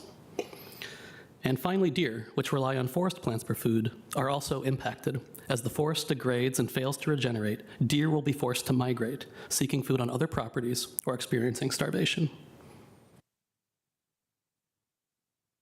And now back to the deer management project. Overall, the project featured a robust, multi-year engagement process that solicited feedback through diverse channels, both virtually and in person. More specifically, the engagement plan included 2 online and 1 in-person feedback forums, virtual meetings with key stakeholders, presentations to the Civic Federation and 6 civic associations, informative communications, including a video translated into English and Spanish, project FAQs, an online story map, and bilingual yard signs, educational information shared via paid and earned media, and in-person pop-ups strategically located along Arlington parks and trails. The Deer Management Project ran 2 major public engagement campaigns. Engagement number 1 occurred from June 15th through July 18th, 2023. This engagement allowed the community members to review the results of the consultant's herbivory impact assessments, literature review, jurisdictional benchmarking, and consider a range of potential methods for managing Arlington's deer population and its impacts. Engagement number 1 included an online feedback forum, an in-person community meeting pictured here, smaller scale meetings with key stakeholders, and bilingual pop-ups and yard signs throughout our park system. Overall, the engagement showed that most respondents at that time were supportive of a deer management implementation strategy, with 55% in support. However, the sentiments on which strategies to employ were mixed, with surgical sterilization garnering the highest support at 63%, followed by professional sharpshooting at 43%, and archery and fencing entire parks trailing at 34% and 21%, respectively. Open-ended feedback ranged widely, but coalesced around certain themes: such as the need for urgent action to protect natural resources, skepticism that deer management was necessary, prioritization of humane or non-lethal methods of management, public safety, and evidence-based management. Engagement number 2 occurred from June 17th through July 19th, 2024. We used the second round of public engagement to inform the public about our draft recommendations and solicit their feedback on those recommendations. It included an online feedback form where participants could provide feedback directly to county staff, a virtual community meeting where participants took the opportunity to learn more about the recommendations and ask questions directly to project staff, and presentations to the Parks and Recreation Commission and the Forestry and Natural Resources Commission. The online feedback form had 601 respondents providing 1,100 comments, and the virtual community meeting had 158 participants. One key question from the online feedback form asked participants to characterize their opinion about a county program to manage its deer population. 85% of participants responded as very supportive or supportive of a deer population management program, with 11% responding as very unsupportive or unsupportive. Another key question dug deeper by asking participants to characterize their opinion of a professional sharpshooting program to manage the deer population. 80% of respondents responded as very supportive or supportive of a sharpshooting program, while 16% responded as very unsupportive or unsupportive. Themes from the open-ended feedback included support for the project, the need to speed up the process, the private property damage from deer browse, preference for public archery, focus on the need for safety, the need for more data, and the concern about the spread of diseases to humans and to deer, i.e. chronic wasting disease, and the preference to consider surgical sterilization instead of professional sharpshooting. After analyzing feedback from Engagement 2, the project team developed final recommendations for deer monitoring and management that centered on professional sharpshooting as part of a hybrid approach to manage the deer population on county-owned natural land parks. This was also the primary population management reduction method of our consultant. Since this is a request to permit professional sharpshooting in parks, I'll provide a brief description of the method as it would be implemented in Arlington. Professional sharpshooting is a lethal technique employing professional sharpshooters using firearms to reduce deer populations. Professional sharpshooting has been shown in peer-reviewed literature, as well as operations regionally, such as those on National Park Service properties, to reduce deer populations sufficiently to support forest regeneration. Professional sharpshooters would fire downward from tree stands at short range, using sound suppressors to mitigate noise, and special ammunition that breaks apart upon contact with vegetation. The Deer Management Project found no reported cases of injury to bystanders in professional sharpshooting operations nationwide. Professional sharpshooting operations will be carried out when parks are closed under the supervision of Arlington County Police Department and the Department of Parks and Recreation staff. And staff will monitor professional sharpshooting operations to ensure that contractors are consistently accurate and humane. And venison from sharpshooting operations will be donated to those facing food insecurity when feasible. And moving on to the rest of the recommendations. To allow for data-driven adaptive management, we recommend monitoring the deer population with periodic aerial drone surveys and monitoring deer impacts on forest health with 2 different established methods of herbivory impact assessment. These monitoring methods are also the primary monitoring recommendation of our consultant.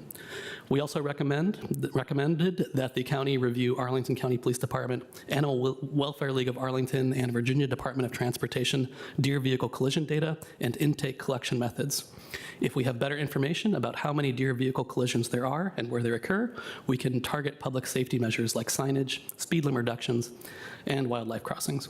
And finally, we recommended monitoring tick-borne diseases such as Lyme disease and exploring options for monitoring other relevant diseases. And for additional context, this is a map of adjacent jurisdictions where deer management programs are in place on public land, mostly employing public archery hunting or professional sharpshooting. And as a side note, we've gotten a wealth of good information from these regional programs, the big takeaway being that deer management, particularly professional sharpshooting, does work, and that if done at a proper scale, you can reduce deer populations and see forest regeneration. And for next steps, we are currently proposing amendments to county code for your consideration. Then in winter 25, staff will develop a deer management plan. And finally, in winter 2026, staff anticipate commencing professional sharpshooting to reduce deer populations in natural land parks.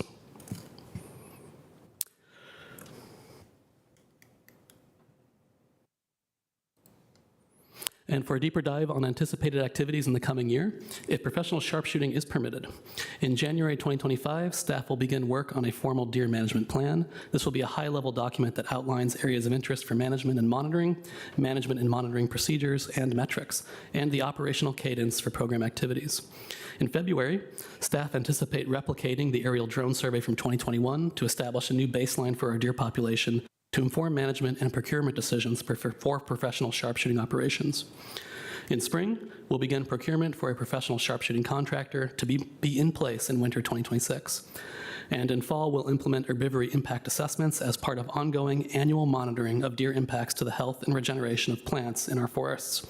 And finally, in winter 2025, we'll begin robust public outreach ahead of professional sharpshooting operations in winter 2026.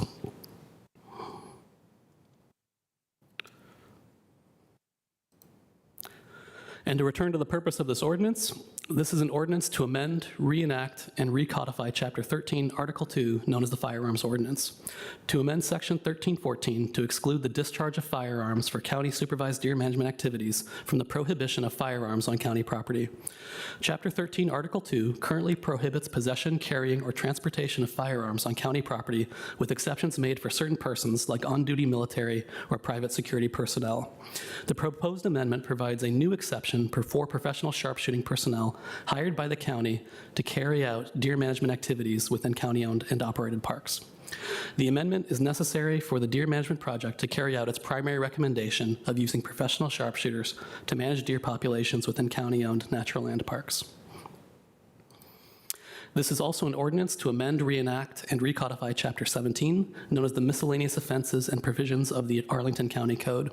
17.5A currently prohibits the discharge of firearms within the county unless the activity is specifically exempted in 17.5D. The proposed amendment to 17.5D provides that exemption for county-supervised deer management activities. This amendment is also necessary for the deer management program to carry out its primary recommendation of using professional sharpshooters to manage deer populations within county-owned natural land parks. Which brings us to our staff recommendations. Staff's recommendation is for the county board to adopt the attached ordinance to amend chapters 13 and 17 in the county code to permit professional sharpshooting operations for deer management in parks. So thank you again for your time and consideration today. And of course, thank you to all the community members who have come out to provide feedback today and throughout the deer management project. Thank you, Mr. Merlin. It's been a long time getting here. I think we now have some commissions to give us some advice. We do. We have Mr. Klingelhofer representing the FNRC, Mr. Shinners representing the PRC, and Miss, I believe it's McIntyre, yep, here with C2E2. Excellent. McIntyre, pardon.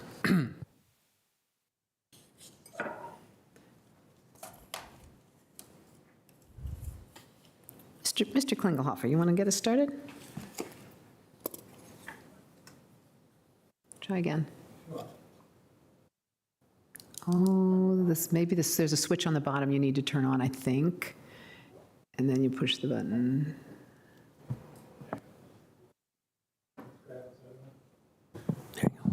Great.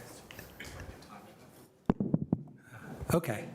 Thank you very much. I'm happy to be here today representing the Forestry and Natural Resources Commission and give you the perspective of the Commission with regards to proposed ordinance amendments to allow discharge of firearms, specifically for the purpose of deer management. We strongly encourage you to support these changes today. The FNRC has supported establishment of a deer management program to protect our precious natural resources and allow our forested lands to begin to regrow. The proposed method that involves sharpshooting under controlled circumstances and periodic assessment of the deer population is the optimum approach because it's safe, effective, efficient, and humane. DPR has proceeded deliberately on its deer management plan for several years, as you heard from John Marlin. It has relied on outside experts with academic and practical expertise. It's consulted with its peers in the Mid-Atlantic region, and it's engaged extensively with the public on this issue. The effectiveness of the plan and impact of the deer population reduction procedures will be verified by ongoing regular research to count the deer by drones and use a browse survey to ensure that the ongoing deer population will remain sustainable, but at a level that allows for regeneration of our woodlands and naturalized areas. We highly recommend approval of changes to our code to allow deer management to proceed for the benefit of our forests, our natural habitat for all species, and for the welfare of future deer populations who are part of that. And I thank you for the opportunity to share our views. Thank you. Ms. McIntyre. Good afternoon. Joan McIntyre speaking on behalf of the Climate Change, Energy, and Environment Commission.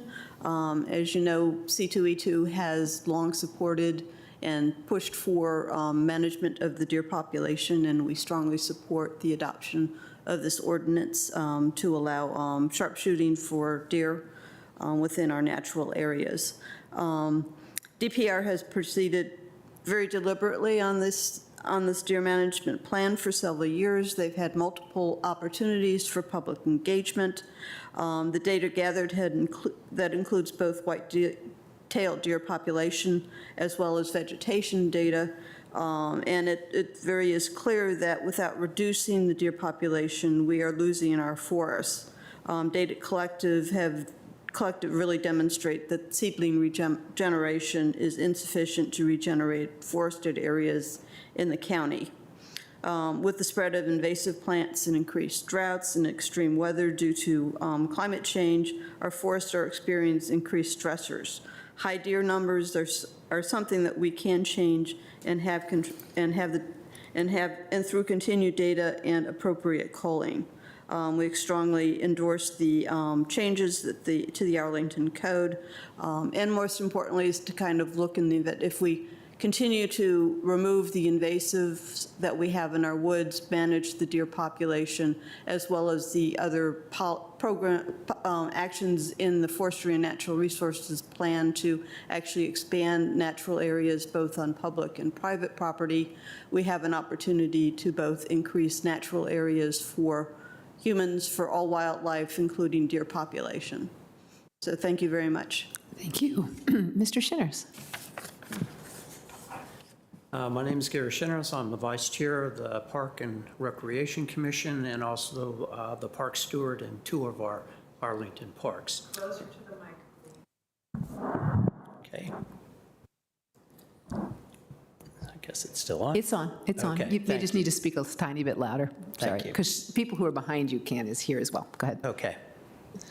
The first thing I would like to say about this is that deer are an essential component of our ecosystem.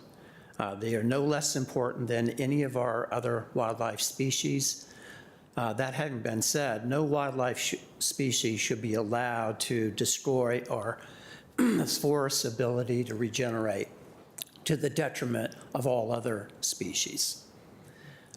Just to explain a little bit about the damage they do, and you already may know this, but deer will strip all the leaves off of tree saplings, and they only go after our native tree saplings, not, unfortunately, the non-native ones, which I'd love to train them to do. But they will strip off every leaf they can reach, and they can reach up generally as high as 6 feet. And although tree saplings can put out a second batch of leaves during the growing season, the deer will simply eat all those up too.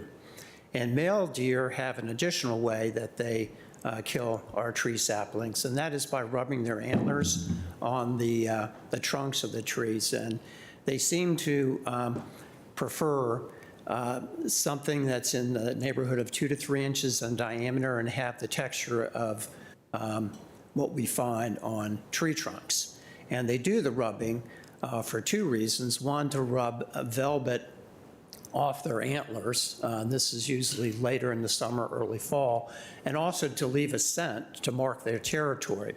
But unfortunately, they so aggressively rub their antlers on the tree trunks that they get all the way down to the cambrium layer, and at that point, they've effectively killed the tree. So, and if anyone here would like to see firsthand the damage caused by deer, I would be more than happy to meet with them in one of my parks to show them the devastation that they have caused. So tree saplings typically have fairly low odds of surviving, even under the best of circumstances, due to drought, disease, excessive heat, because of global warming, things of that sort. And this additional negative impact that the deer have inflicted on our trees basically makes those odds of surviving extremely low. And as was shown in the picture of the Lacey Woods area, what we need to have is densely packed tree saplings, and that's the only way they're going to beat the odds to be able to replace the canopy trees. And as you saw in the Barcroft picture, those tree saplings are few and far between, and when you have that few of them, the odds of replacing the canopy trees are virtually zero. And that's the situation we're currently in many of our parks. Culling deer by county supervised sharpshooting is a humane and safe approach to saving our forests, and the Park and Rec Commission wholeheartedly supports that effort. I will end where I started.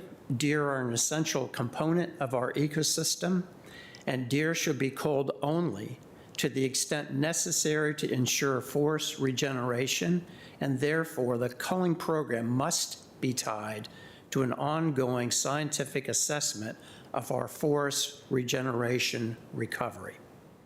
Other jurisdictions who have used deer culling have achieved a very good balance between deer population and forest regeneration, and I'm sure that we can too. I'd be happy to answer any questions you have, but again, thank you so much for your time. Thank you, Mr. Shinners. Very helpful. And now I believe we have some speakers. We do. One moment, please.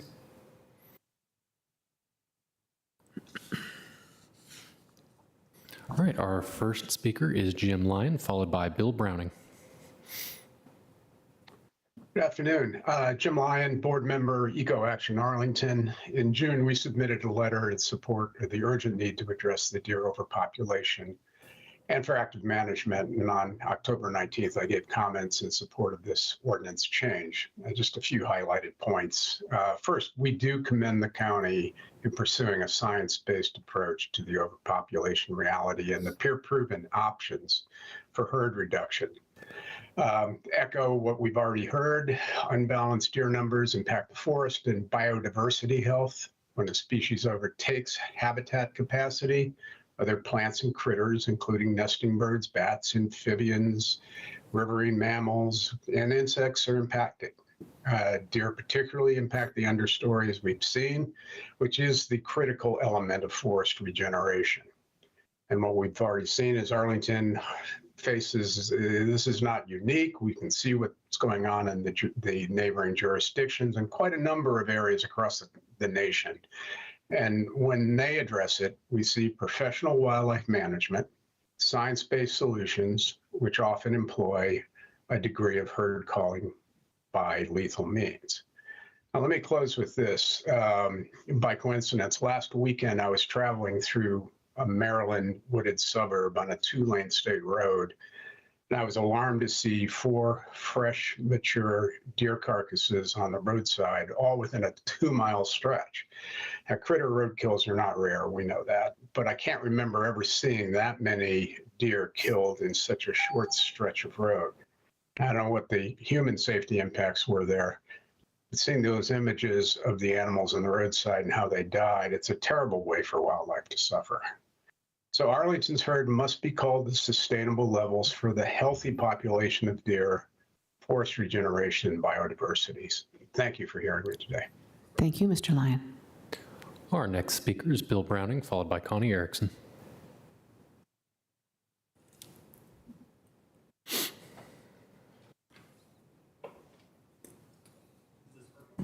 Yes, it is, but you need to talk into it. You might want to raise the button on your right. There, you can raise it up a little bit more.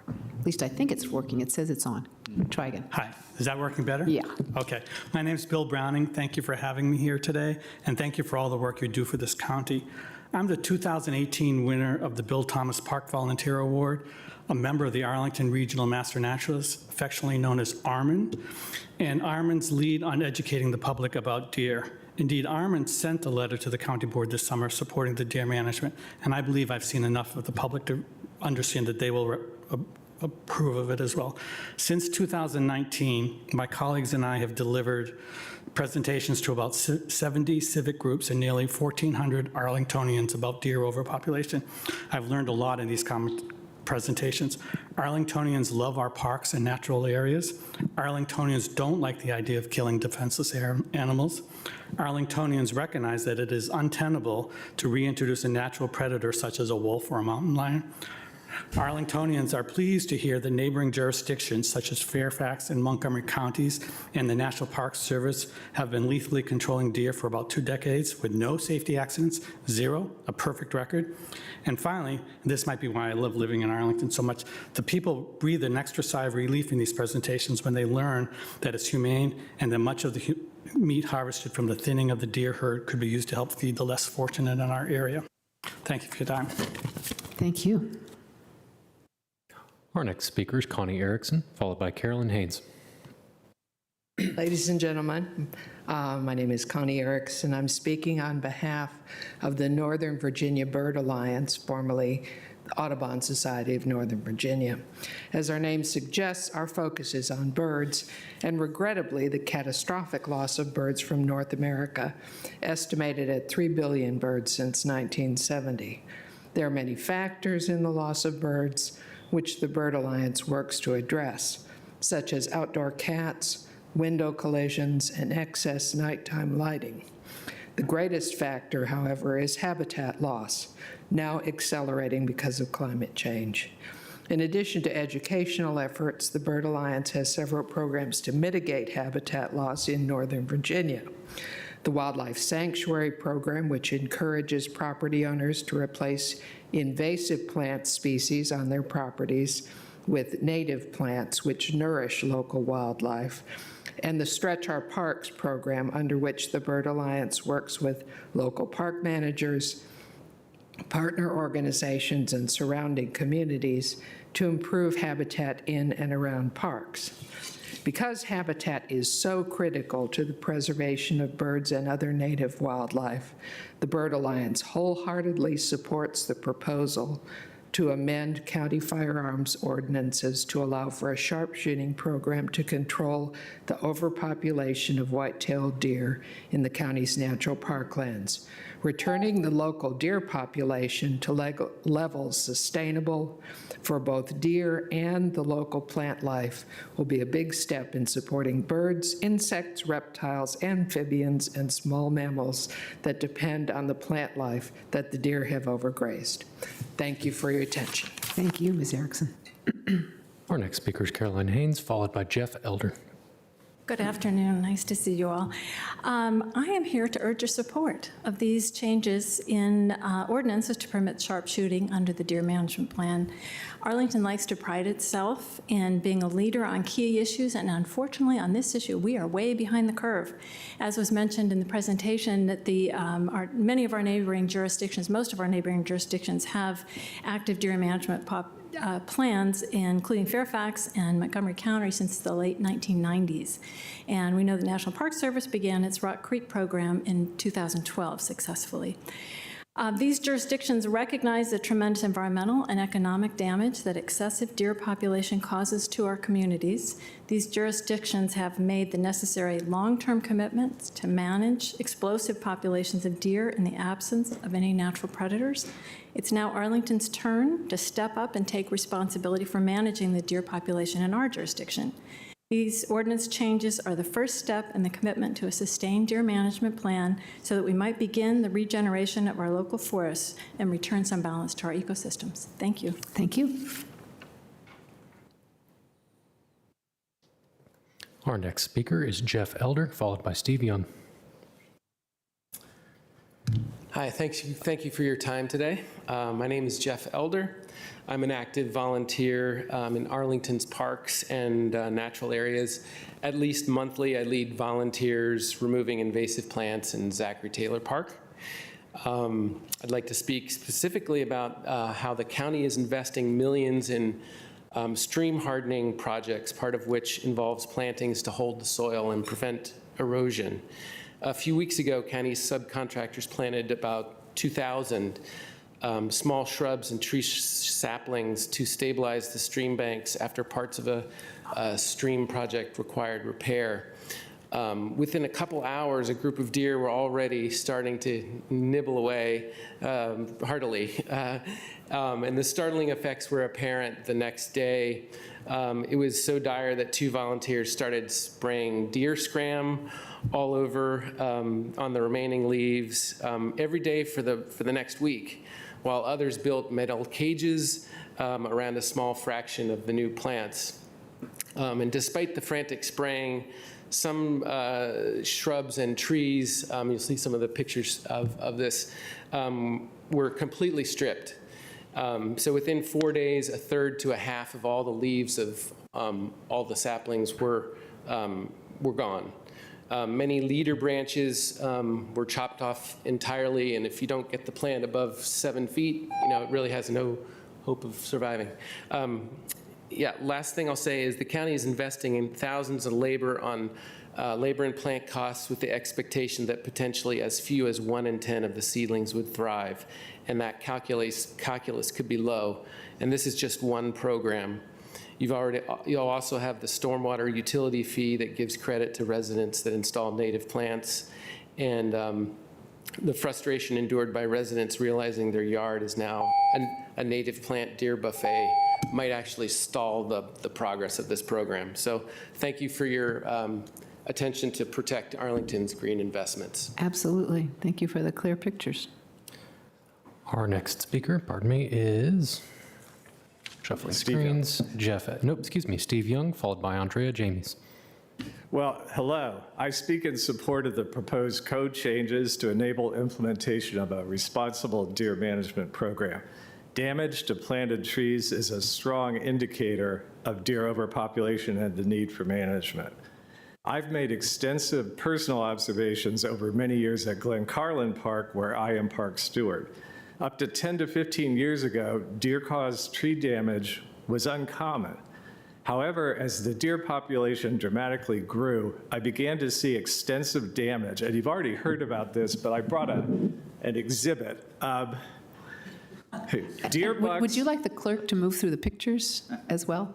Yeah, we will be bringing up the pictures. Okay, that's fine. Okay, Good. thanks. No, illustration. Go right ahead. So, but basically, they do feel an imperative to rub tree trunks, and so the damage that you've been hearing about can be dramatic and fatal to newly planted trees that we're investing a lot of effort in, as you've heard. So we are losing many of our planted trees unless they have very robust tree protection. And Mr. Kushner, let's go ahead and advance, please. Yeah.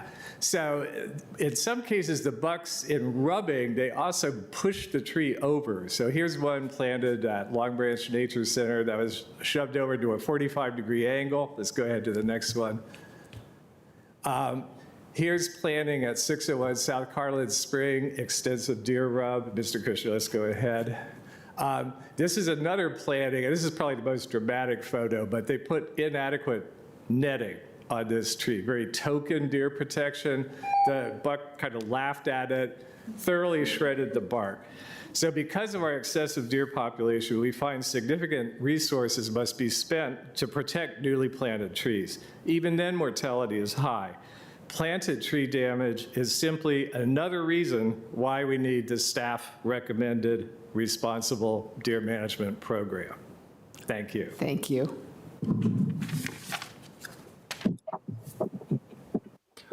Our next speaker is Andrea Jamies, followed by Barbara Keller.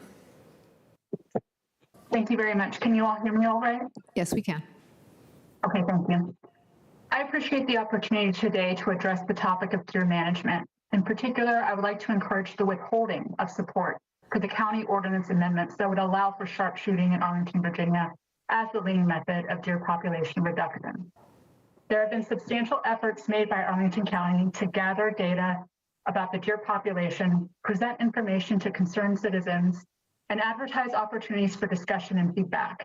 The overall rigor of the process is evident and a credit to those involved at this point.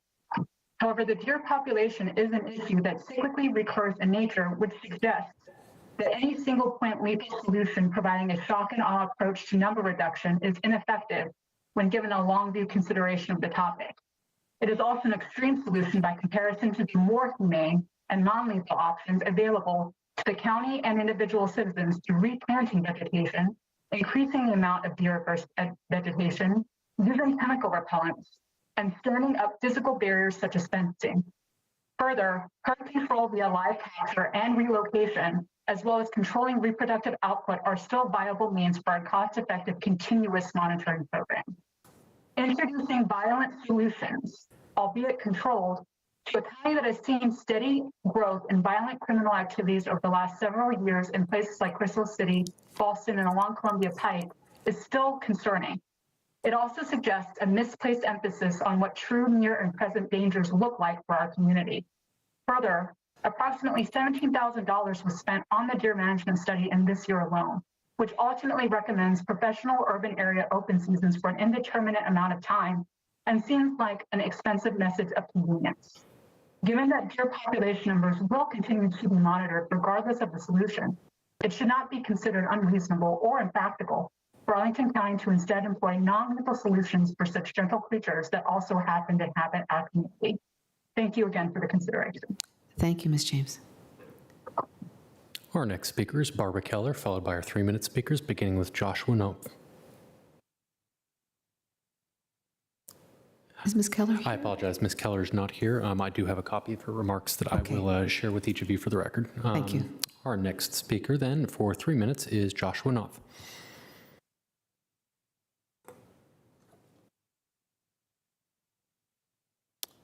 Mr. Nope. You may need to unmute yourself. Do you see him there? I am not seeing him in the room. I'd propose we move on to Ms. Louise Shuttler and see if we can get in contact with Mr. Knopf. Okay, that's fine. Ms. Shuttler.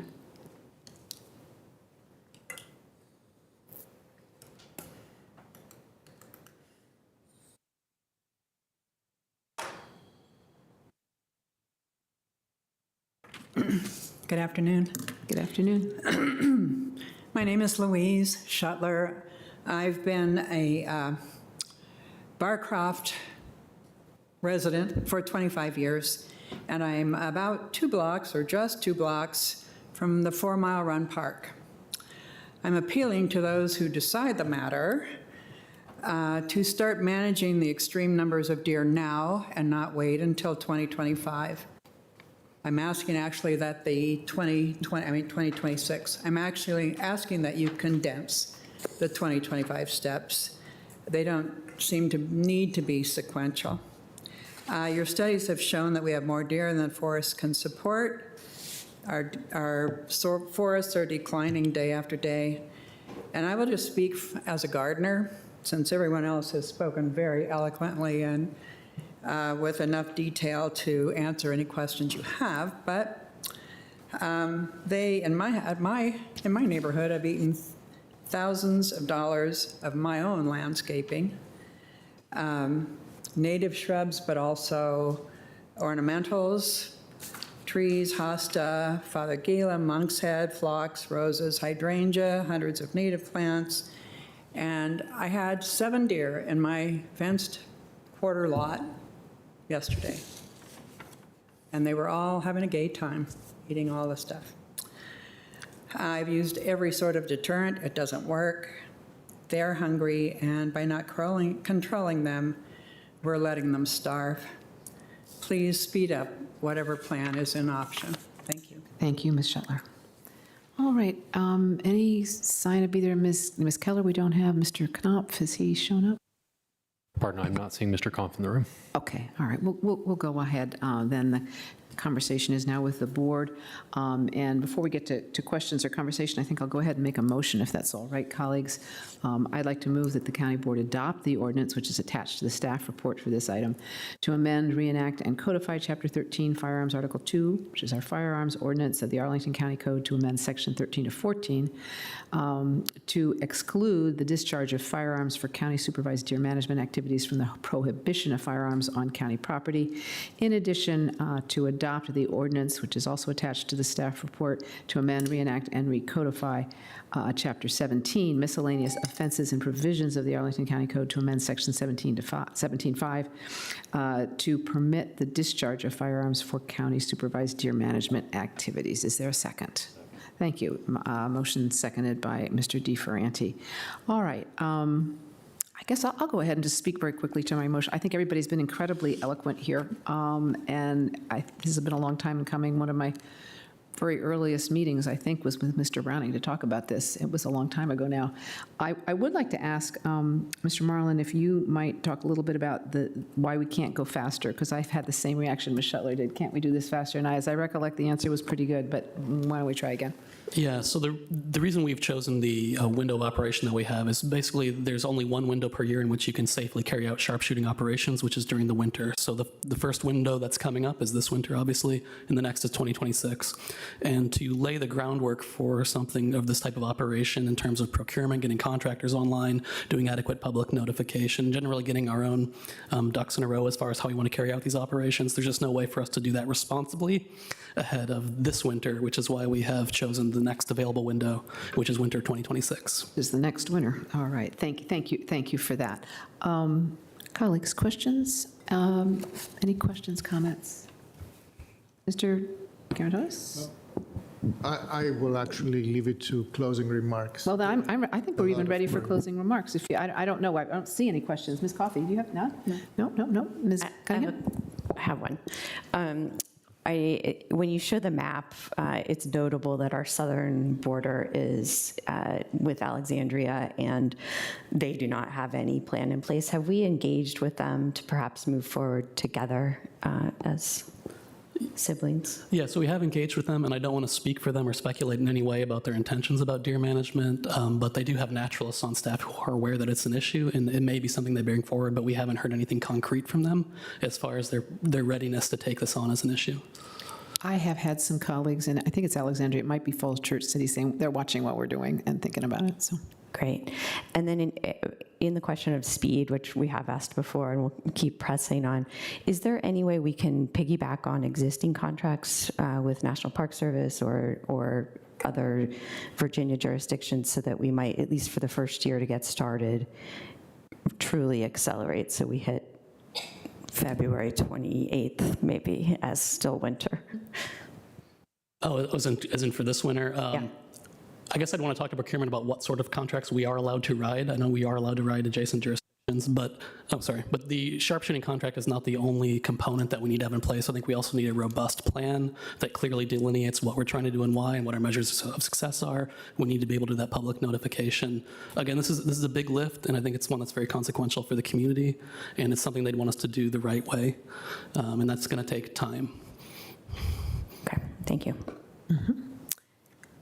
Mr. DeFranti, any questions, comments? I don't need to go first with closing, but I'll just say it this way. I think it's so kind of you all to understand and wait to offer very thoughtful testimony, and at different moments, I've connected with almost all of you, perhaps with the exception of a couple of you, about what it's like to be quiet in nature, and we've shared little moments like that, and I think that this policy seeks to capture that spirit in the best way possible, even as it's a difficult challenge. So thank you for waiting. Thank you for thoughtful testimony.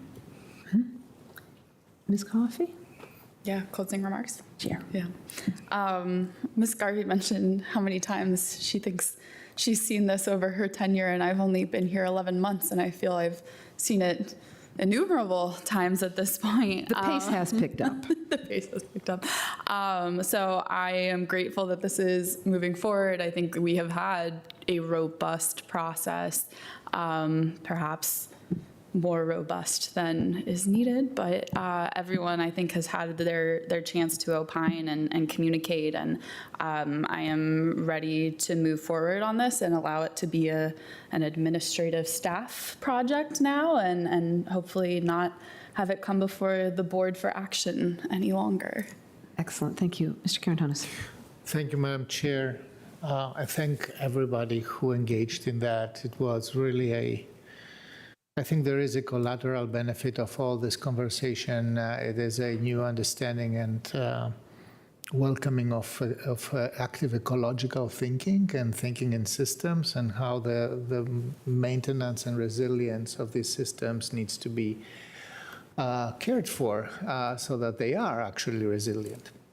So I have to say, personally, I will be voting for the motion, and I support the general idea here. I absolutely agree that we have to control the deer population. I do have some reservations with the method. Number one, we had a lot of conversations. I give it the benefit of doubt. The peer-reviewed literature, several national organizations say that this is a humane, quote-unquote, method. I'm not so convinced that it is. I do think that mistakes happen, and we need to know under which circumstance and when mistakes happen. Inflicting agony and death stress to an animal is not okay. Wildlife has also rights, and as a species, by the way, from the point of view of ethics, we are responsible for the loss of habitat and of the loss of predators and of the imbalance that we have in our ecosystem, and therefore we should be also responsible to respond to in an ethically with ethical integrity to that. So for once, I would like to, I hope that we will have a robust reporting system that tells us how these things go. The second thing that I'm thinking all the time is that from what I have read in the literature, the converging opinion is that yes, sharpshooting is a very effective method to control populations, but it is not the only method to maintain that control. And so further ahead in the future, we will have to think about what else needs to be in place. And I think sterilization and biologically, purposefully designed intervention will be part of that. I think we have to collect our experiences with the current program, the program as it is proposed right here, but we definitely need to come back and see how it works and whether it can be, we can improve on that. So that all said, I really, really appreciate the effort. I learned a ton here, and I look forward to see how the program works. Great, thank you. And I'll just simply say, thank you, Mr. Marlin, and everybody for a great presentation. Thank you for including all pictures of little birds and the insects and everything. I think that's really important to show the balance. I think it is important that we don't allow our ecosystem to become unbalanced with any one species, because of course we already are. There's one species that's totally overbalanced, that's the human species. And we have quite a responsibility to try the best we can to keep things in balance. One quick note, I assume this is going to be monitoring the tick-borne illness. Actually seems like a pretty important byproduct that we'll be able to do, I assume, much more effectively as we cull the deer, looking at ticks and finding out what's actually going on in disease vectors. Is that true? Yeah, because I don't think we're doing much now, are we, to check for Lyme disease and other things?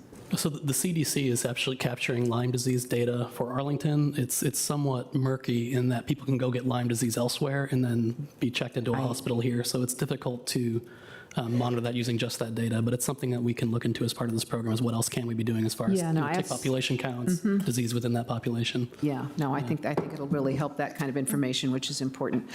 All right, colleagues, are we, and thank you all out here for your advocates who've been advocating for a long, long time. I think, are we ready to vote? Can I just do one wrap-up? Absolutely. I also want to say thank you, but won't repeat what everyone else said. Just two things that we've heard today or other times. One is the wildlife corridor concept, and I know that that's on the radar, but I sense that we have need of that and more need of it as time goes on. And then secondly is the plant protection. I happened to walk in Zachary Taylor when one of the neighbors with deer spray was creeping around and spraying, and they felt the need to explain themselves. But I do think it's hard to fence all of those things off, and I know we've had some fence enclosure examples, but particularly those stream beds that we are repopulating, maybe we can look a little differently at some protective fencing, at least for a year or two. Yeah, and I'm not wholly apprised of every project, but we are adapting to this. So like as the deer pressure has been building in the community, we've been learning to adapt. And so when we're planting trees, individual trees near forests, we're starting to cage those when we know they'll be experiencing deer pressure. And we're also starting to look into, with these projects in areas that are vulnerable, what can we do to protect the plants when they're in the ground? Great. And I think it might be circling back with the DES team as well. It's a project that was approved a while ago, probably. So but there's no fencing on those little saplings, as Jeff showed. That's it. Thank you. I'll be in support. Yep, it's painful to see all those little carefully planted plants suddenly just instantly be destroyed. All right, all in favor of the motion before us, please say aye. Aye. Aye. Motion passes 5-0. Thank you very much. Colleagues, we are at 1:30. I propose a 20-minute break for lunch. Does that sound all right? And we'll come back and do the legislative package right back here. Thank you all so much for coming and all of the good work. And for anyone who's interested in our next items, we will be here in 20 minutes. Thank you. You're the experts.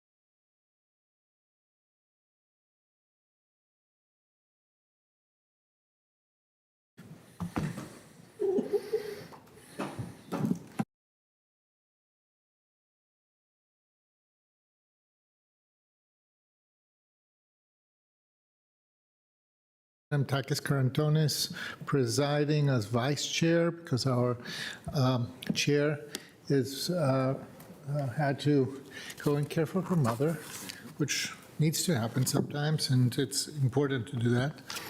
She's a caregiver. That's an important function. And I want to get us back in session right now. We shuffled the agenda a little bit, so we are Mr.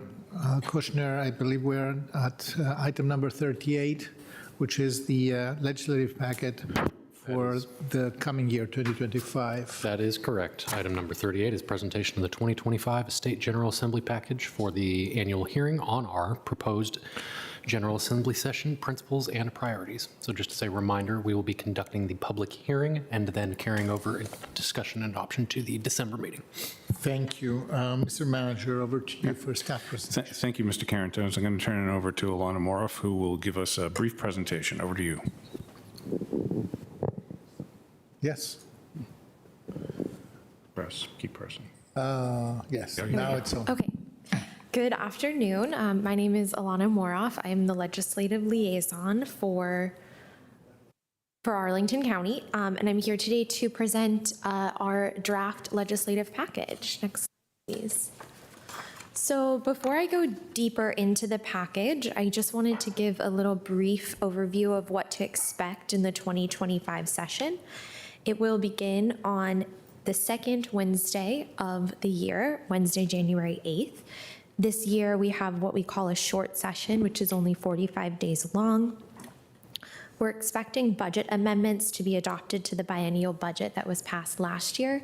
The reason that's important is because every 2 years we adopt a budget, and every 2 years subsequent, we then in the interim do the budget amendments. The last time that we had the budget amendments in 2023, we didn't have a budget until September of that year. So there is no deadline like there is in a biennial budget year to actually pass a budget on time. I'm not suggesting we're going to go till September, but I just want everyone to be aware that it's a budget amendment year. We're expecting about 2,000 bills as normal in our 2025, 2023, the odd years. We have bill limits per patron since it's shorter. 15 bills for the House has been set, 20 bills for the Senate. That excludes commission bills on the Senate side, so you may see some senators with closer to 25, but that does not exclude commission bills in the House. And then finally, we'll still have virtual and in-person public participation at meetings this session. Next slide, please. So just a little bit about the House and Senate majorities. Right now, the Democrats have a majority in the Senate, 20-18. The reason it is not 21-19 to make 40 seats is because 2 special elections have been set for on January 5th for 2 members who won congressional seats in the 2024 election. They will be going up to Washington, D.C., leaving open 1 seat in Southwest Virginia that's likely to go Republican, 1 seat up in Loudoun County that is likely to go Democrat. That we will find out the winners of those elections on January 5th.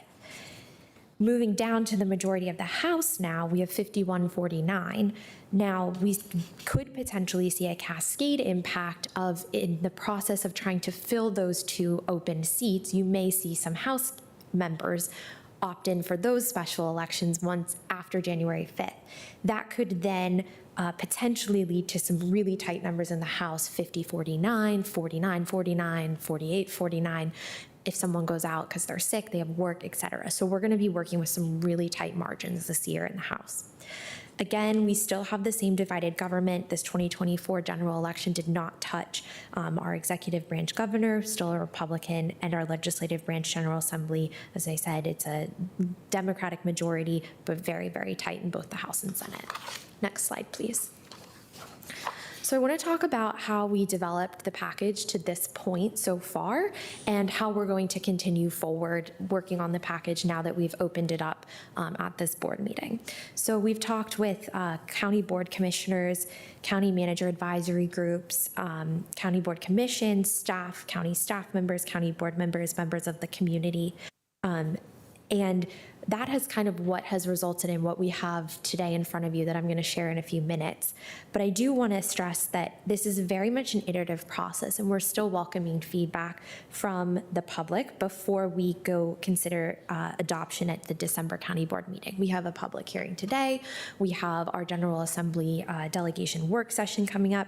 So there's still time to flesh out details. There's still time to make amendments. This is purely a draft package. You will see the draft watermark on it, and we will continue kind of conversations after today as well. And finally, just one more point. We're not actually voting on the package today. We're going to be voting on it in December as well, so that way we have time to really consider the next steps in the process and flesh out any more details. All right, next slide.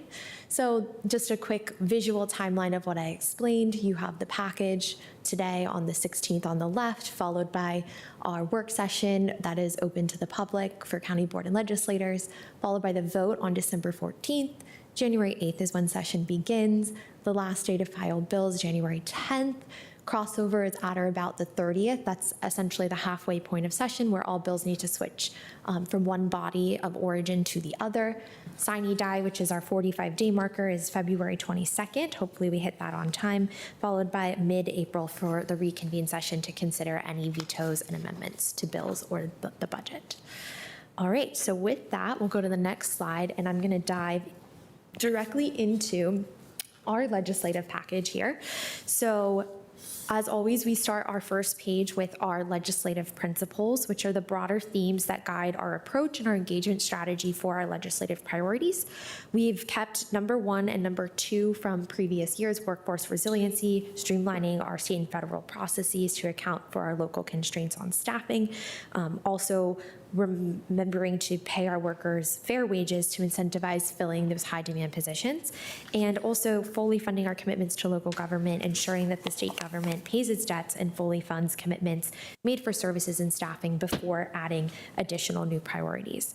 Our new one for this year is acknowledging the emerging field of artificial intelligence. We know that's a really hot button topic right now.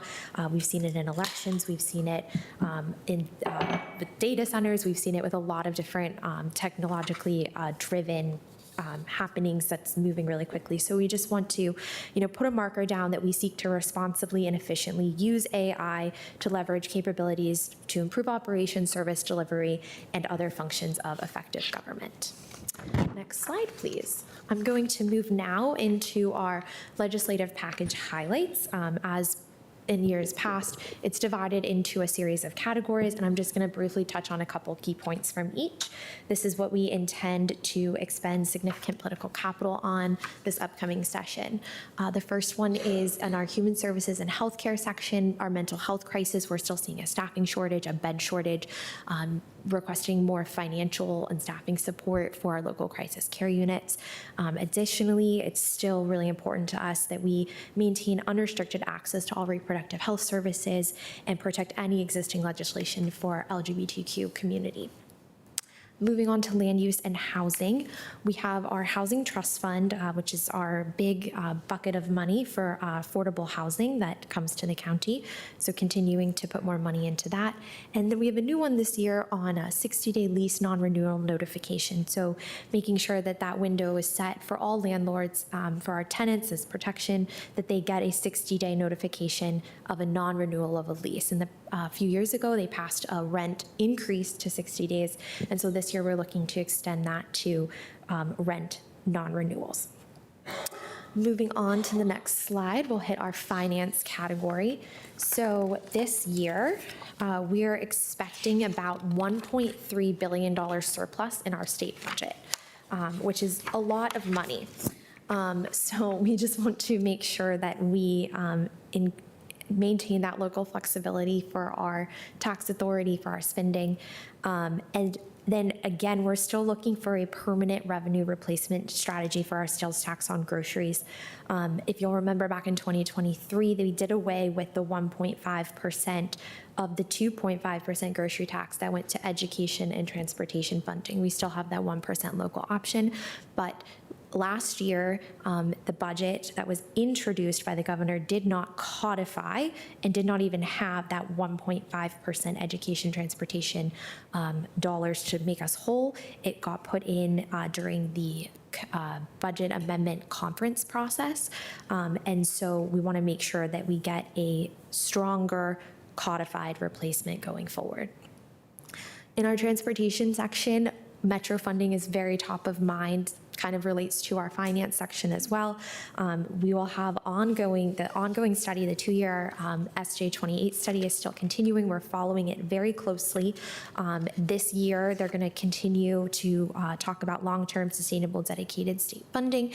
And so making sure that that stays top of mind, as well as Vision Zero, which is getting our commitment to zero transportation related deaths and serious injuries on our streets, more money for projects, staffing positions, and authority for automated speed and intersection enforcement beyond work and school zones for those photo speed cameras. Next slide, please. Economic development. I know you talked a lot about this earlier today, so I'll very briefly just talk about our office market repositioning and promoting tourism. We'll go down to the criminal justice reform. So this year we have 2 bills coming in this category. The first is to give us some more tools to help minors that are victims of human trafficking, and the second is to help protect our vulnerable populations from fraud and abuse when they have their money, their funds stolen, giving them a mechanism, our courts a mechanism to freeze these funds and return them before they disappear completely. Next slide, please. All right, education, this JLARC study. I know the Virginia Association of Counties Conference, this was the #1 priority when you look at their legislative package. You open the first page and it's right there. We talk about the funding. This back in 2023 came out, the JLARC, which is Joint Legislative Audit Review Commission, came out with a big study about the schools and how we can change our funding structure to better support our students. So really making sure that we expeditiously implement and fund these recommendations, including standards of quality, eliminating the support cap on positions, and additionally, I want to mention that earlier, we talked about a $1.3 billion surplus. To fully fund all of JLARC would take $3.5 billion, but we're hopeful that even though the surplus does not reach 3.5, that we can at least start trying to fund some of these priorities. Youth mental health in schools remains a priority, especially with our after-school programs. We want to make sure that we're getting funding to help invest in some of those after-school activities that we have here in Arlington County. All right, general government. Oh, whoops. Maybe go back. No worries. General government. So electronic meeting for public bodies. I feel like a broken record when I say this, but last year we made a little bit of a stride. We got from 25% to 50% of all commission meetings could be done virtually. We're going to keep this in here until we get a full 100% option for our commissions to meet remotely. So hopefully this bill continues to make little itty bitty strides. And then again, we are not in favor of unfunded mandates. So we want to try to oppose any of these that create additional administrative burdens for us as a county. Next slide. This is our final slide. So for public safety, supporting our staffing with funding in these critical positions in our sheriffs, in our police department, in our 911 center, in our fire department, emergency management disaster coordinator positions. We know there's a little staffing strain there, so trying to work to curtail that.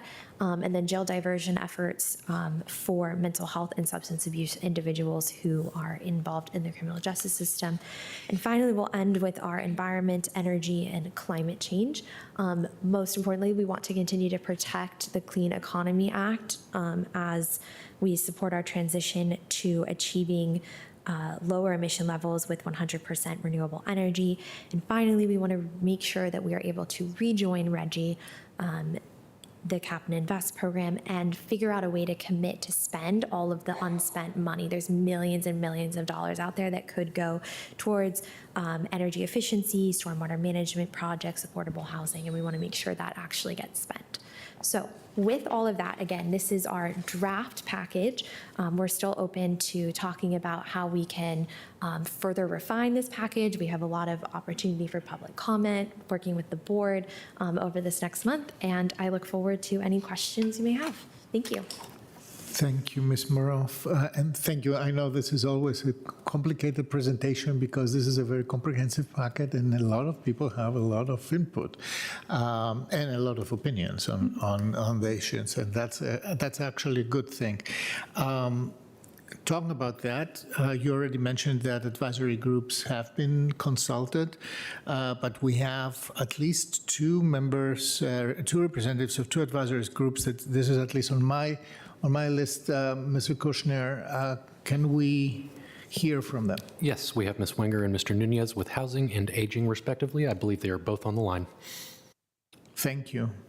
Ms. Wenger, with our Housing Commission, thank you so much for having the patience with us. You testified this morning as well.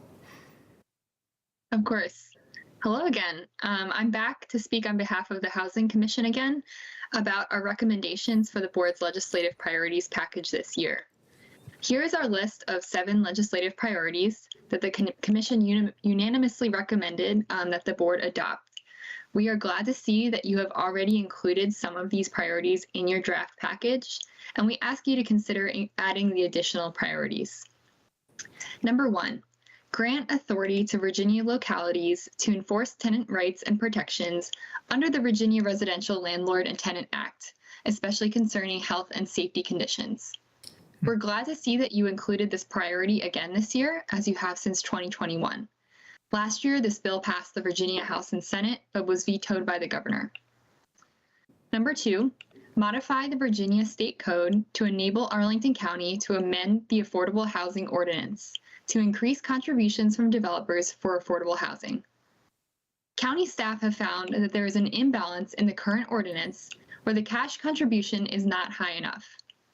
As a result, developers consistently pay the cash contribution instead of creating affordable units, which makes the distribution of affordable housing uneven, and the county also loses out on funds for affordable housing. It is an important priority of the Commission that the county work with the General Assembly to create a new law and ordinance that increases the cash contribution for developers. Even if this is unlikely to pass this year, it is important to start working on it so that it can be ready if the political environment changes. Number 3, establish a minimum 60-day notice requirement for landlords to not renew a lease agreement.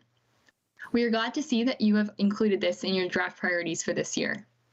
We have heard from tenant organizations that this is an important issue for residents, and it should be a relatively simple policy.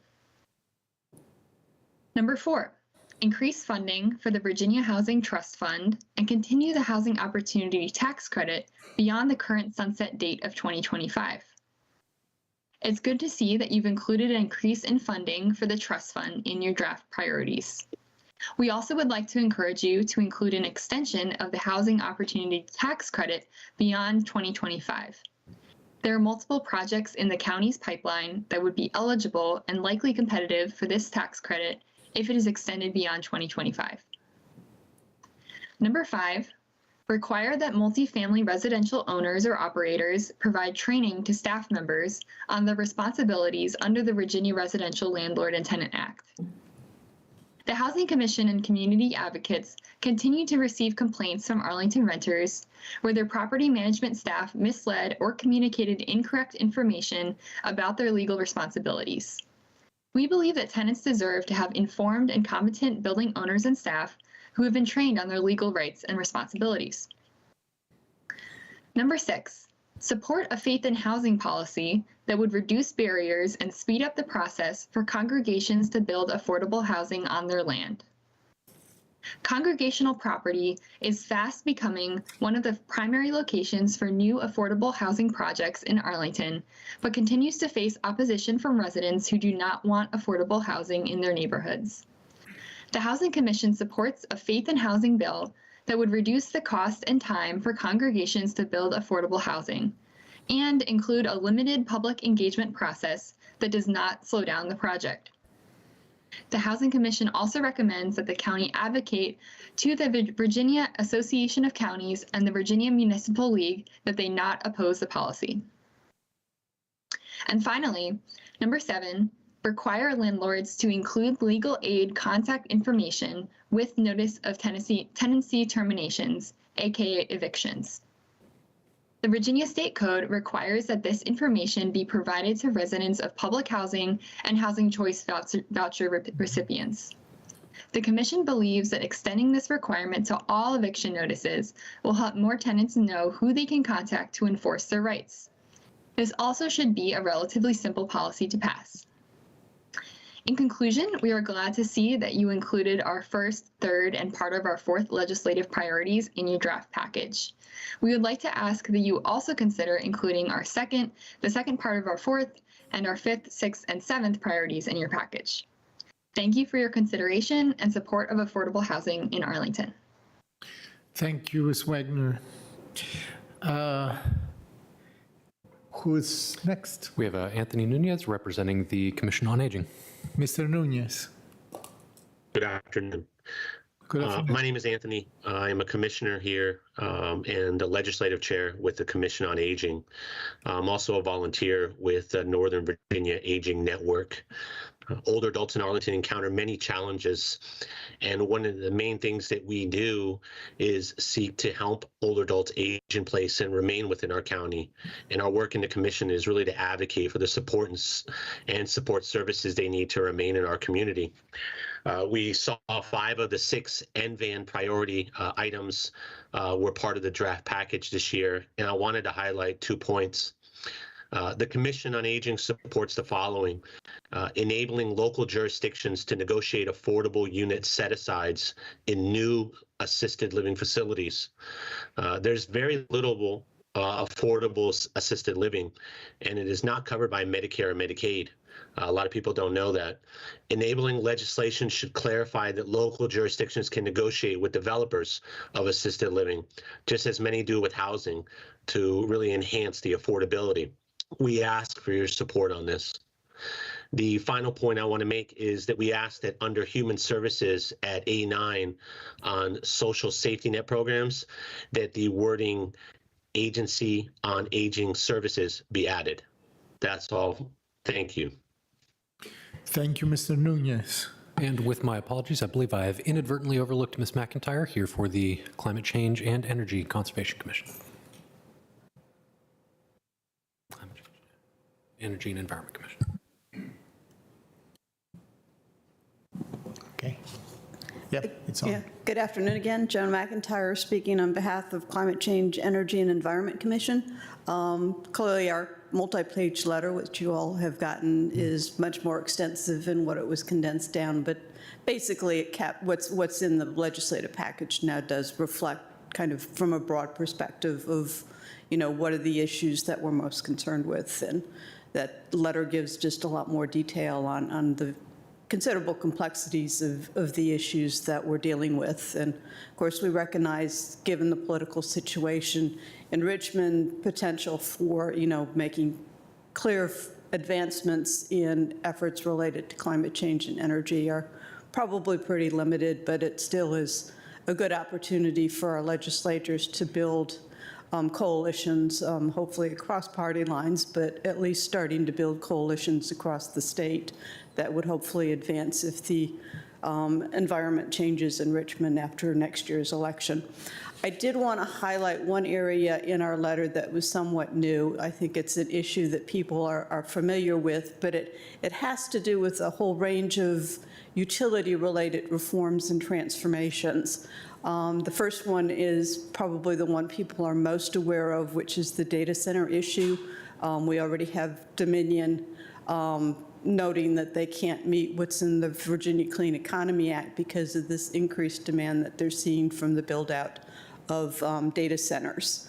So looking at, how that is managed in ways that would first make sure that we continue to meet the goals set in the Virginia Clean Economy Act, and ideally, hopefully, to even accelerate those goals, is very critical. But the other element is to make sure that the build-out of existing energy and electricity facilities does not come on the shoulders of the average ratepayers, and that extra cost is actually made by those companies that are driving this demand that we're seeing.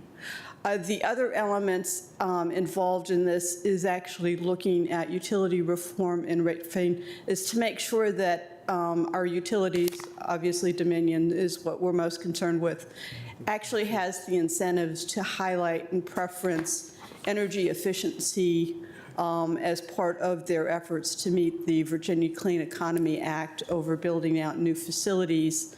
And again, it's also making sure that it's the ratepayers are actually going, because right now the way the incentives are structured is the utilities get paid for what they pay, so they have no incentive to not build a huge expensive plant when, renewable energy and reduction in energy uses is an easier way to accomplish those same goals. So it's kind of looking at those types of incentives.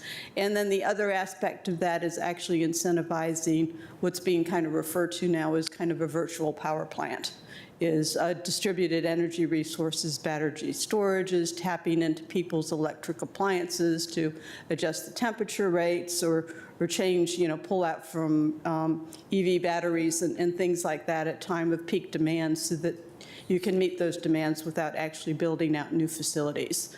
So I think those elements are going to be particularly important over the next few years if we're really going to meet our clean economy goals, and something that our legislatures, I think they're already very aware of these issues, but should be a priority to make sure, and where it doesn't directly affect Arlington in terms of what we can do within our community, it's very important in terms of getting the electricity in particular that we're going to need. So thank you very much. Thank you. Sorry, colleagues, for being a little delayed. Mr. Kushner, are there any other advisory groups to speak on this topic? I do not believe so. All right, then we'll take our public speakers. Of course. I missed them. Two of whom we've been waiting very patiently. Our first and only speaker on this item is Pat Findicoglu, speaking for 5 minutes. Hi, my name is Pat. I'm here to Microphone. It's actually just a button to push that is going to turn. You see a button? Yep, your red light's on. Hi. I'm here representing Voice, and I'm here to ask you to include support for the Faith and Housing Bill in your legislative packet for the General Assembly. Voice congregations witness the housing crisis in their communities firsthand. Some have been in the forefront of the national movement to use their land to meet serious affordable housing needs. The reality is sobering. Too many renters in Arlington are spending more than half their income on rent. Families are doubling up, determined to remain in Arlington and keep the children in the schools they love. The situation is particularly stressful for APA assistant teachers who are single, finding they need to take on extra jobs to make the rent, and using the food bank at the end of the month. Many faith congregations have surplus land, aging buildings, and high overhead costs, and they feel called upon to use their space to address the housing crisis. But they face a complicated, costly, and time-consuming zoning variance process just to get started. Central United Methodist Unity Homes took 12+ years. To build 113 new affordable units next to their new church, the Episcopal Church of the Resurrection in Alexandria estimates that the zoning step cost them $1 year and $100,000. Sadly, we in Voice know that given these overwhelming hurdles, too many congregations don't dare contemplate using their land for housing. The Faith and Housing Bill would streamline the process and reduce initial barriers. Of note, It would also ensure neighborhoods continue to have multiple points for providing input to shape the new housing. Let's be clear, the status quo is not working. We in Virginia are not meeting the need for new housing, particularly affordable housing. We need an estimated 200,000 homes. Arlington cannot solve this problem alone, and half-hearted steps or too narrow approaches that fail to recognize the interconnectedness of our communities won't cut it. Just as we need state involvement for clean air, for clean water, an interconnected transportation system, so it is with the basic need of housing. So faith institutions want to be part of the solution. Let us help them help the community. It's time to be bold, and please once again demonstrate why Arlington is a housing leader and support this impactful legislation. Thank you. Thank you, Ms. Fendikalou. Is there any other speakers? There are no further speakers. There are no other speakers. All right. Colleagues, any discussion that we would like to have? This, of course, is coming back to us to December. Any questions for Ms. Moore? No, you don't have to have any questions. I don't want to just cut anybody off, because sometimes people like to talk about particular issues. Mr. DeFranti, your light is on. Yes, thank you, Madam Chair. I just wanted to share with you all some of the discussion. I know everyone was at VACO, but there is discussion of the JLARC study, given the size of the surplus right now. And so a number of leaders, not just Chair McKay in Fairfax, but the ask went out for that to be as sort of a top priority, because the thought is that we could get significant slices of the JLARC study. And so I love our first page, but that's added information that I will, over the next month, try to share with you, all the other people besides Jeff McKay, the others at VACO who really advocated for this, because we won but to some extent, there was a victory for education last year, and this would take some pressure off of the finances that impact us as a whole. So I will try to share with you early in the month a little bit of who else at VACO said this, and they're talking about a sort of a communications and advocacy campaign on it. And I do think there's some chance of success, and I can try to elaborate off the dais. But that's the one thing I thought was worth raising to your attention. I also, on the Housing Commission, number 5 and 6, I have ways in which I'll follow up with you as well. Thank you. And just to clarify, the JLARC study you're referring to is recommendations to increase funding for education. That's correct. Yeah. Thank you. Ms. Cunningham. Yeah, I would fully support that as well. I think we'll see again this year as we enter into the budget conversations that our need to locally supplement our education is growing, and the JLARC study is one piece of that, so glad to have that elevated. I also wanted to touch on two other things. One is really workforce. I know we have a piece in there, but I think that's growing in importance to us, and perhaps as we have some changes in the federal and private marketplace in the coming year or two, maybe especially important to us in the inner suburbs. So wanted to elevate that. And then likewise, we are very focused on climate efforts in Arlington, and it's in there, but elevating some of those pieces as highly important to our community, whether it's the trees or the local stormwater priorities for the Chesapeake Bay work. So thank you. Thank you. Any other? Ms. Coffey. Yeah, I would just like to thank the Housing Commission as well as our staff for including the 60-day notice of non-renewal. I think that was something that I brought up to all of you as well as to our commission, because it is becoming an increasing thing in our community where landlords, rather than evicting people, they just allow the lease to run out and they give you 25 days notice, which and a huge increase, right? Well, no, they'll just say, I'm not offering a renewal. Please find somewhere else to go. And while previously maybe 30 days or 25 days was sufficient to find new housing, in our current rental market, it's basically impossible. And it's a functional eviction. And so I think, it's important to many people that if I think most landlords know more than 60 days what they're planning to do, and providing ample time, as much time as is practically possible, for tenants to be informed and to make other arrangements for their housing, I think is a really good step forward. And like Ms. Moroff said, is hopefully a relatively simple thing for us to do. It doesn't change anyone's obligation to keep someone in their unit. It doesn't change the contract relationship between a tenant and a landlord. All it says is that if you've made that decision, you need to let them know. Thank you. I won't be here, but I fully support. Thank you. We will have the opportunity to talk with our, on December 3rd, if I'm not mistaken, with our legislators, not only JLARC, the 60 days actually, which is half what it would be in case of an eviction, so 120, right? So all this, in addition, also transportation money will be of discussion.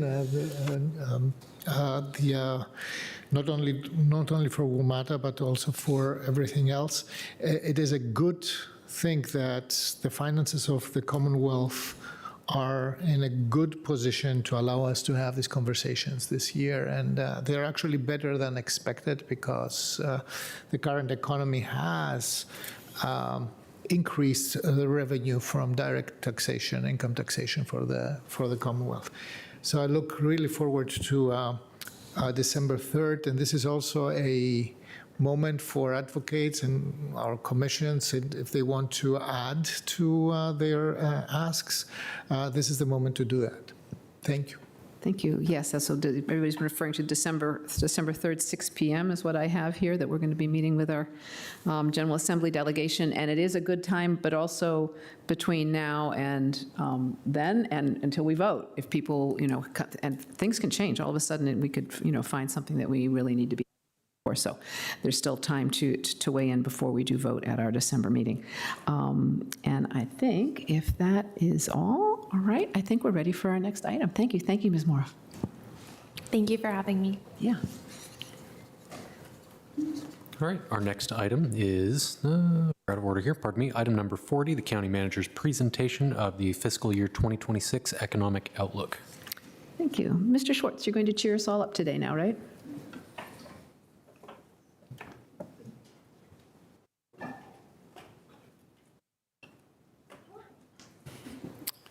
Thank you, Madam Chair. What I'm going to do, before I hand it off to Richard Stevenson, Emily Hughes, and Danielle Bush, we have two presentations we're going to go through. The first one is our update to you and the community on the fiscal year 2026 budget planning projections.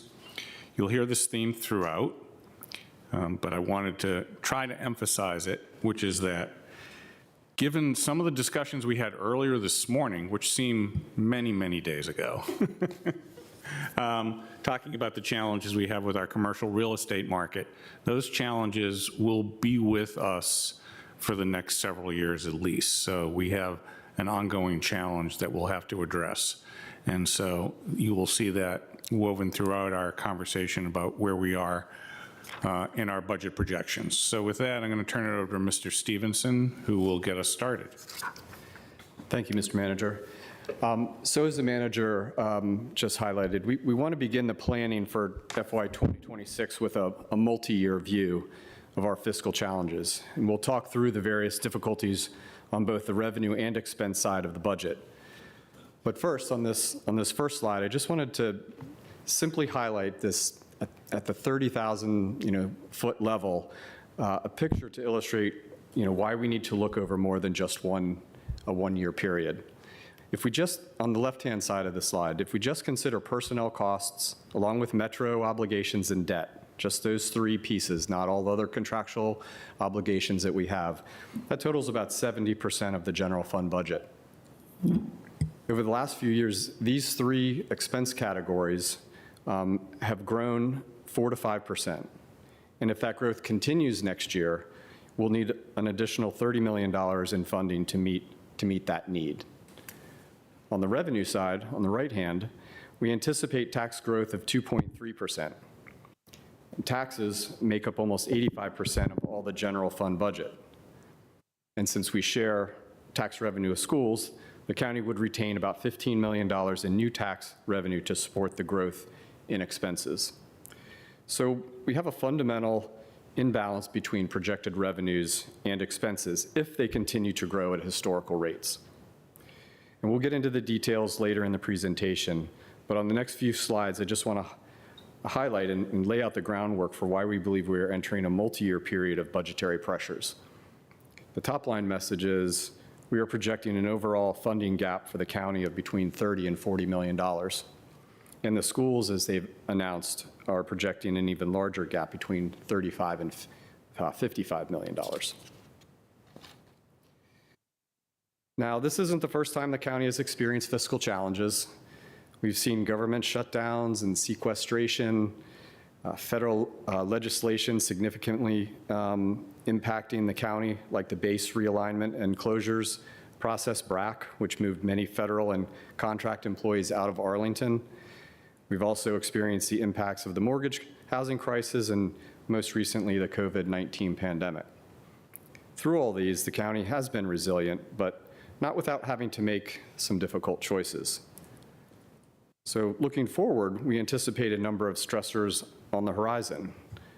We've talked to you before about the commercial market with high office vacancies and the return to work slowdown, continue to have inflationary impacts in housing and lending, along with contractual cost increases.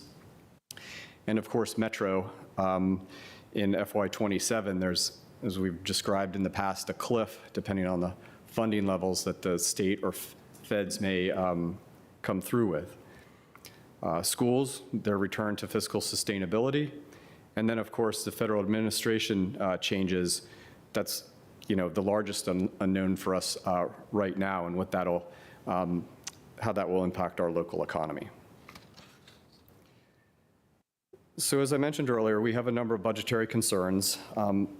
Specific to FY 2026, we again anticipate that commercial office market valuation for real estate assessments will continue to decrease due to persistent available vacant space and how these properties are valued for assessment purposes. Financing costs with higher interest rates have slowed construction, which have impacted fees in both the general fund and the development fund. And we still have been discussing, and as we've been discussing, there will be some upward cost pressures for wage, contractual, and program increases.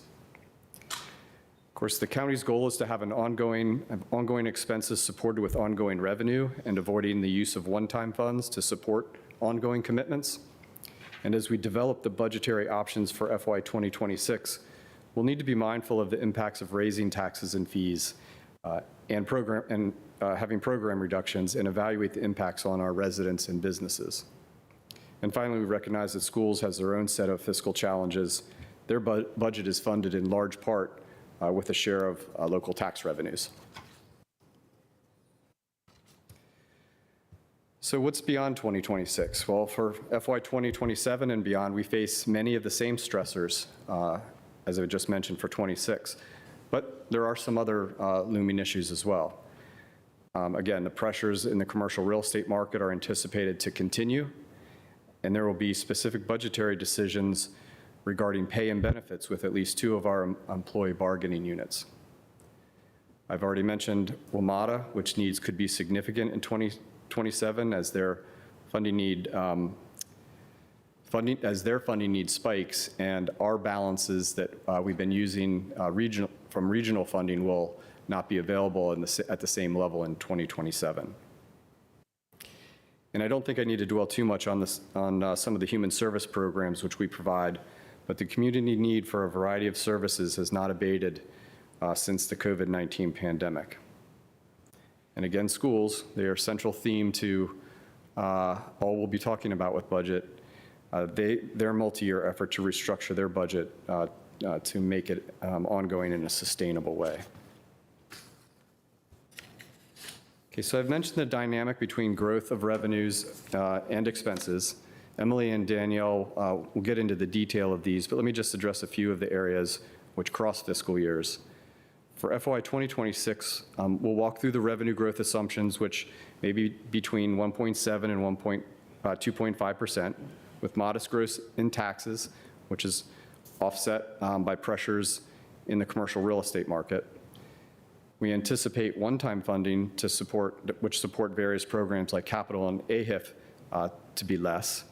And again, the dynamic of the administration changes brings uncertainty, especially with our close proximity to DC. As I mentioned on the first slide, expenses are expected to grow at a faster rate than revenue, driven by things like compensation, healthcare cost increases, and other contractual and service demand increases. And beyond 2026, we expect these pressures to continue. Now, with all that said about the pressures ahead, I think we do need to recognize that the board has been able to make some investments in a variety of key areas in recent years, whether it was expanding funding to housing and eviction prevention, to addressing various aspects of climate policy, to teen programming and mental health support. We will have a lot of work to do to evaluate where we are now and what is just around the corner. On the right hand of this slide, we have listed a variety of elements which may require new funding in the fiscal years ahead. There are a number of county plans in the works or recently completed, which I'm sure the board and community will want implemented. Additional net tax support will be required once funding, for example, is donated by Boeing to support operations at Long Bridge are depleted, and there will be a number of large county contracts up for renewal, which will add to the budgetary pressures. And then as we transition back to historical levels of staffing in public safety, we will need to add funding to staffing levels which were reduced when we could not fill all the staffing slots in public safety. And finally, as technology evolves, there are a variety of costs which are shifting from capital investment to operating costs. For example, in IT, moving from data storage on site to cloud as a fee for service, which becomes an ongoing expense.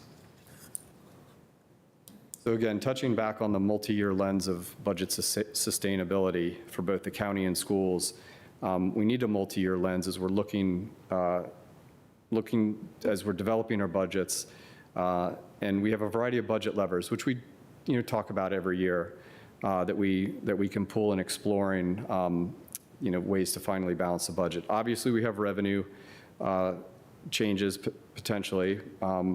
We're also looking at increased efforts in compliance for recovering revenue that is due to the county, and sort of playing off what you just heard, potential legislative changes that we may have that we can have some opportunity to generate additional revenue growth in the future.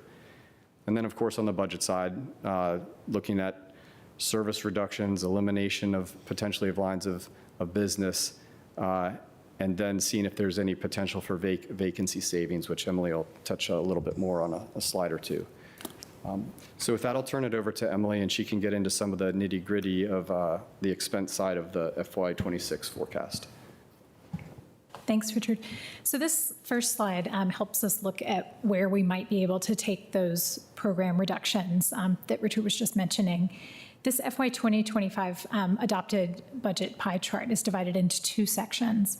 The gray section on the bottom represents the parts of the budget where we couldn't make cuts, or if we took cuts, it wouldn't result in savings. So this is Metro debt, programs supported by fees, and programs supported by state and federal funding. The green section at the top represents the county operations where cuts could be taken, and that totals $673 million, or 40% of the general fund budget. Also note that department budgets totaled $726.6 million in the FY25 adopted budget, and of that, $520 million was personnel. Of that $520 million of personnel, the total cost of vacant positions, salary and benefits is $29 million, which we'll look at a little bit on the next slide. So last year we talked about vacant positions and how we budget for those and where we could get savings from it. So we'll circle back to that again this year.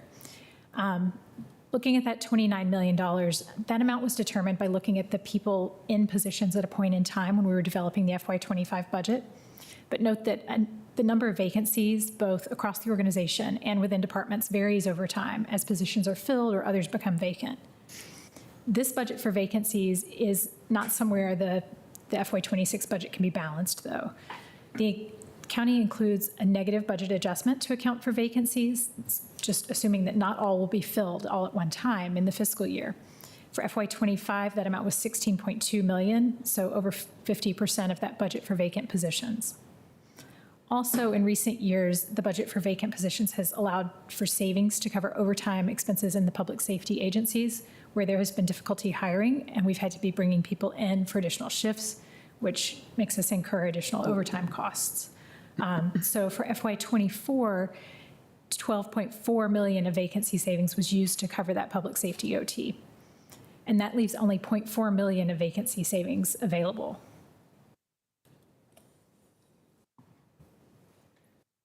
So on this next slide, we're summarizing the base assumptions on the expense side for the FY26 budget. For personnel, there's a range of salary increases, which we'll get into on the next slide. Healthcare is expected to increase 7.5%. The retirement rate is decreasing slightly. On the non-personnel side, we're seeing some significant contractual and inflationary increases. For those contracts that allow for an inflationary increase, we've assumed 3% in line with how core inflation has been moving lately.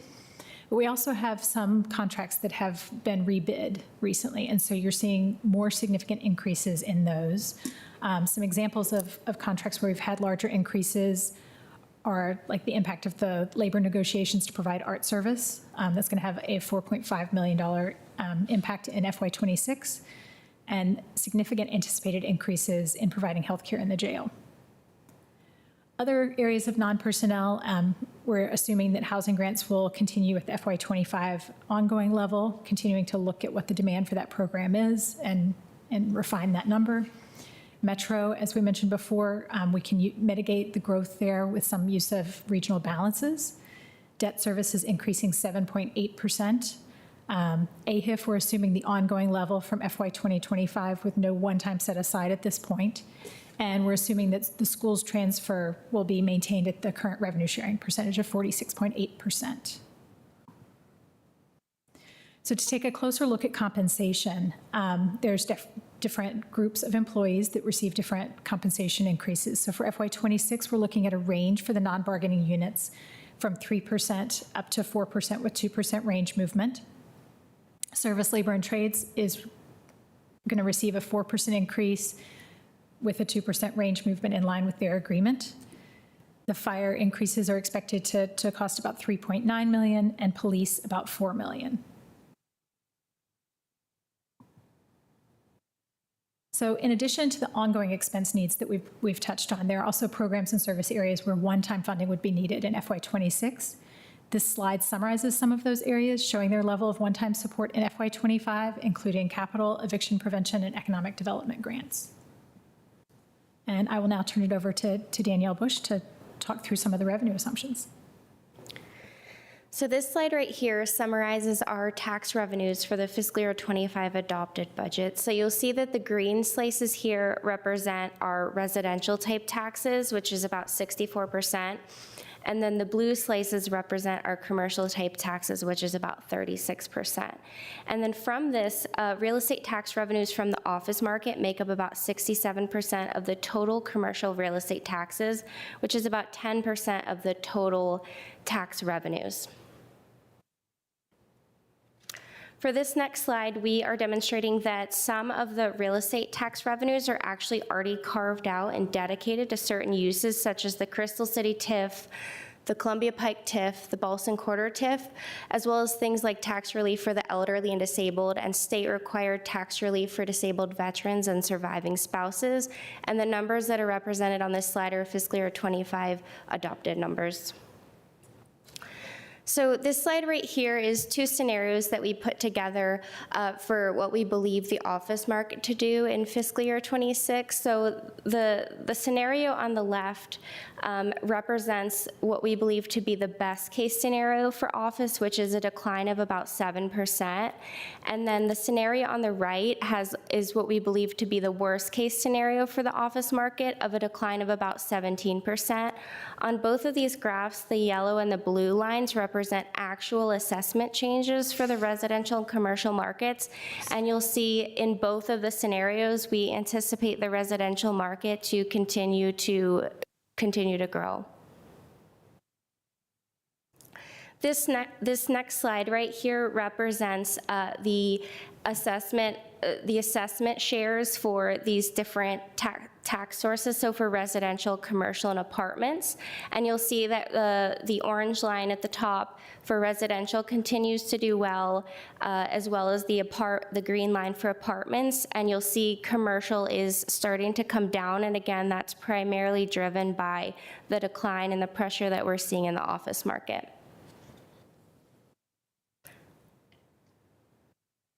So this next slide right here is our fiscal year 26 base budget assumptions on the revenue side. So as I mentioned, the residential market, we continue to see growth. It's anticipated about 3.5%.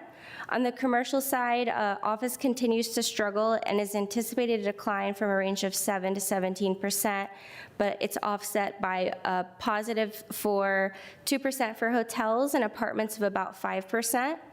And then we left general commercial flat. We believe that it'll be around flat. So taxes are anticipated to increase 3% if office is down 7%, and 2% if office is down 17%. Again, similar to last year, we're just continuing to see stress in the office market, driven primarily, we believe, by just how people are working post-COVID. There's also added uncertainty in the office market for any adjustments that the assessor will make around cap rates, so we're continuing to monitor that as well. For other tax sources, we are seeing vehicles holding their value with indication that these values are starting to come down, so we've projected modest increases for vehicles and business tangible. We're continuing to see that B-Poll gross receipts have continued to grow. Sales, meals, and TOT are all showing continued growth. And then for fees and charges for services, we anticipate modest growth. Along with interest income, we're still seeing high interest rates. And then lastly, for state and federal revenue sources, we left these relatively flat with historic norms, with the understanding that the new things could change with the new president-elect. So these next charts just illustrate some of our three largest consumption taxes, and to give you a sense of the pace in which the revenue is received by the county and how it compares over the last 3 years. So right now we are on track with the orange line on top, that the revenue month over month is coming in at a higher rate in the previous years. And to Danielle's point, we're projecting modest growth to continue into FY 2026. Now this chart overlays the historical tax rate changes along with the average tax burden in the county. And the blue bars represent this single-family detached townhouse grouping that you saw on the earlier line chart as that one line above. And then we've overlaid over the last couple of years a proxy calculation for what an average apartment would be, to give a sense of all of our residents that live in apartment buildings, how their taxes may be changing as well. And then in the call-out boxes, you can see the various reasons for why the board has made changes over the last number of years to the real estate tax rate. We wanted to sort of lay side by side, okay, taxes have changed over time, the assessments have increased, the fee burden has gone up over the years. What does that look like next to historical CPI? And so it has, as you can see in the box on the right, the average tax burden has slightly outpaced CPI. However, in the last 3 years, CPI, which has been running a little hotter, is above the average amount of the tax burden on our residents. And again, this is a table which you've seen a number of times where schools receives almost half of all county tax revenue. It's their giant share of which funds their budget. So this table lays out how enrollment has changed over the years, how the county transfer has increased, and the percent changes associated with both of those metrics. And then finally, our timeline slide, laying out all the fun that we're going to have with you over the next several months. The manager will propose his budget in February. Immediately on the heels of that, we will have many work sessions and several public hearings, and then we'll conclude in April with the board adopting the final budget plan for next July. And with that, I will turn it back over to the board if you have any questions for us. Thank you, colleagues. I don't believe we have any speakers on this issue at all. Questions for our staff? I know we've had lots of briefings and we'll be getting more, but anything you want to surface at the moment? I know brevity is key, so we will not accuse you of irrational exuberance. I will try not to prematurely be grumpy. And I know you've also been implementing PRISM. This is an immense amount of work, so thanks to the team. Mm-hmm. I would say I really appreciate the multi-year approach, which I think people have often been asking for, but it seems pretty clear that's probably crucial now, given what we're facing and what we know we're facing. That those are the known, I don't know if those known unknowns, but we've probably got some unknown unknowns that may surprise us as well. Mr. Karantonis. Thank you, Madam Chair. Very thorough and very thought-provoking presentation. That said, I have a question on slide number, I believe it's 5 or 6. It's number 5, yeah, number 5, where we say fiscal year 26 revenue growth is 1.7 to 2.5%. That I understand. But next to it is fiscal year 26 expense growth is 3 to 4%, so outpacing the previous. And I'm trying to understand whether this is all, what are the assumptions behind, because the fourth point is demand for housing and human services. So there is a piece there that has a more discretionary component than the previous ones, like inflation pressure, healthcare costs, employee compensation, et cetera. Is that, how exactly do we calibrate the expectation for expense growth between 3 and 4%?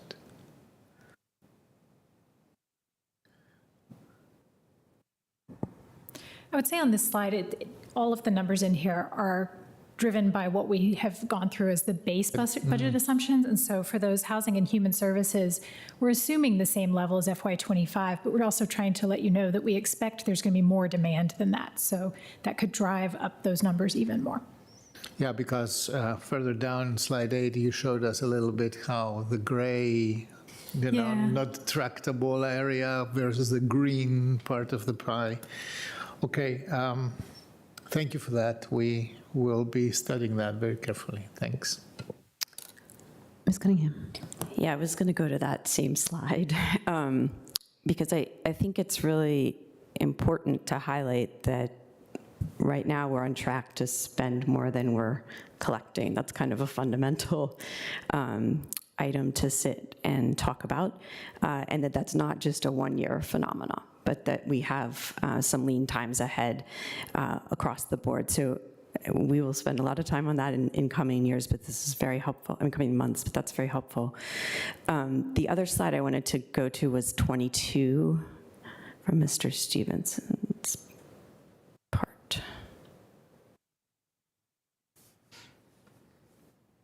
Suspense. Oh, maybe not. Go back one. That's 21. No, it's the one that had the CPI versus tax and fee burden. There you go. Can you say a little bit more about the fact that the 5 and 7 year averages had us increasing tax and fees more than CPI, and the last 3 years it reversed? And kind of how do you anticipate what's going on there, and then how do you anticipate that shaking out going forward? Well, I will say I think we all hope that we don't experience 8% CPI growth moving forward. So that's the main reason why that three-year average and the 7-year average is so significantly different. We do, just transparent for the community, we want to recognize that costs have gone up, that their burden has increased, and we wanted to put it against a benchmark, another benchmark. So the top 2 lines, which I didn't really address in the presentation, is the dollar level of increase, and so after the 7-year period, and you could pick any period, but you can see the gap between the red line and the blue line based on the percent changes over that term. Great, thank you. Anything else? No. Maybe just to remark on this, that this 8% is the inflation that we had last year, et cetera. So this is the trace of that. And as we saw in slide number 3, the cost of the so-called general governance outpaces, the increase of this cost outpaces our tax revenue recovery of that. Of course, that's only part of our revenue. It's not the entire. So we're not off, but these 2 things are not in sync. And I'd like to make one point because I don't want it to get lost here, which is that looking at this slide, which has an enormous amount of information in it, the county board also, you did it with the fiscal 25 budget, makes policy choices sometimes to increase revenue, to increase services. The list of services that you have increased over the last couple of years. And I'm certainly not going to apologize for the fact that we increased spending on trees. We talked about that earlier, or we increased spending on eviction prevention. That is something that you have to keep in mind. This slide is very antiseptic. It's talking about what numbers are, but underlying that in the tax burden are years and years of policy choices. So I just want to put that in context. That's why we had that slide talking about the programs that have been added in the last couple of years. And when you're giving me budget guidance for next month, I will be urging you not to cut the programs you just added because they are really important programs that meet current needs. So, Thank you. Which is another way of saying I think the wonderful community we live in is represented in this slide in many ways. Excuse me, Mr. Carantonis. Oh, no, just thinking always that CPI doesn't cover, for example, the enormous inflation of the cost of housing that we try to mitigate with programs, right? So CPI is just a measure of how the general basket of services and goods evolves, and we care about things that actually evolve not so nicely. So they are way more expensive, social services and housing. Ms. Coffey. Yeah, I think it's a sobering presentation, right, about kind of our reality. But I think slide 8 to me is one of the most important for understanding our conversations to come. There's a lot of things, people often talk about the $1.6 billion budget and, surely we have things to cut. And I think when you look at it broken down this way, and particularly graying out the things that we have no ability to cut.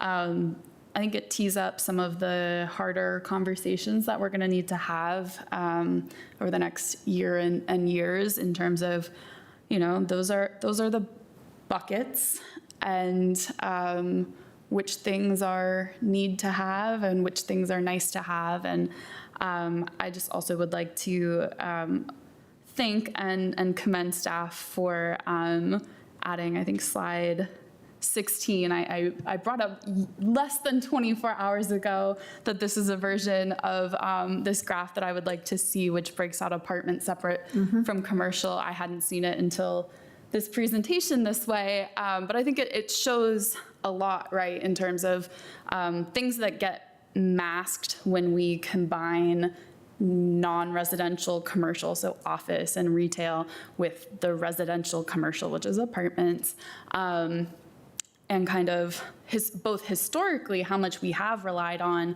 our apartment sector for revenue, but also how as the residential sector has increased in terms of proportion of our tax base, that includes apartments, and that includes our renters who are paying quite a bit into our community. And so I just, less than 24-hour turnaround to get this in here is much appreciated. And I just am grateful for that, because I think data visualization is a really important tool for correctly and appropriately understanding the information that we're providing to our community. Yeah, it's really interesting to see that little cross of the green and the blue line. That's a very significant spot. Thank you. Could you, whoever, I don't know if it's Mr. Stevenson, talk a little bit about, on high level, the relationship between our budget and what we do here and the federal debt? If past is prologue, I'm guessing the next 4 years may really drastically increase the federal debt, despite talks of efficiency and wild cutting. I'm suspecting that will happen. How does that kind of play out for us? Is there a sort of a high-level kind of rule of thumb? We've started to have, that's not the right word, we have been having that conversation with economic development, and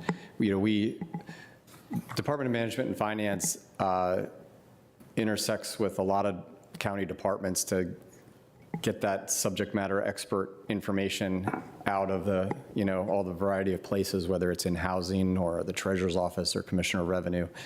And so we've been talking internally with the manager about, with what goes on across the river, how will that trickle down, in a very direct way to us. And so we'll be coming back to you with, some thoughts on that, with the new administration and what we see in different areas. Some conversation we've had is there may be some areas where we'll see expenditure pressures. We will not get as much money, and maybe there's other areas where it will be the opposite. So we'll come back to you and talk about the impacts across the river and how that intersects with us. Thank you, and I'll go to the manager. Actually, I will say that I hope that it is trickle down, because it's sounding like it might be more than a trickle. Yeah, so if I could add, having in a previous life, I actually worked at the Office of Management and Budget the last time the government ran a surplus. So that was a long time ago, the federal government. Under a Democratic administration, I think. That's true, that is true. But if you took a pie slice like this and applied it to the federal government, what you would find is that with the debt service that the federal government pays, and then with the defense budget, and I'm going to address specifically this idea that there will be, a reform commission that's going to talk about cutting funds out of the federal budget, just like us, but not really like us at all. They will have to look. They will have to look at the non-defense discretionary part of the budget, which is health and human services, labor, all those federal agencies and they take up a small slice of this. So when you ask, what's the likely impact of the increasing debt, it crowds out the ability of the federal government to spend on those kinds of things that actually help people directly. Now, the percentage of our budget that we have in federal revenue, what's that percentage? It's about 8%.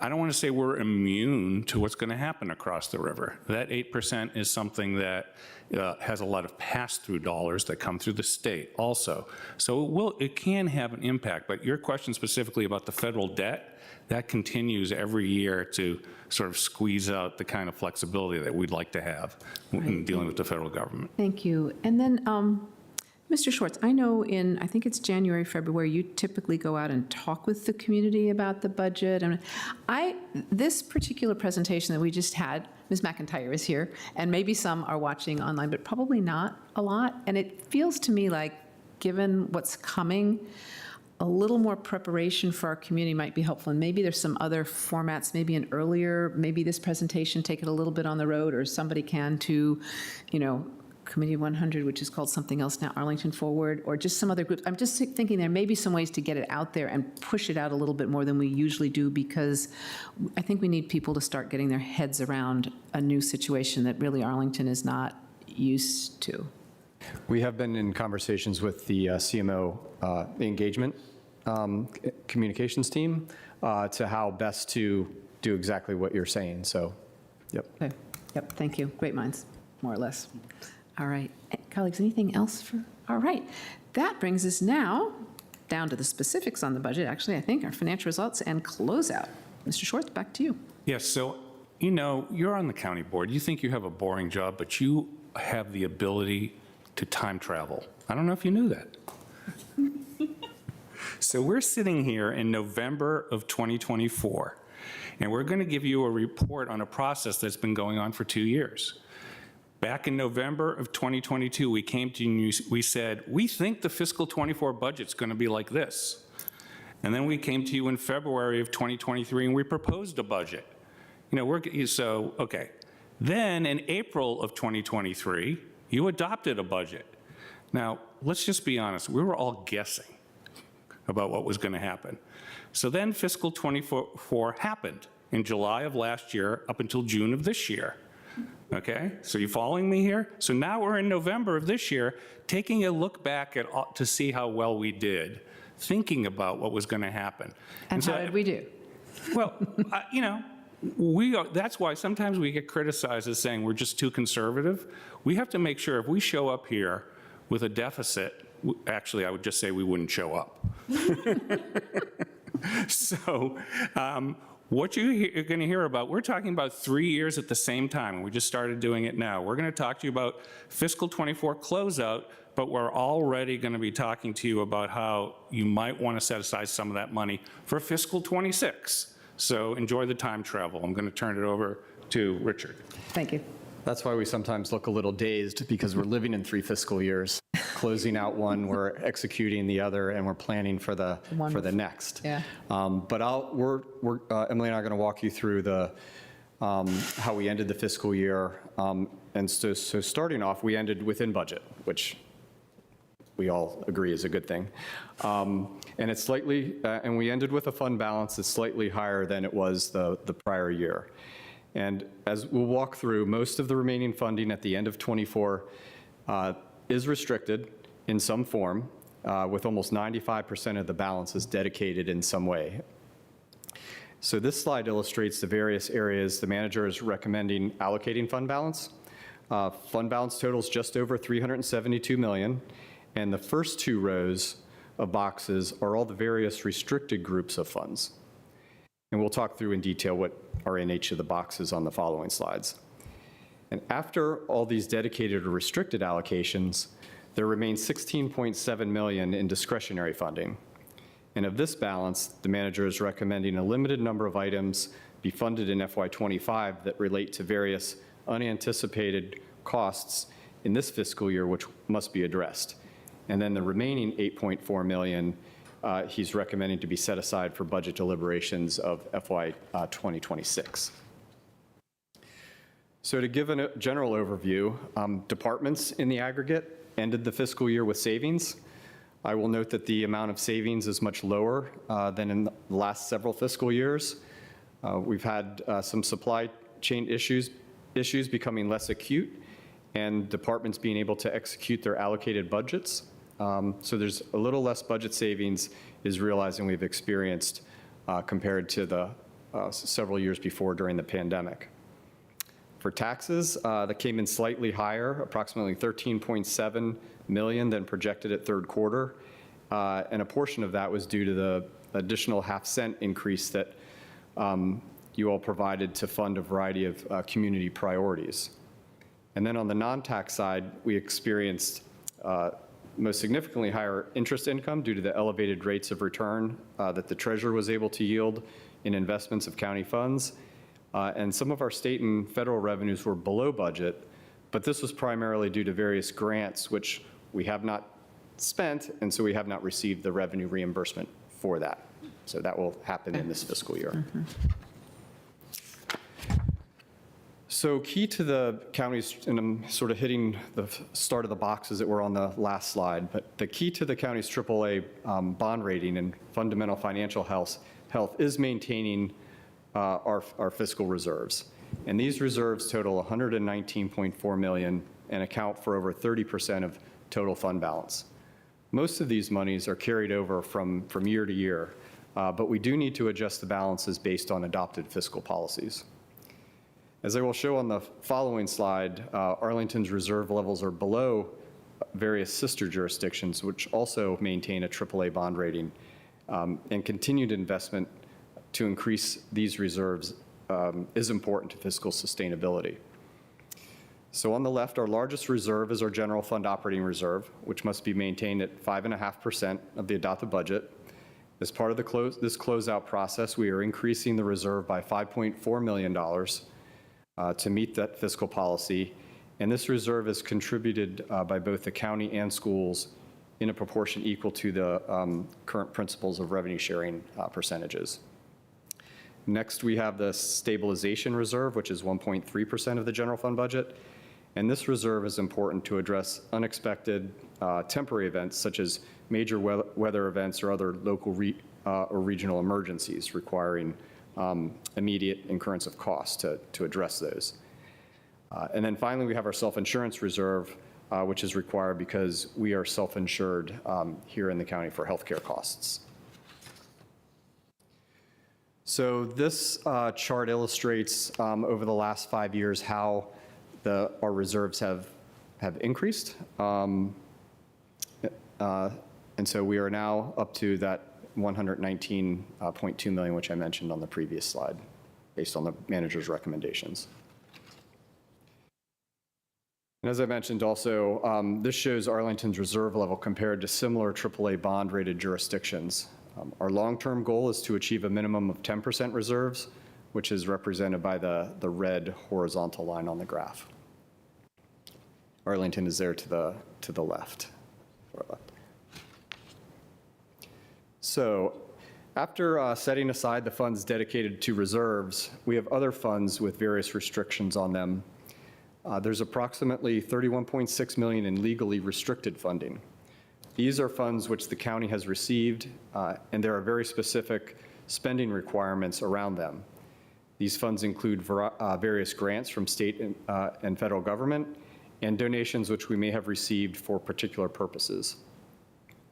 On the lower part of the slide, we have funding provided to schools. So based on the principles of revenue sharing, schools retains any expense savings as they ended the fiscal year and share in any tax revenue which came in above budget. So for FY 2024, schools had approximately $14 million in expense savings, pretty close to what they had the prior year. And their share of excess taxes is $17.7 million.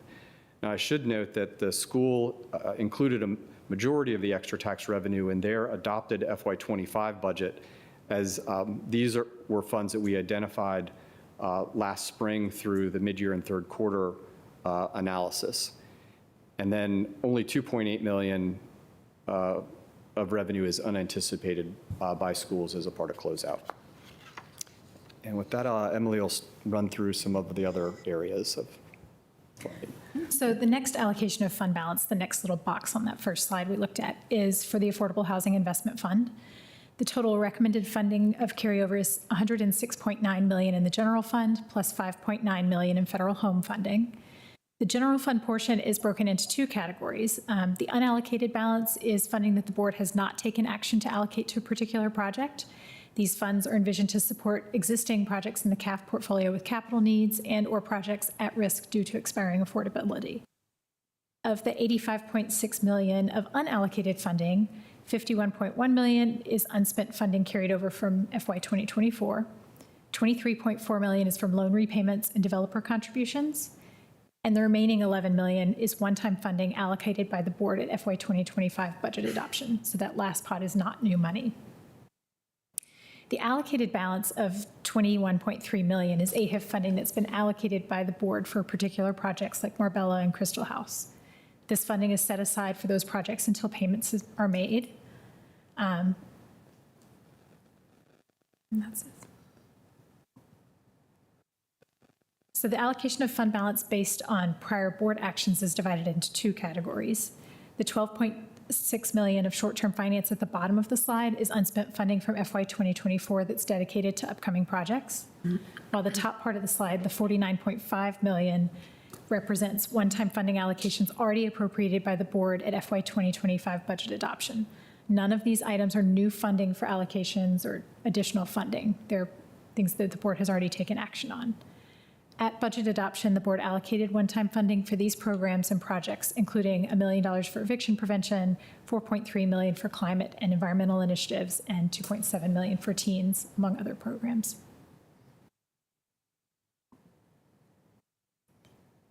So the incomplete projects and initiatives underway of $4 million is an allocation of funds for projects whose schedule covers multiple years, like community planning processes or projects where the work was initiated in FY24, but extended beyond the end of the fiscal year. Examples include the disparity study, the deer study you all heard about earlier today, the tree canopy study, and the fair housing study.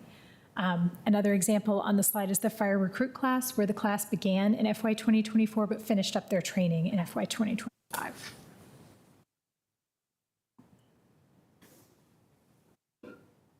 As we saw in the first slide, after meeting the legal restrictions and board policies regarding reserves and revenue sharing with Arlington Public Schools, the total discretionary funding available for allocation totals $16.7 million, or 1.5% of the FY 2024 budget.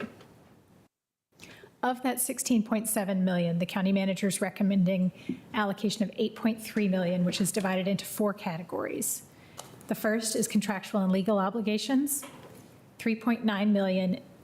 This includes funding for an increase in the contractual cost of providing healthcare in the jail of $0.7 million, the fiscal impact of union negotiations for providing art bus service of $2.4 million, and funding for establishing and maintaining pharmacy services for emergency medical services of $500,000, and that's now legally required. The second category is responding to safety and service needs. This totals $2.8 million, including $500,000 for concrete repairs in the Central Library garage, an additional $750,000 in funding for AFAC for purchasing food, and $60,000 to ensure effective nighttime enforcement of county ordinances in the Clarendon area. So one other category in this column of responding to safety and service needs is the continued site safety at the old Roslyn Marriott site. There's $500,000 dedicated there. We'll get reimbursed. We're getting reimbursed for that. This is not the total cost that we'll incur in FY25. It's a rolling reimbursement. So this is to provide some funding in case some of the reimbursement ends up happening in the next fiscal year. So we have funding to cover that. So the next category of allocation is funding for known future demands. This is $287,500. It includes the first phase of a consultant study of the electric bus pilot and consultant funding for continued work on providing inmate medical care in the jail. The last category of allocations is compensation adjustments. The $1.3 million is for a variety of job class and compression studies and other compensation items.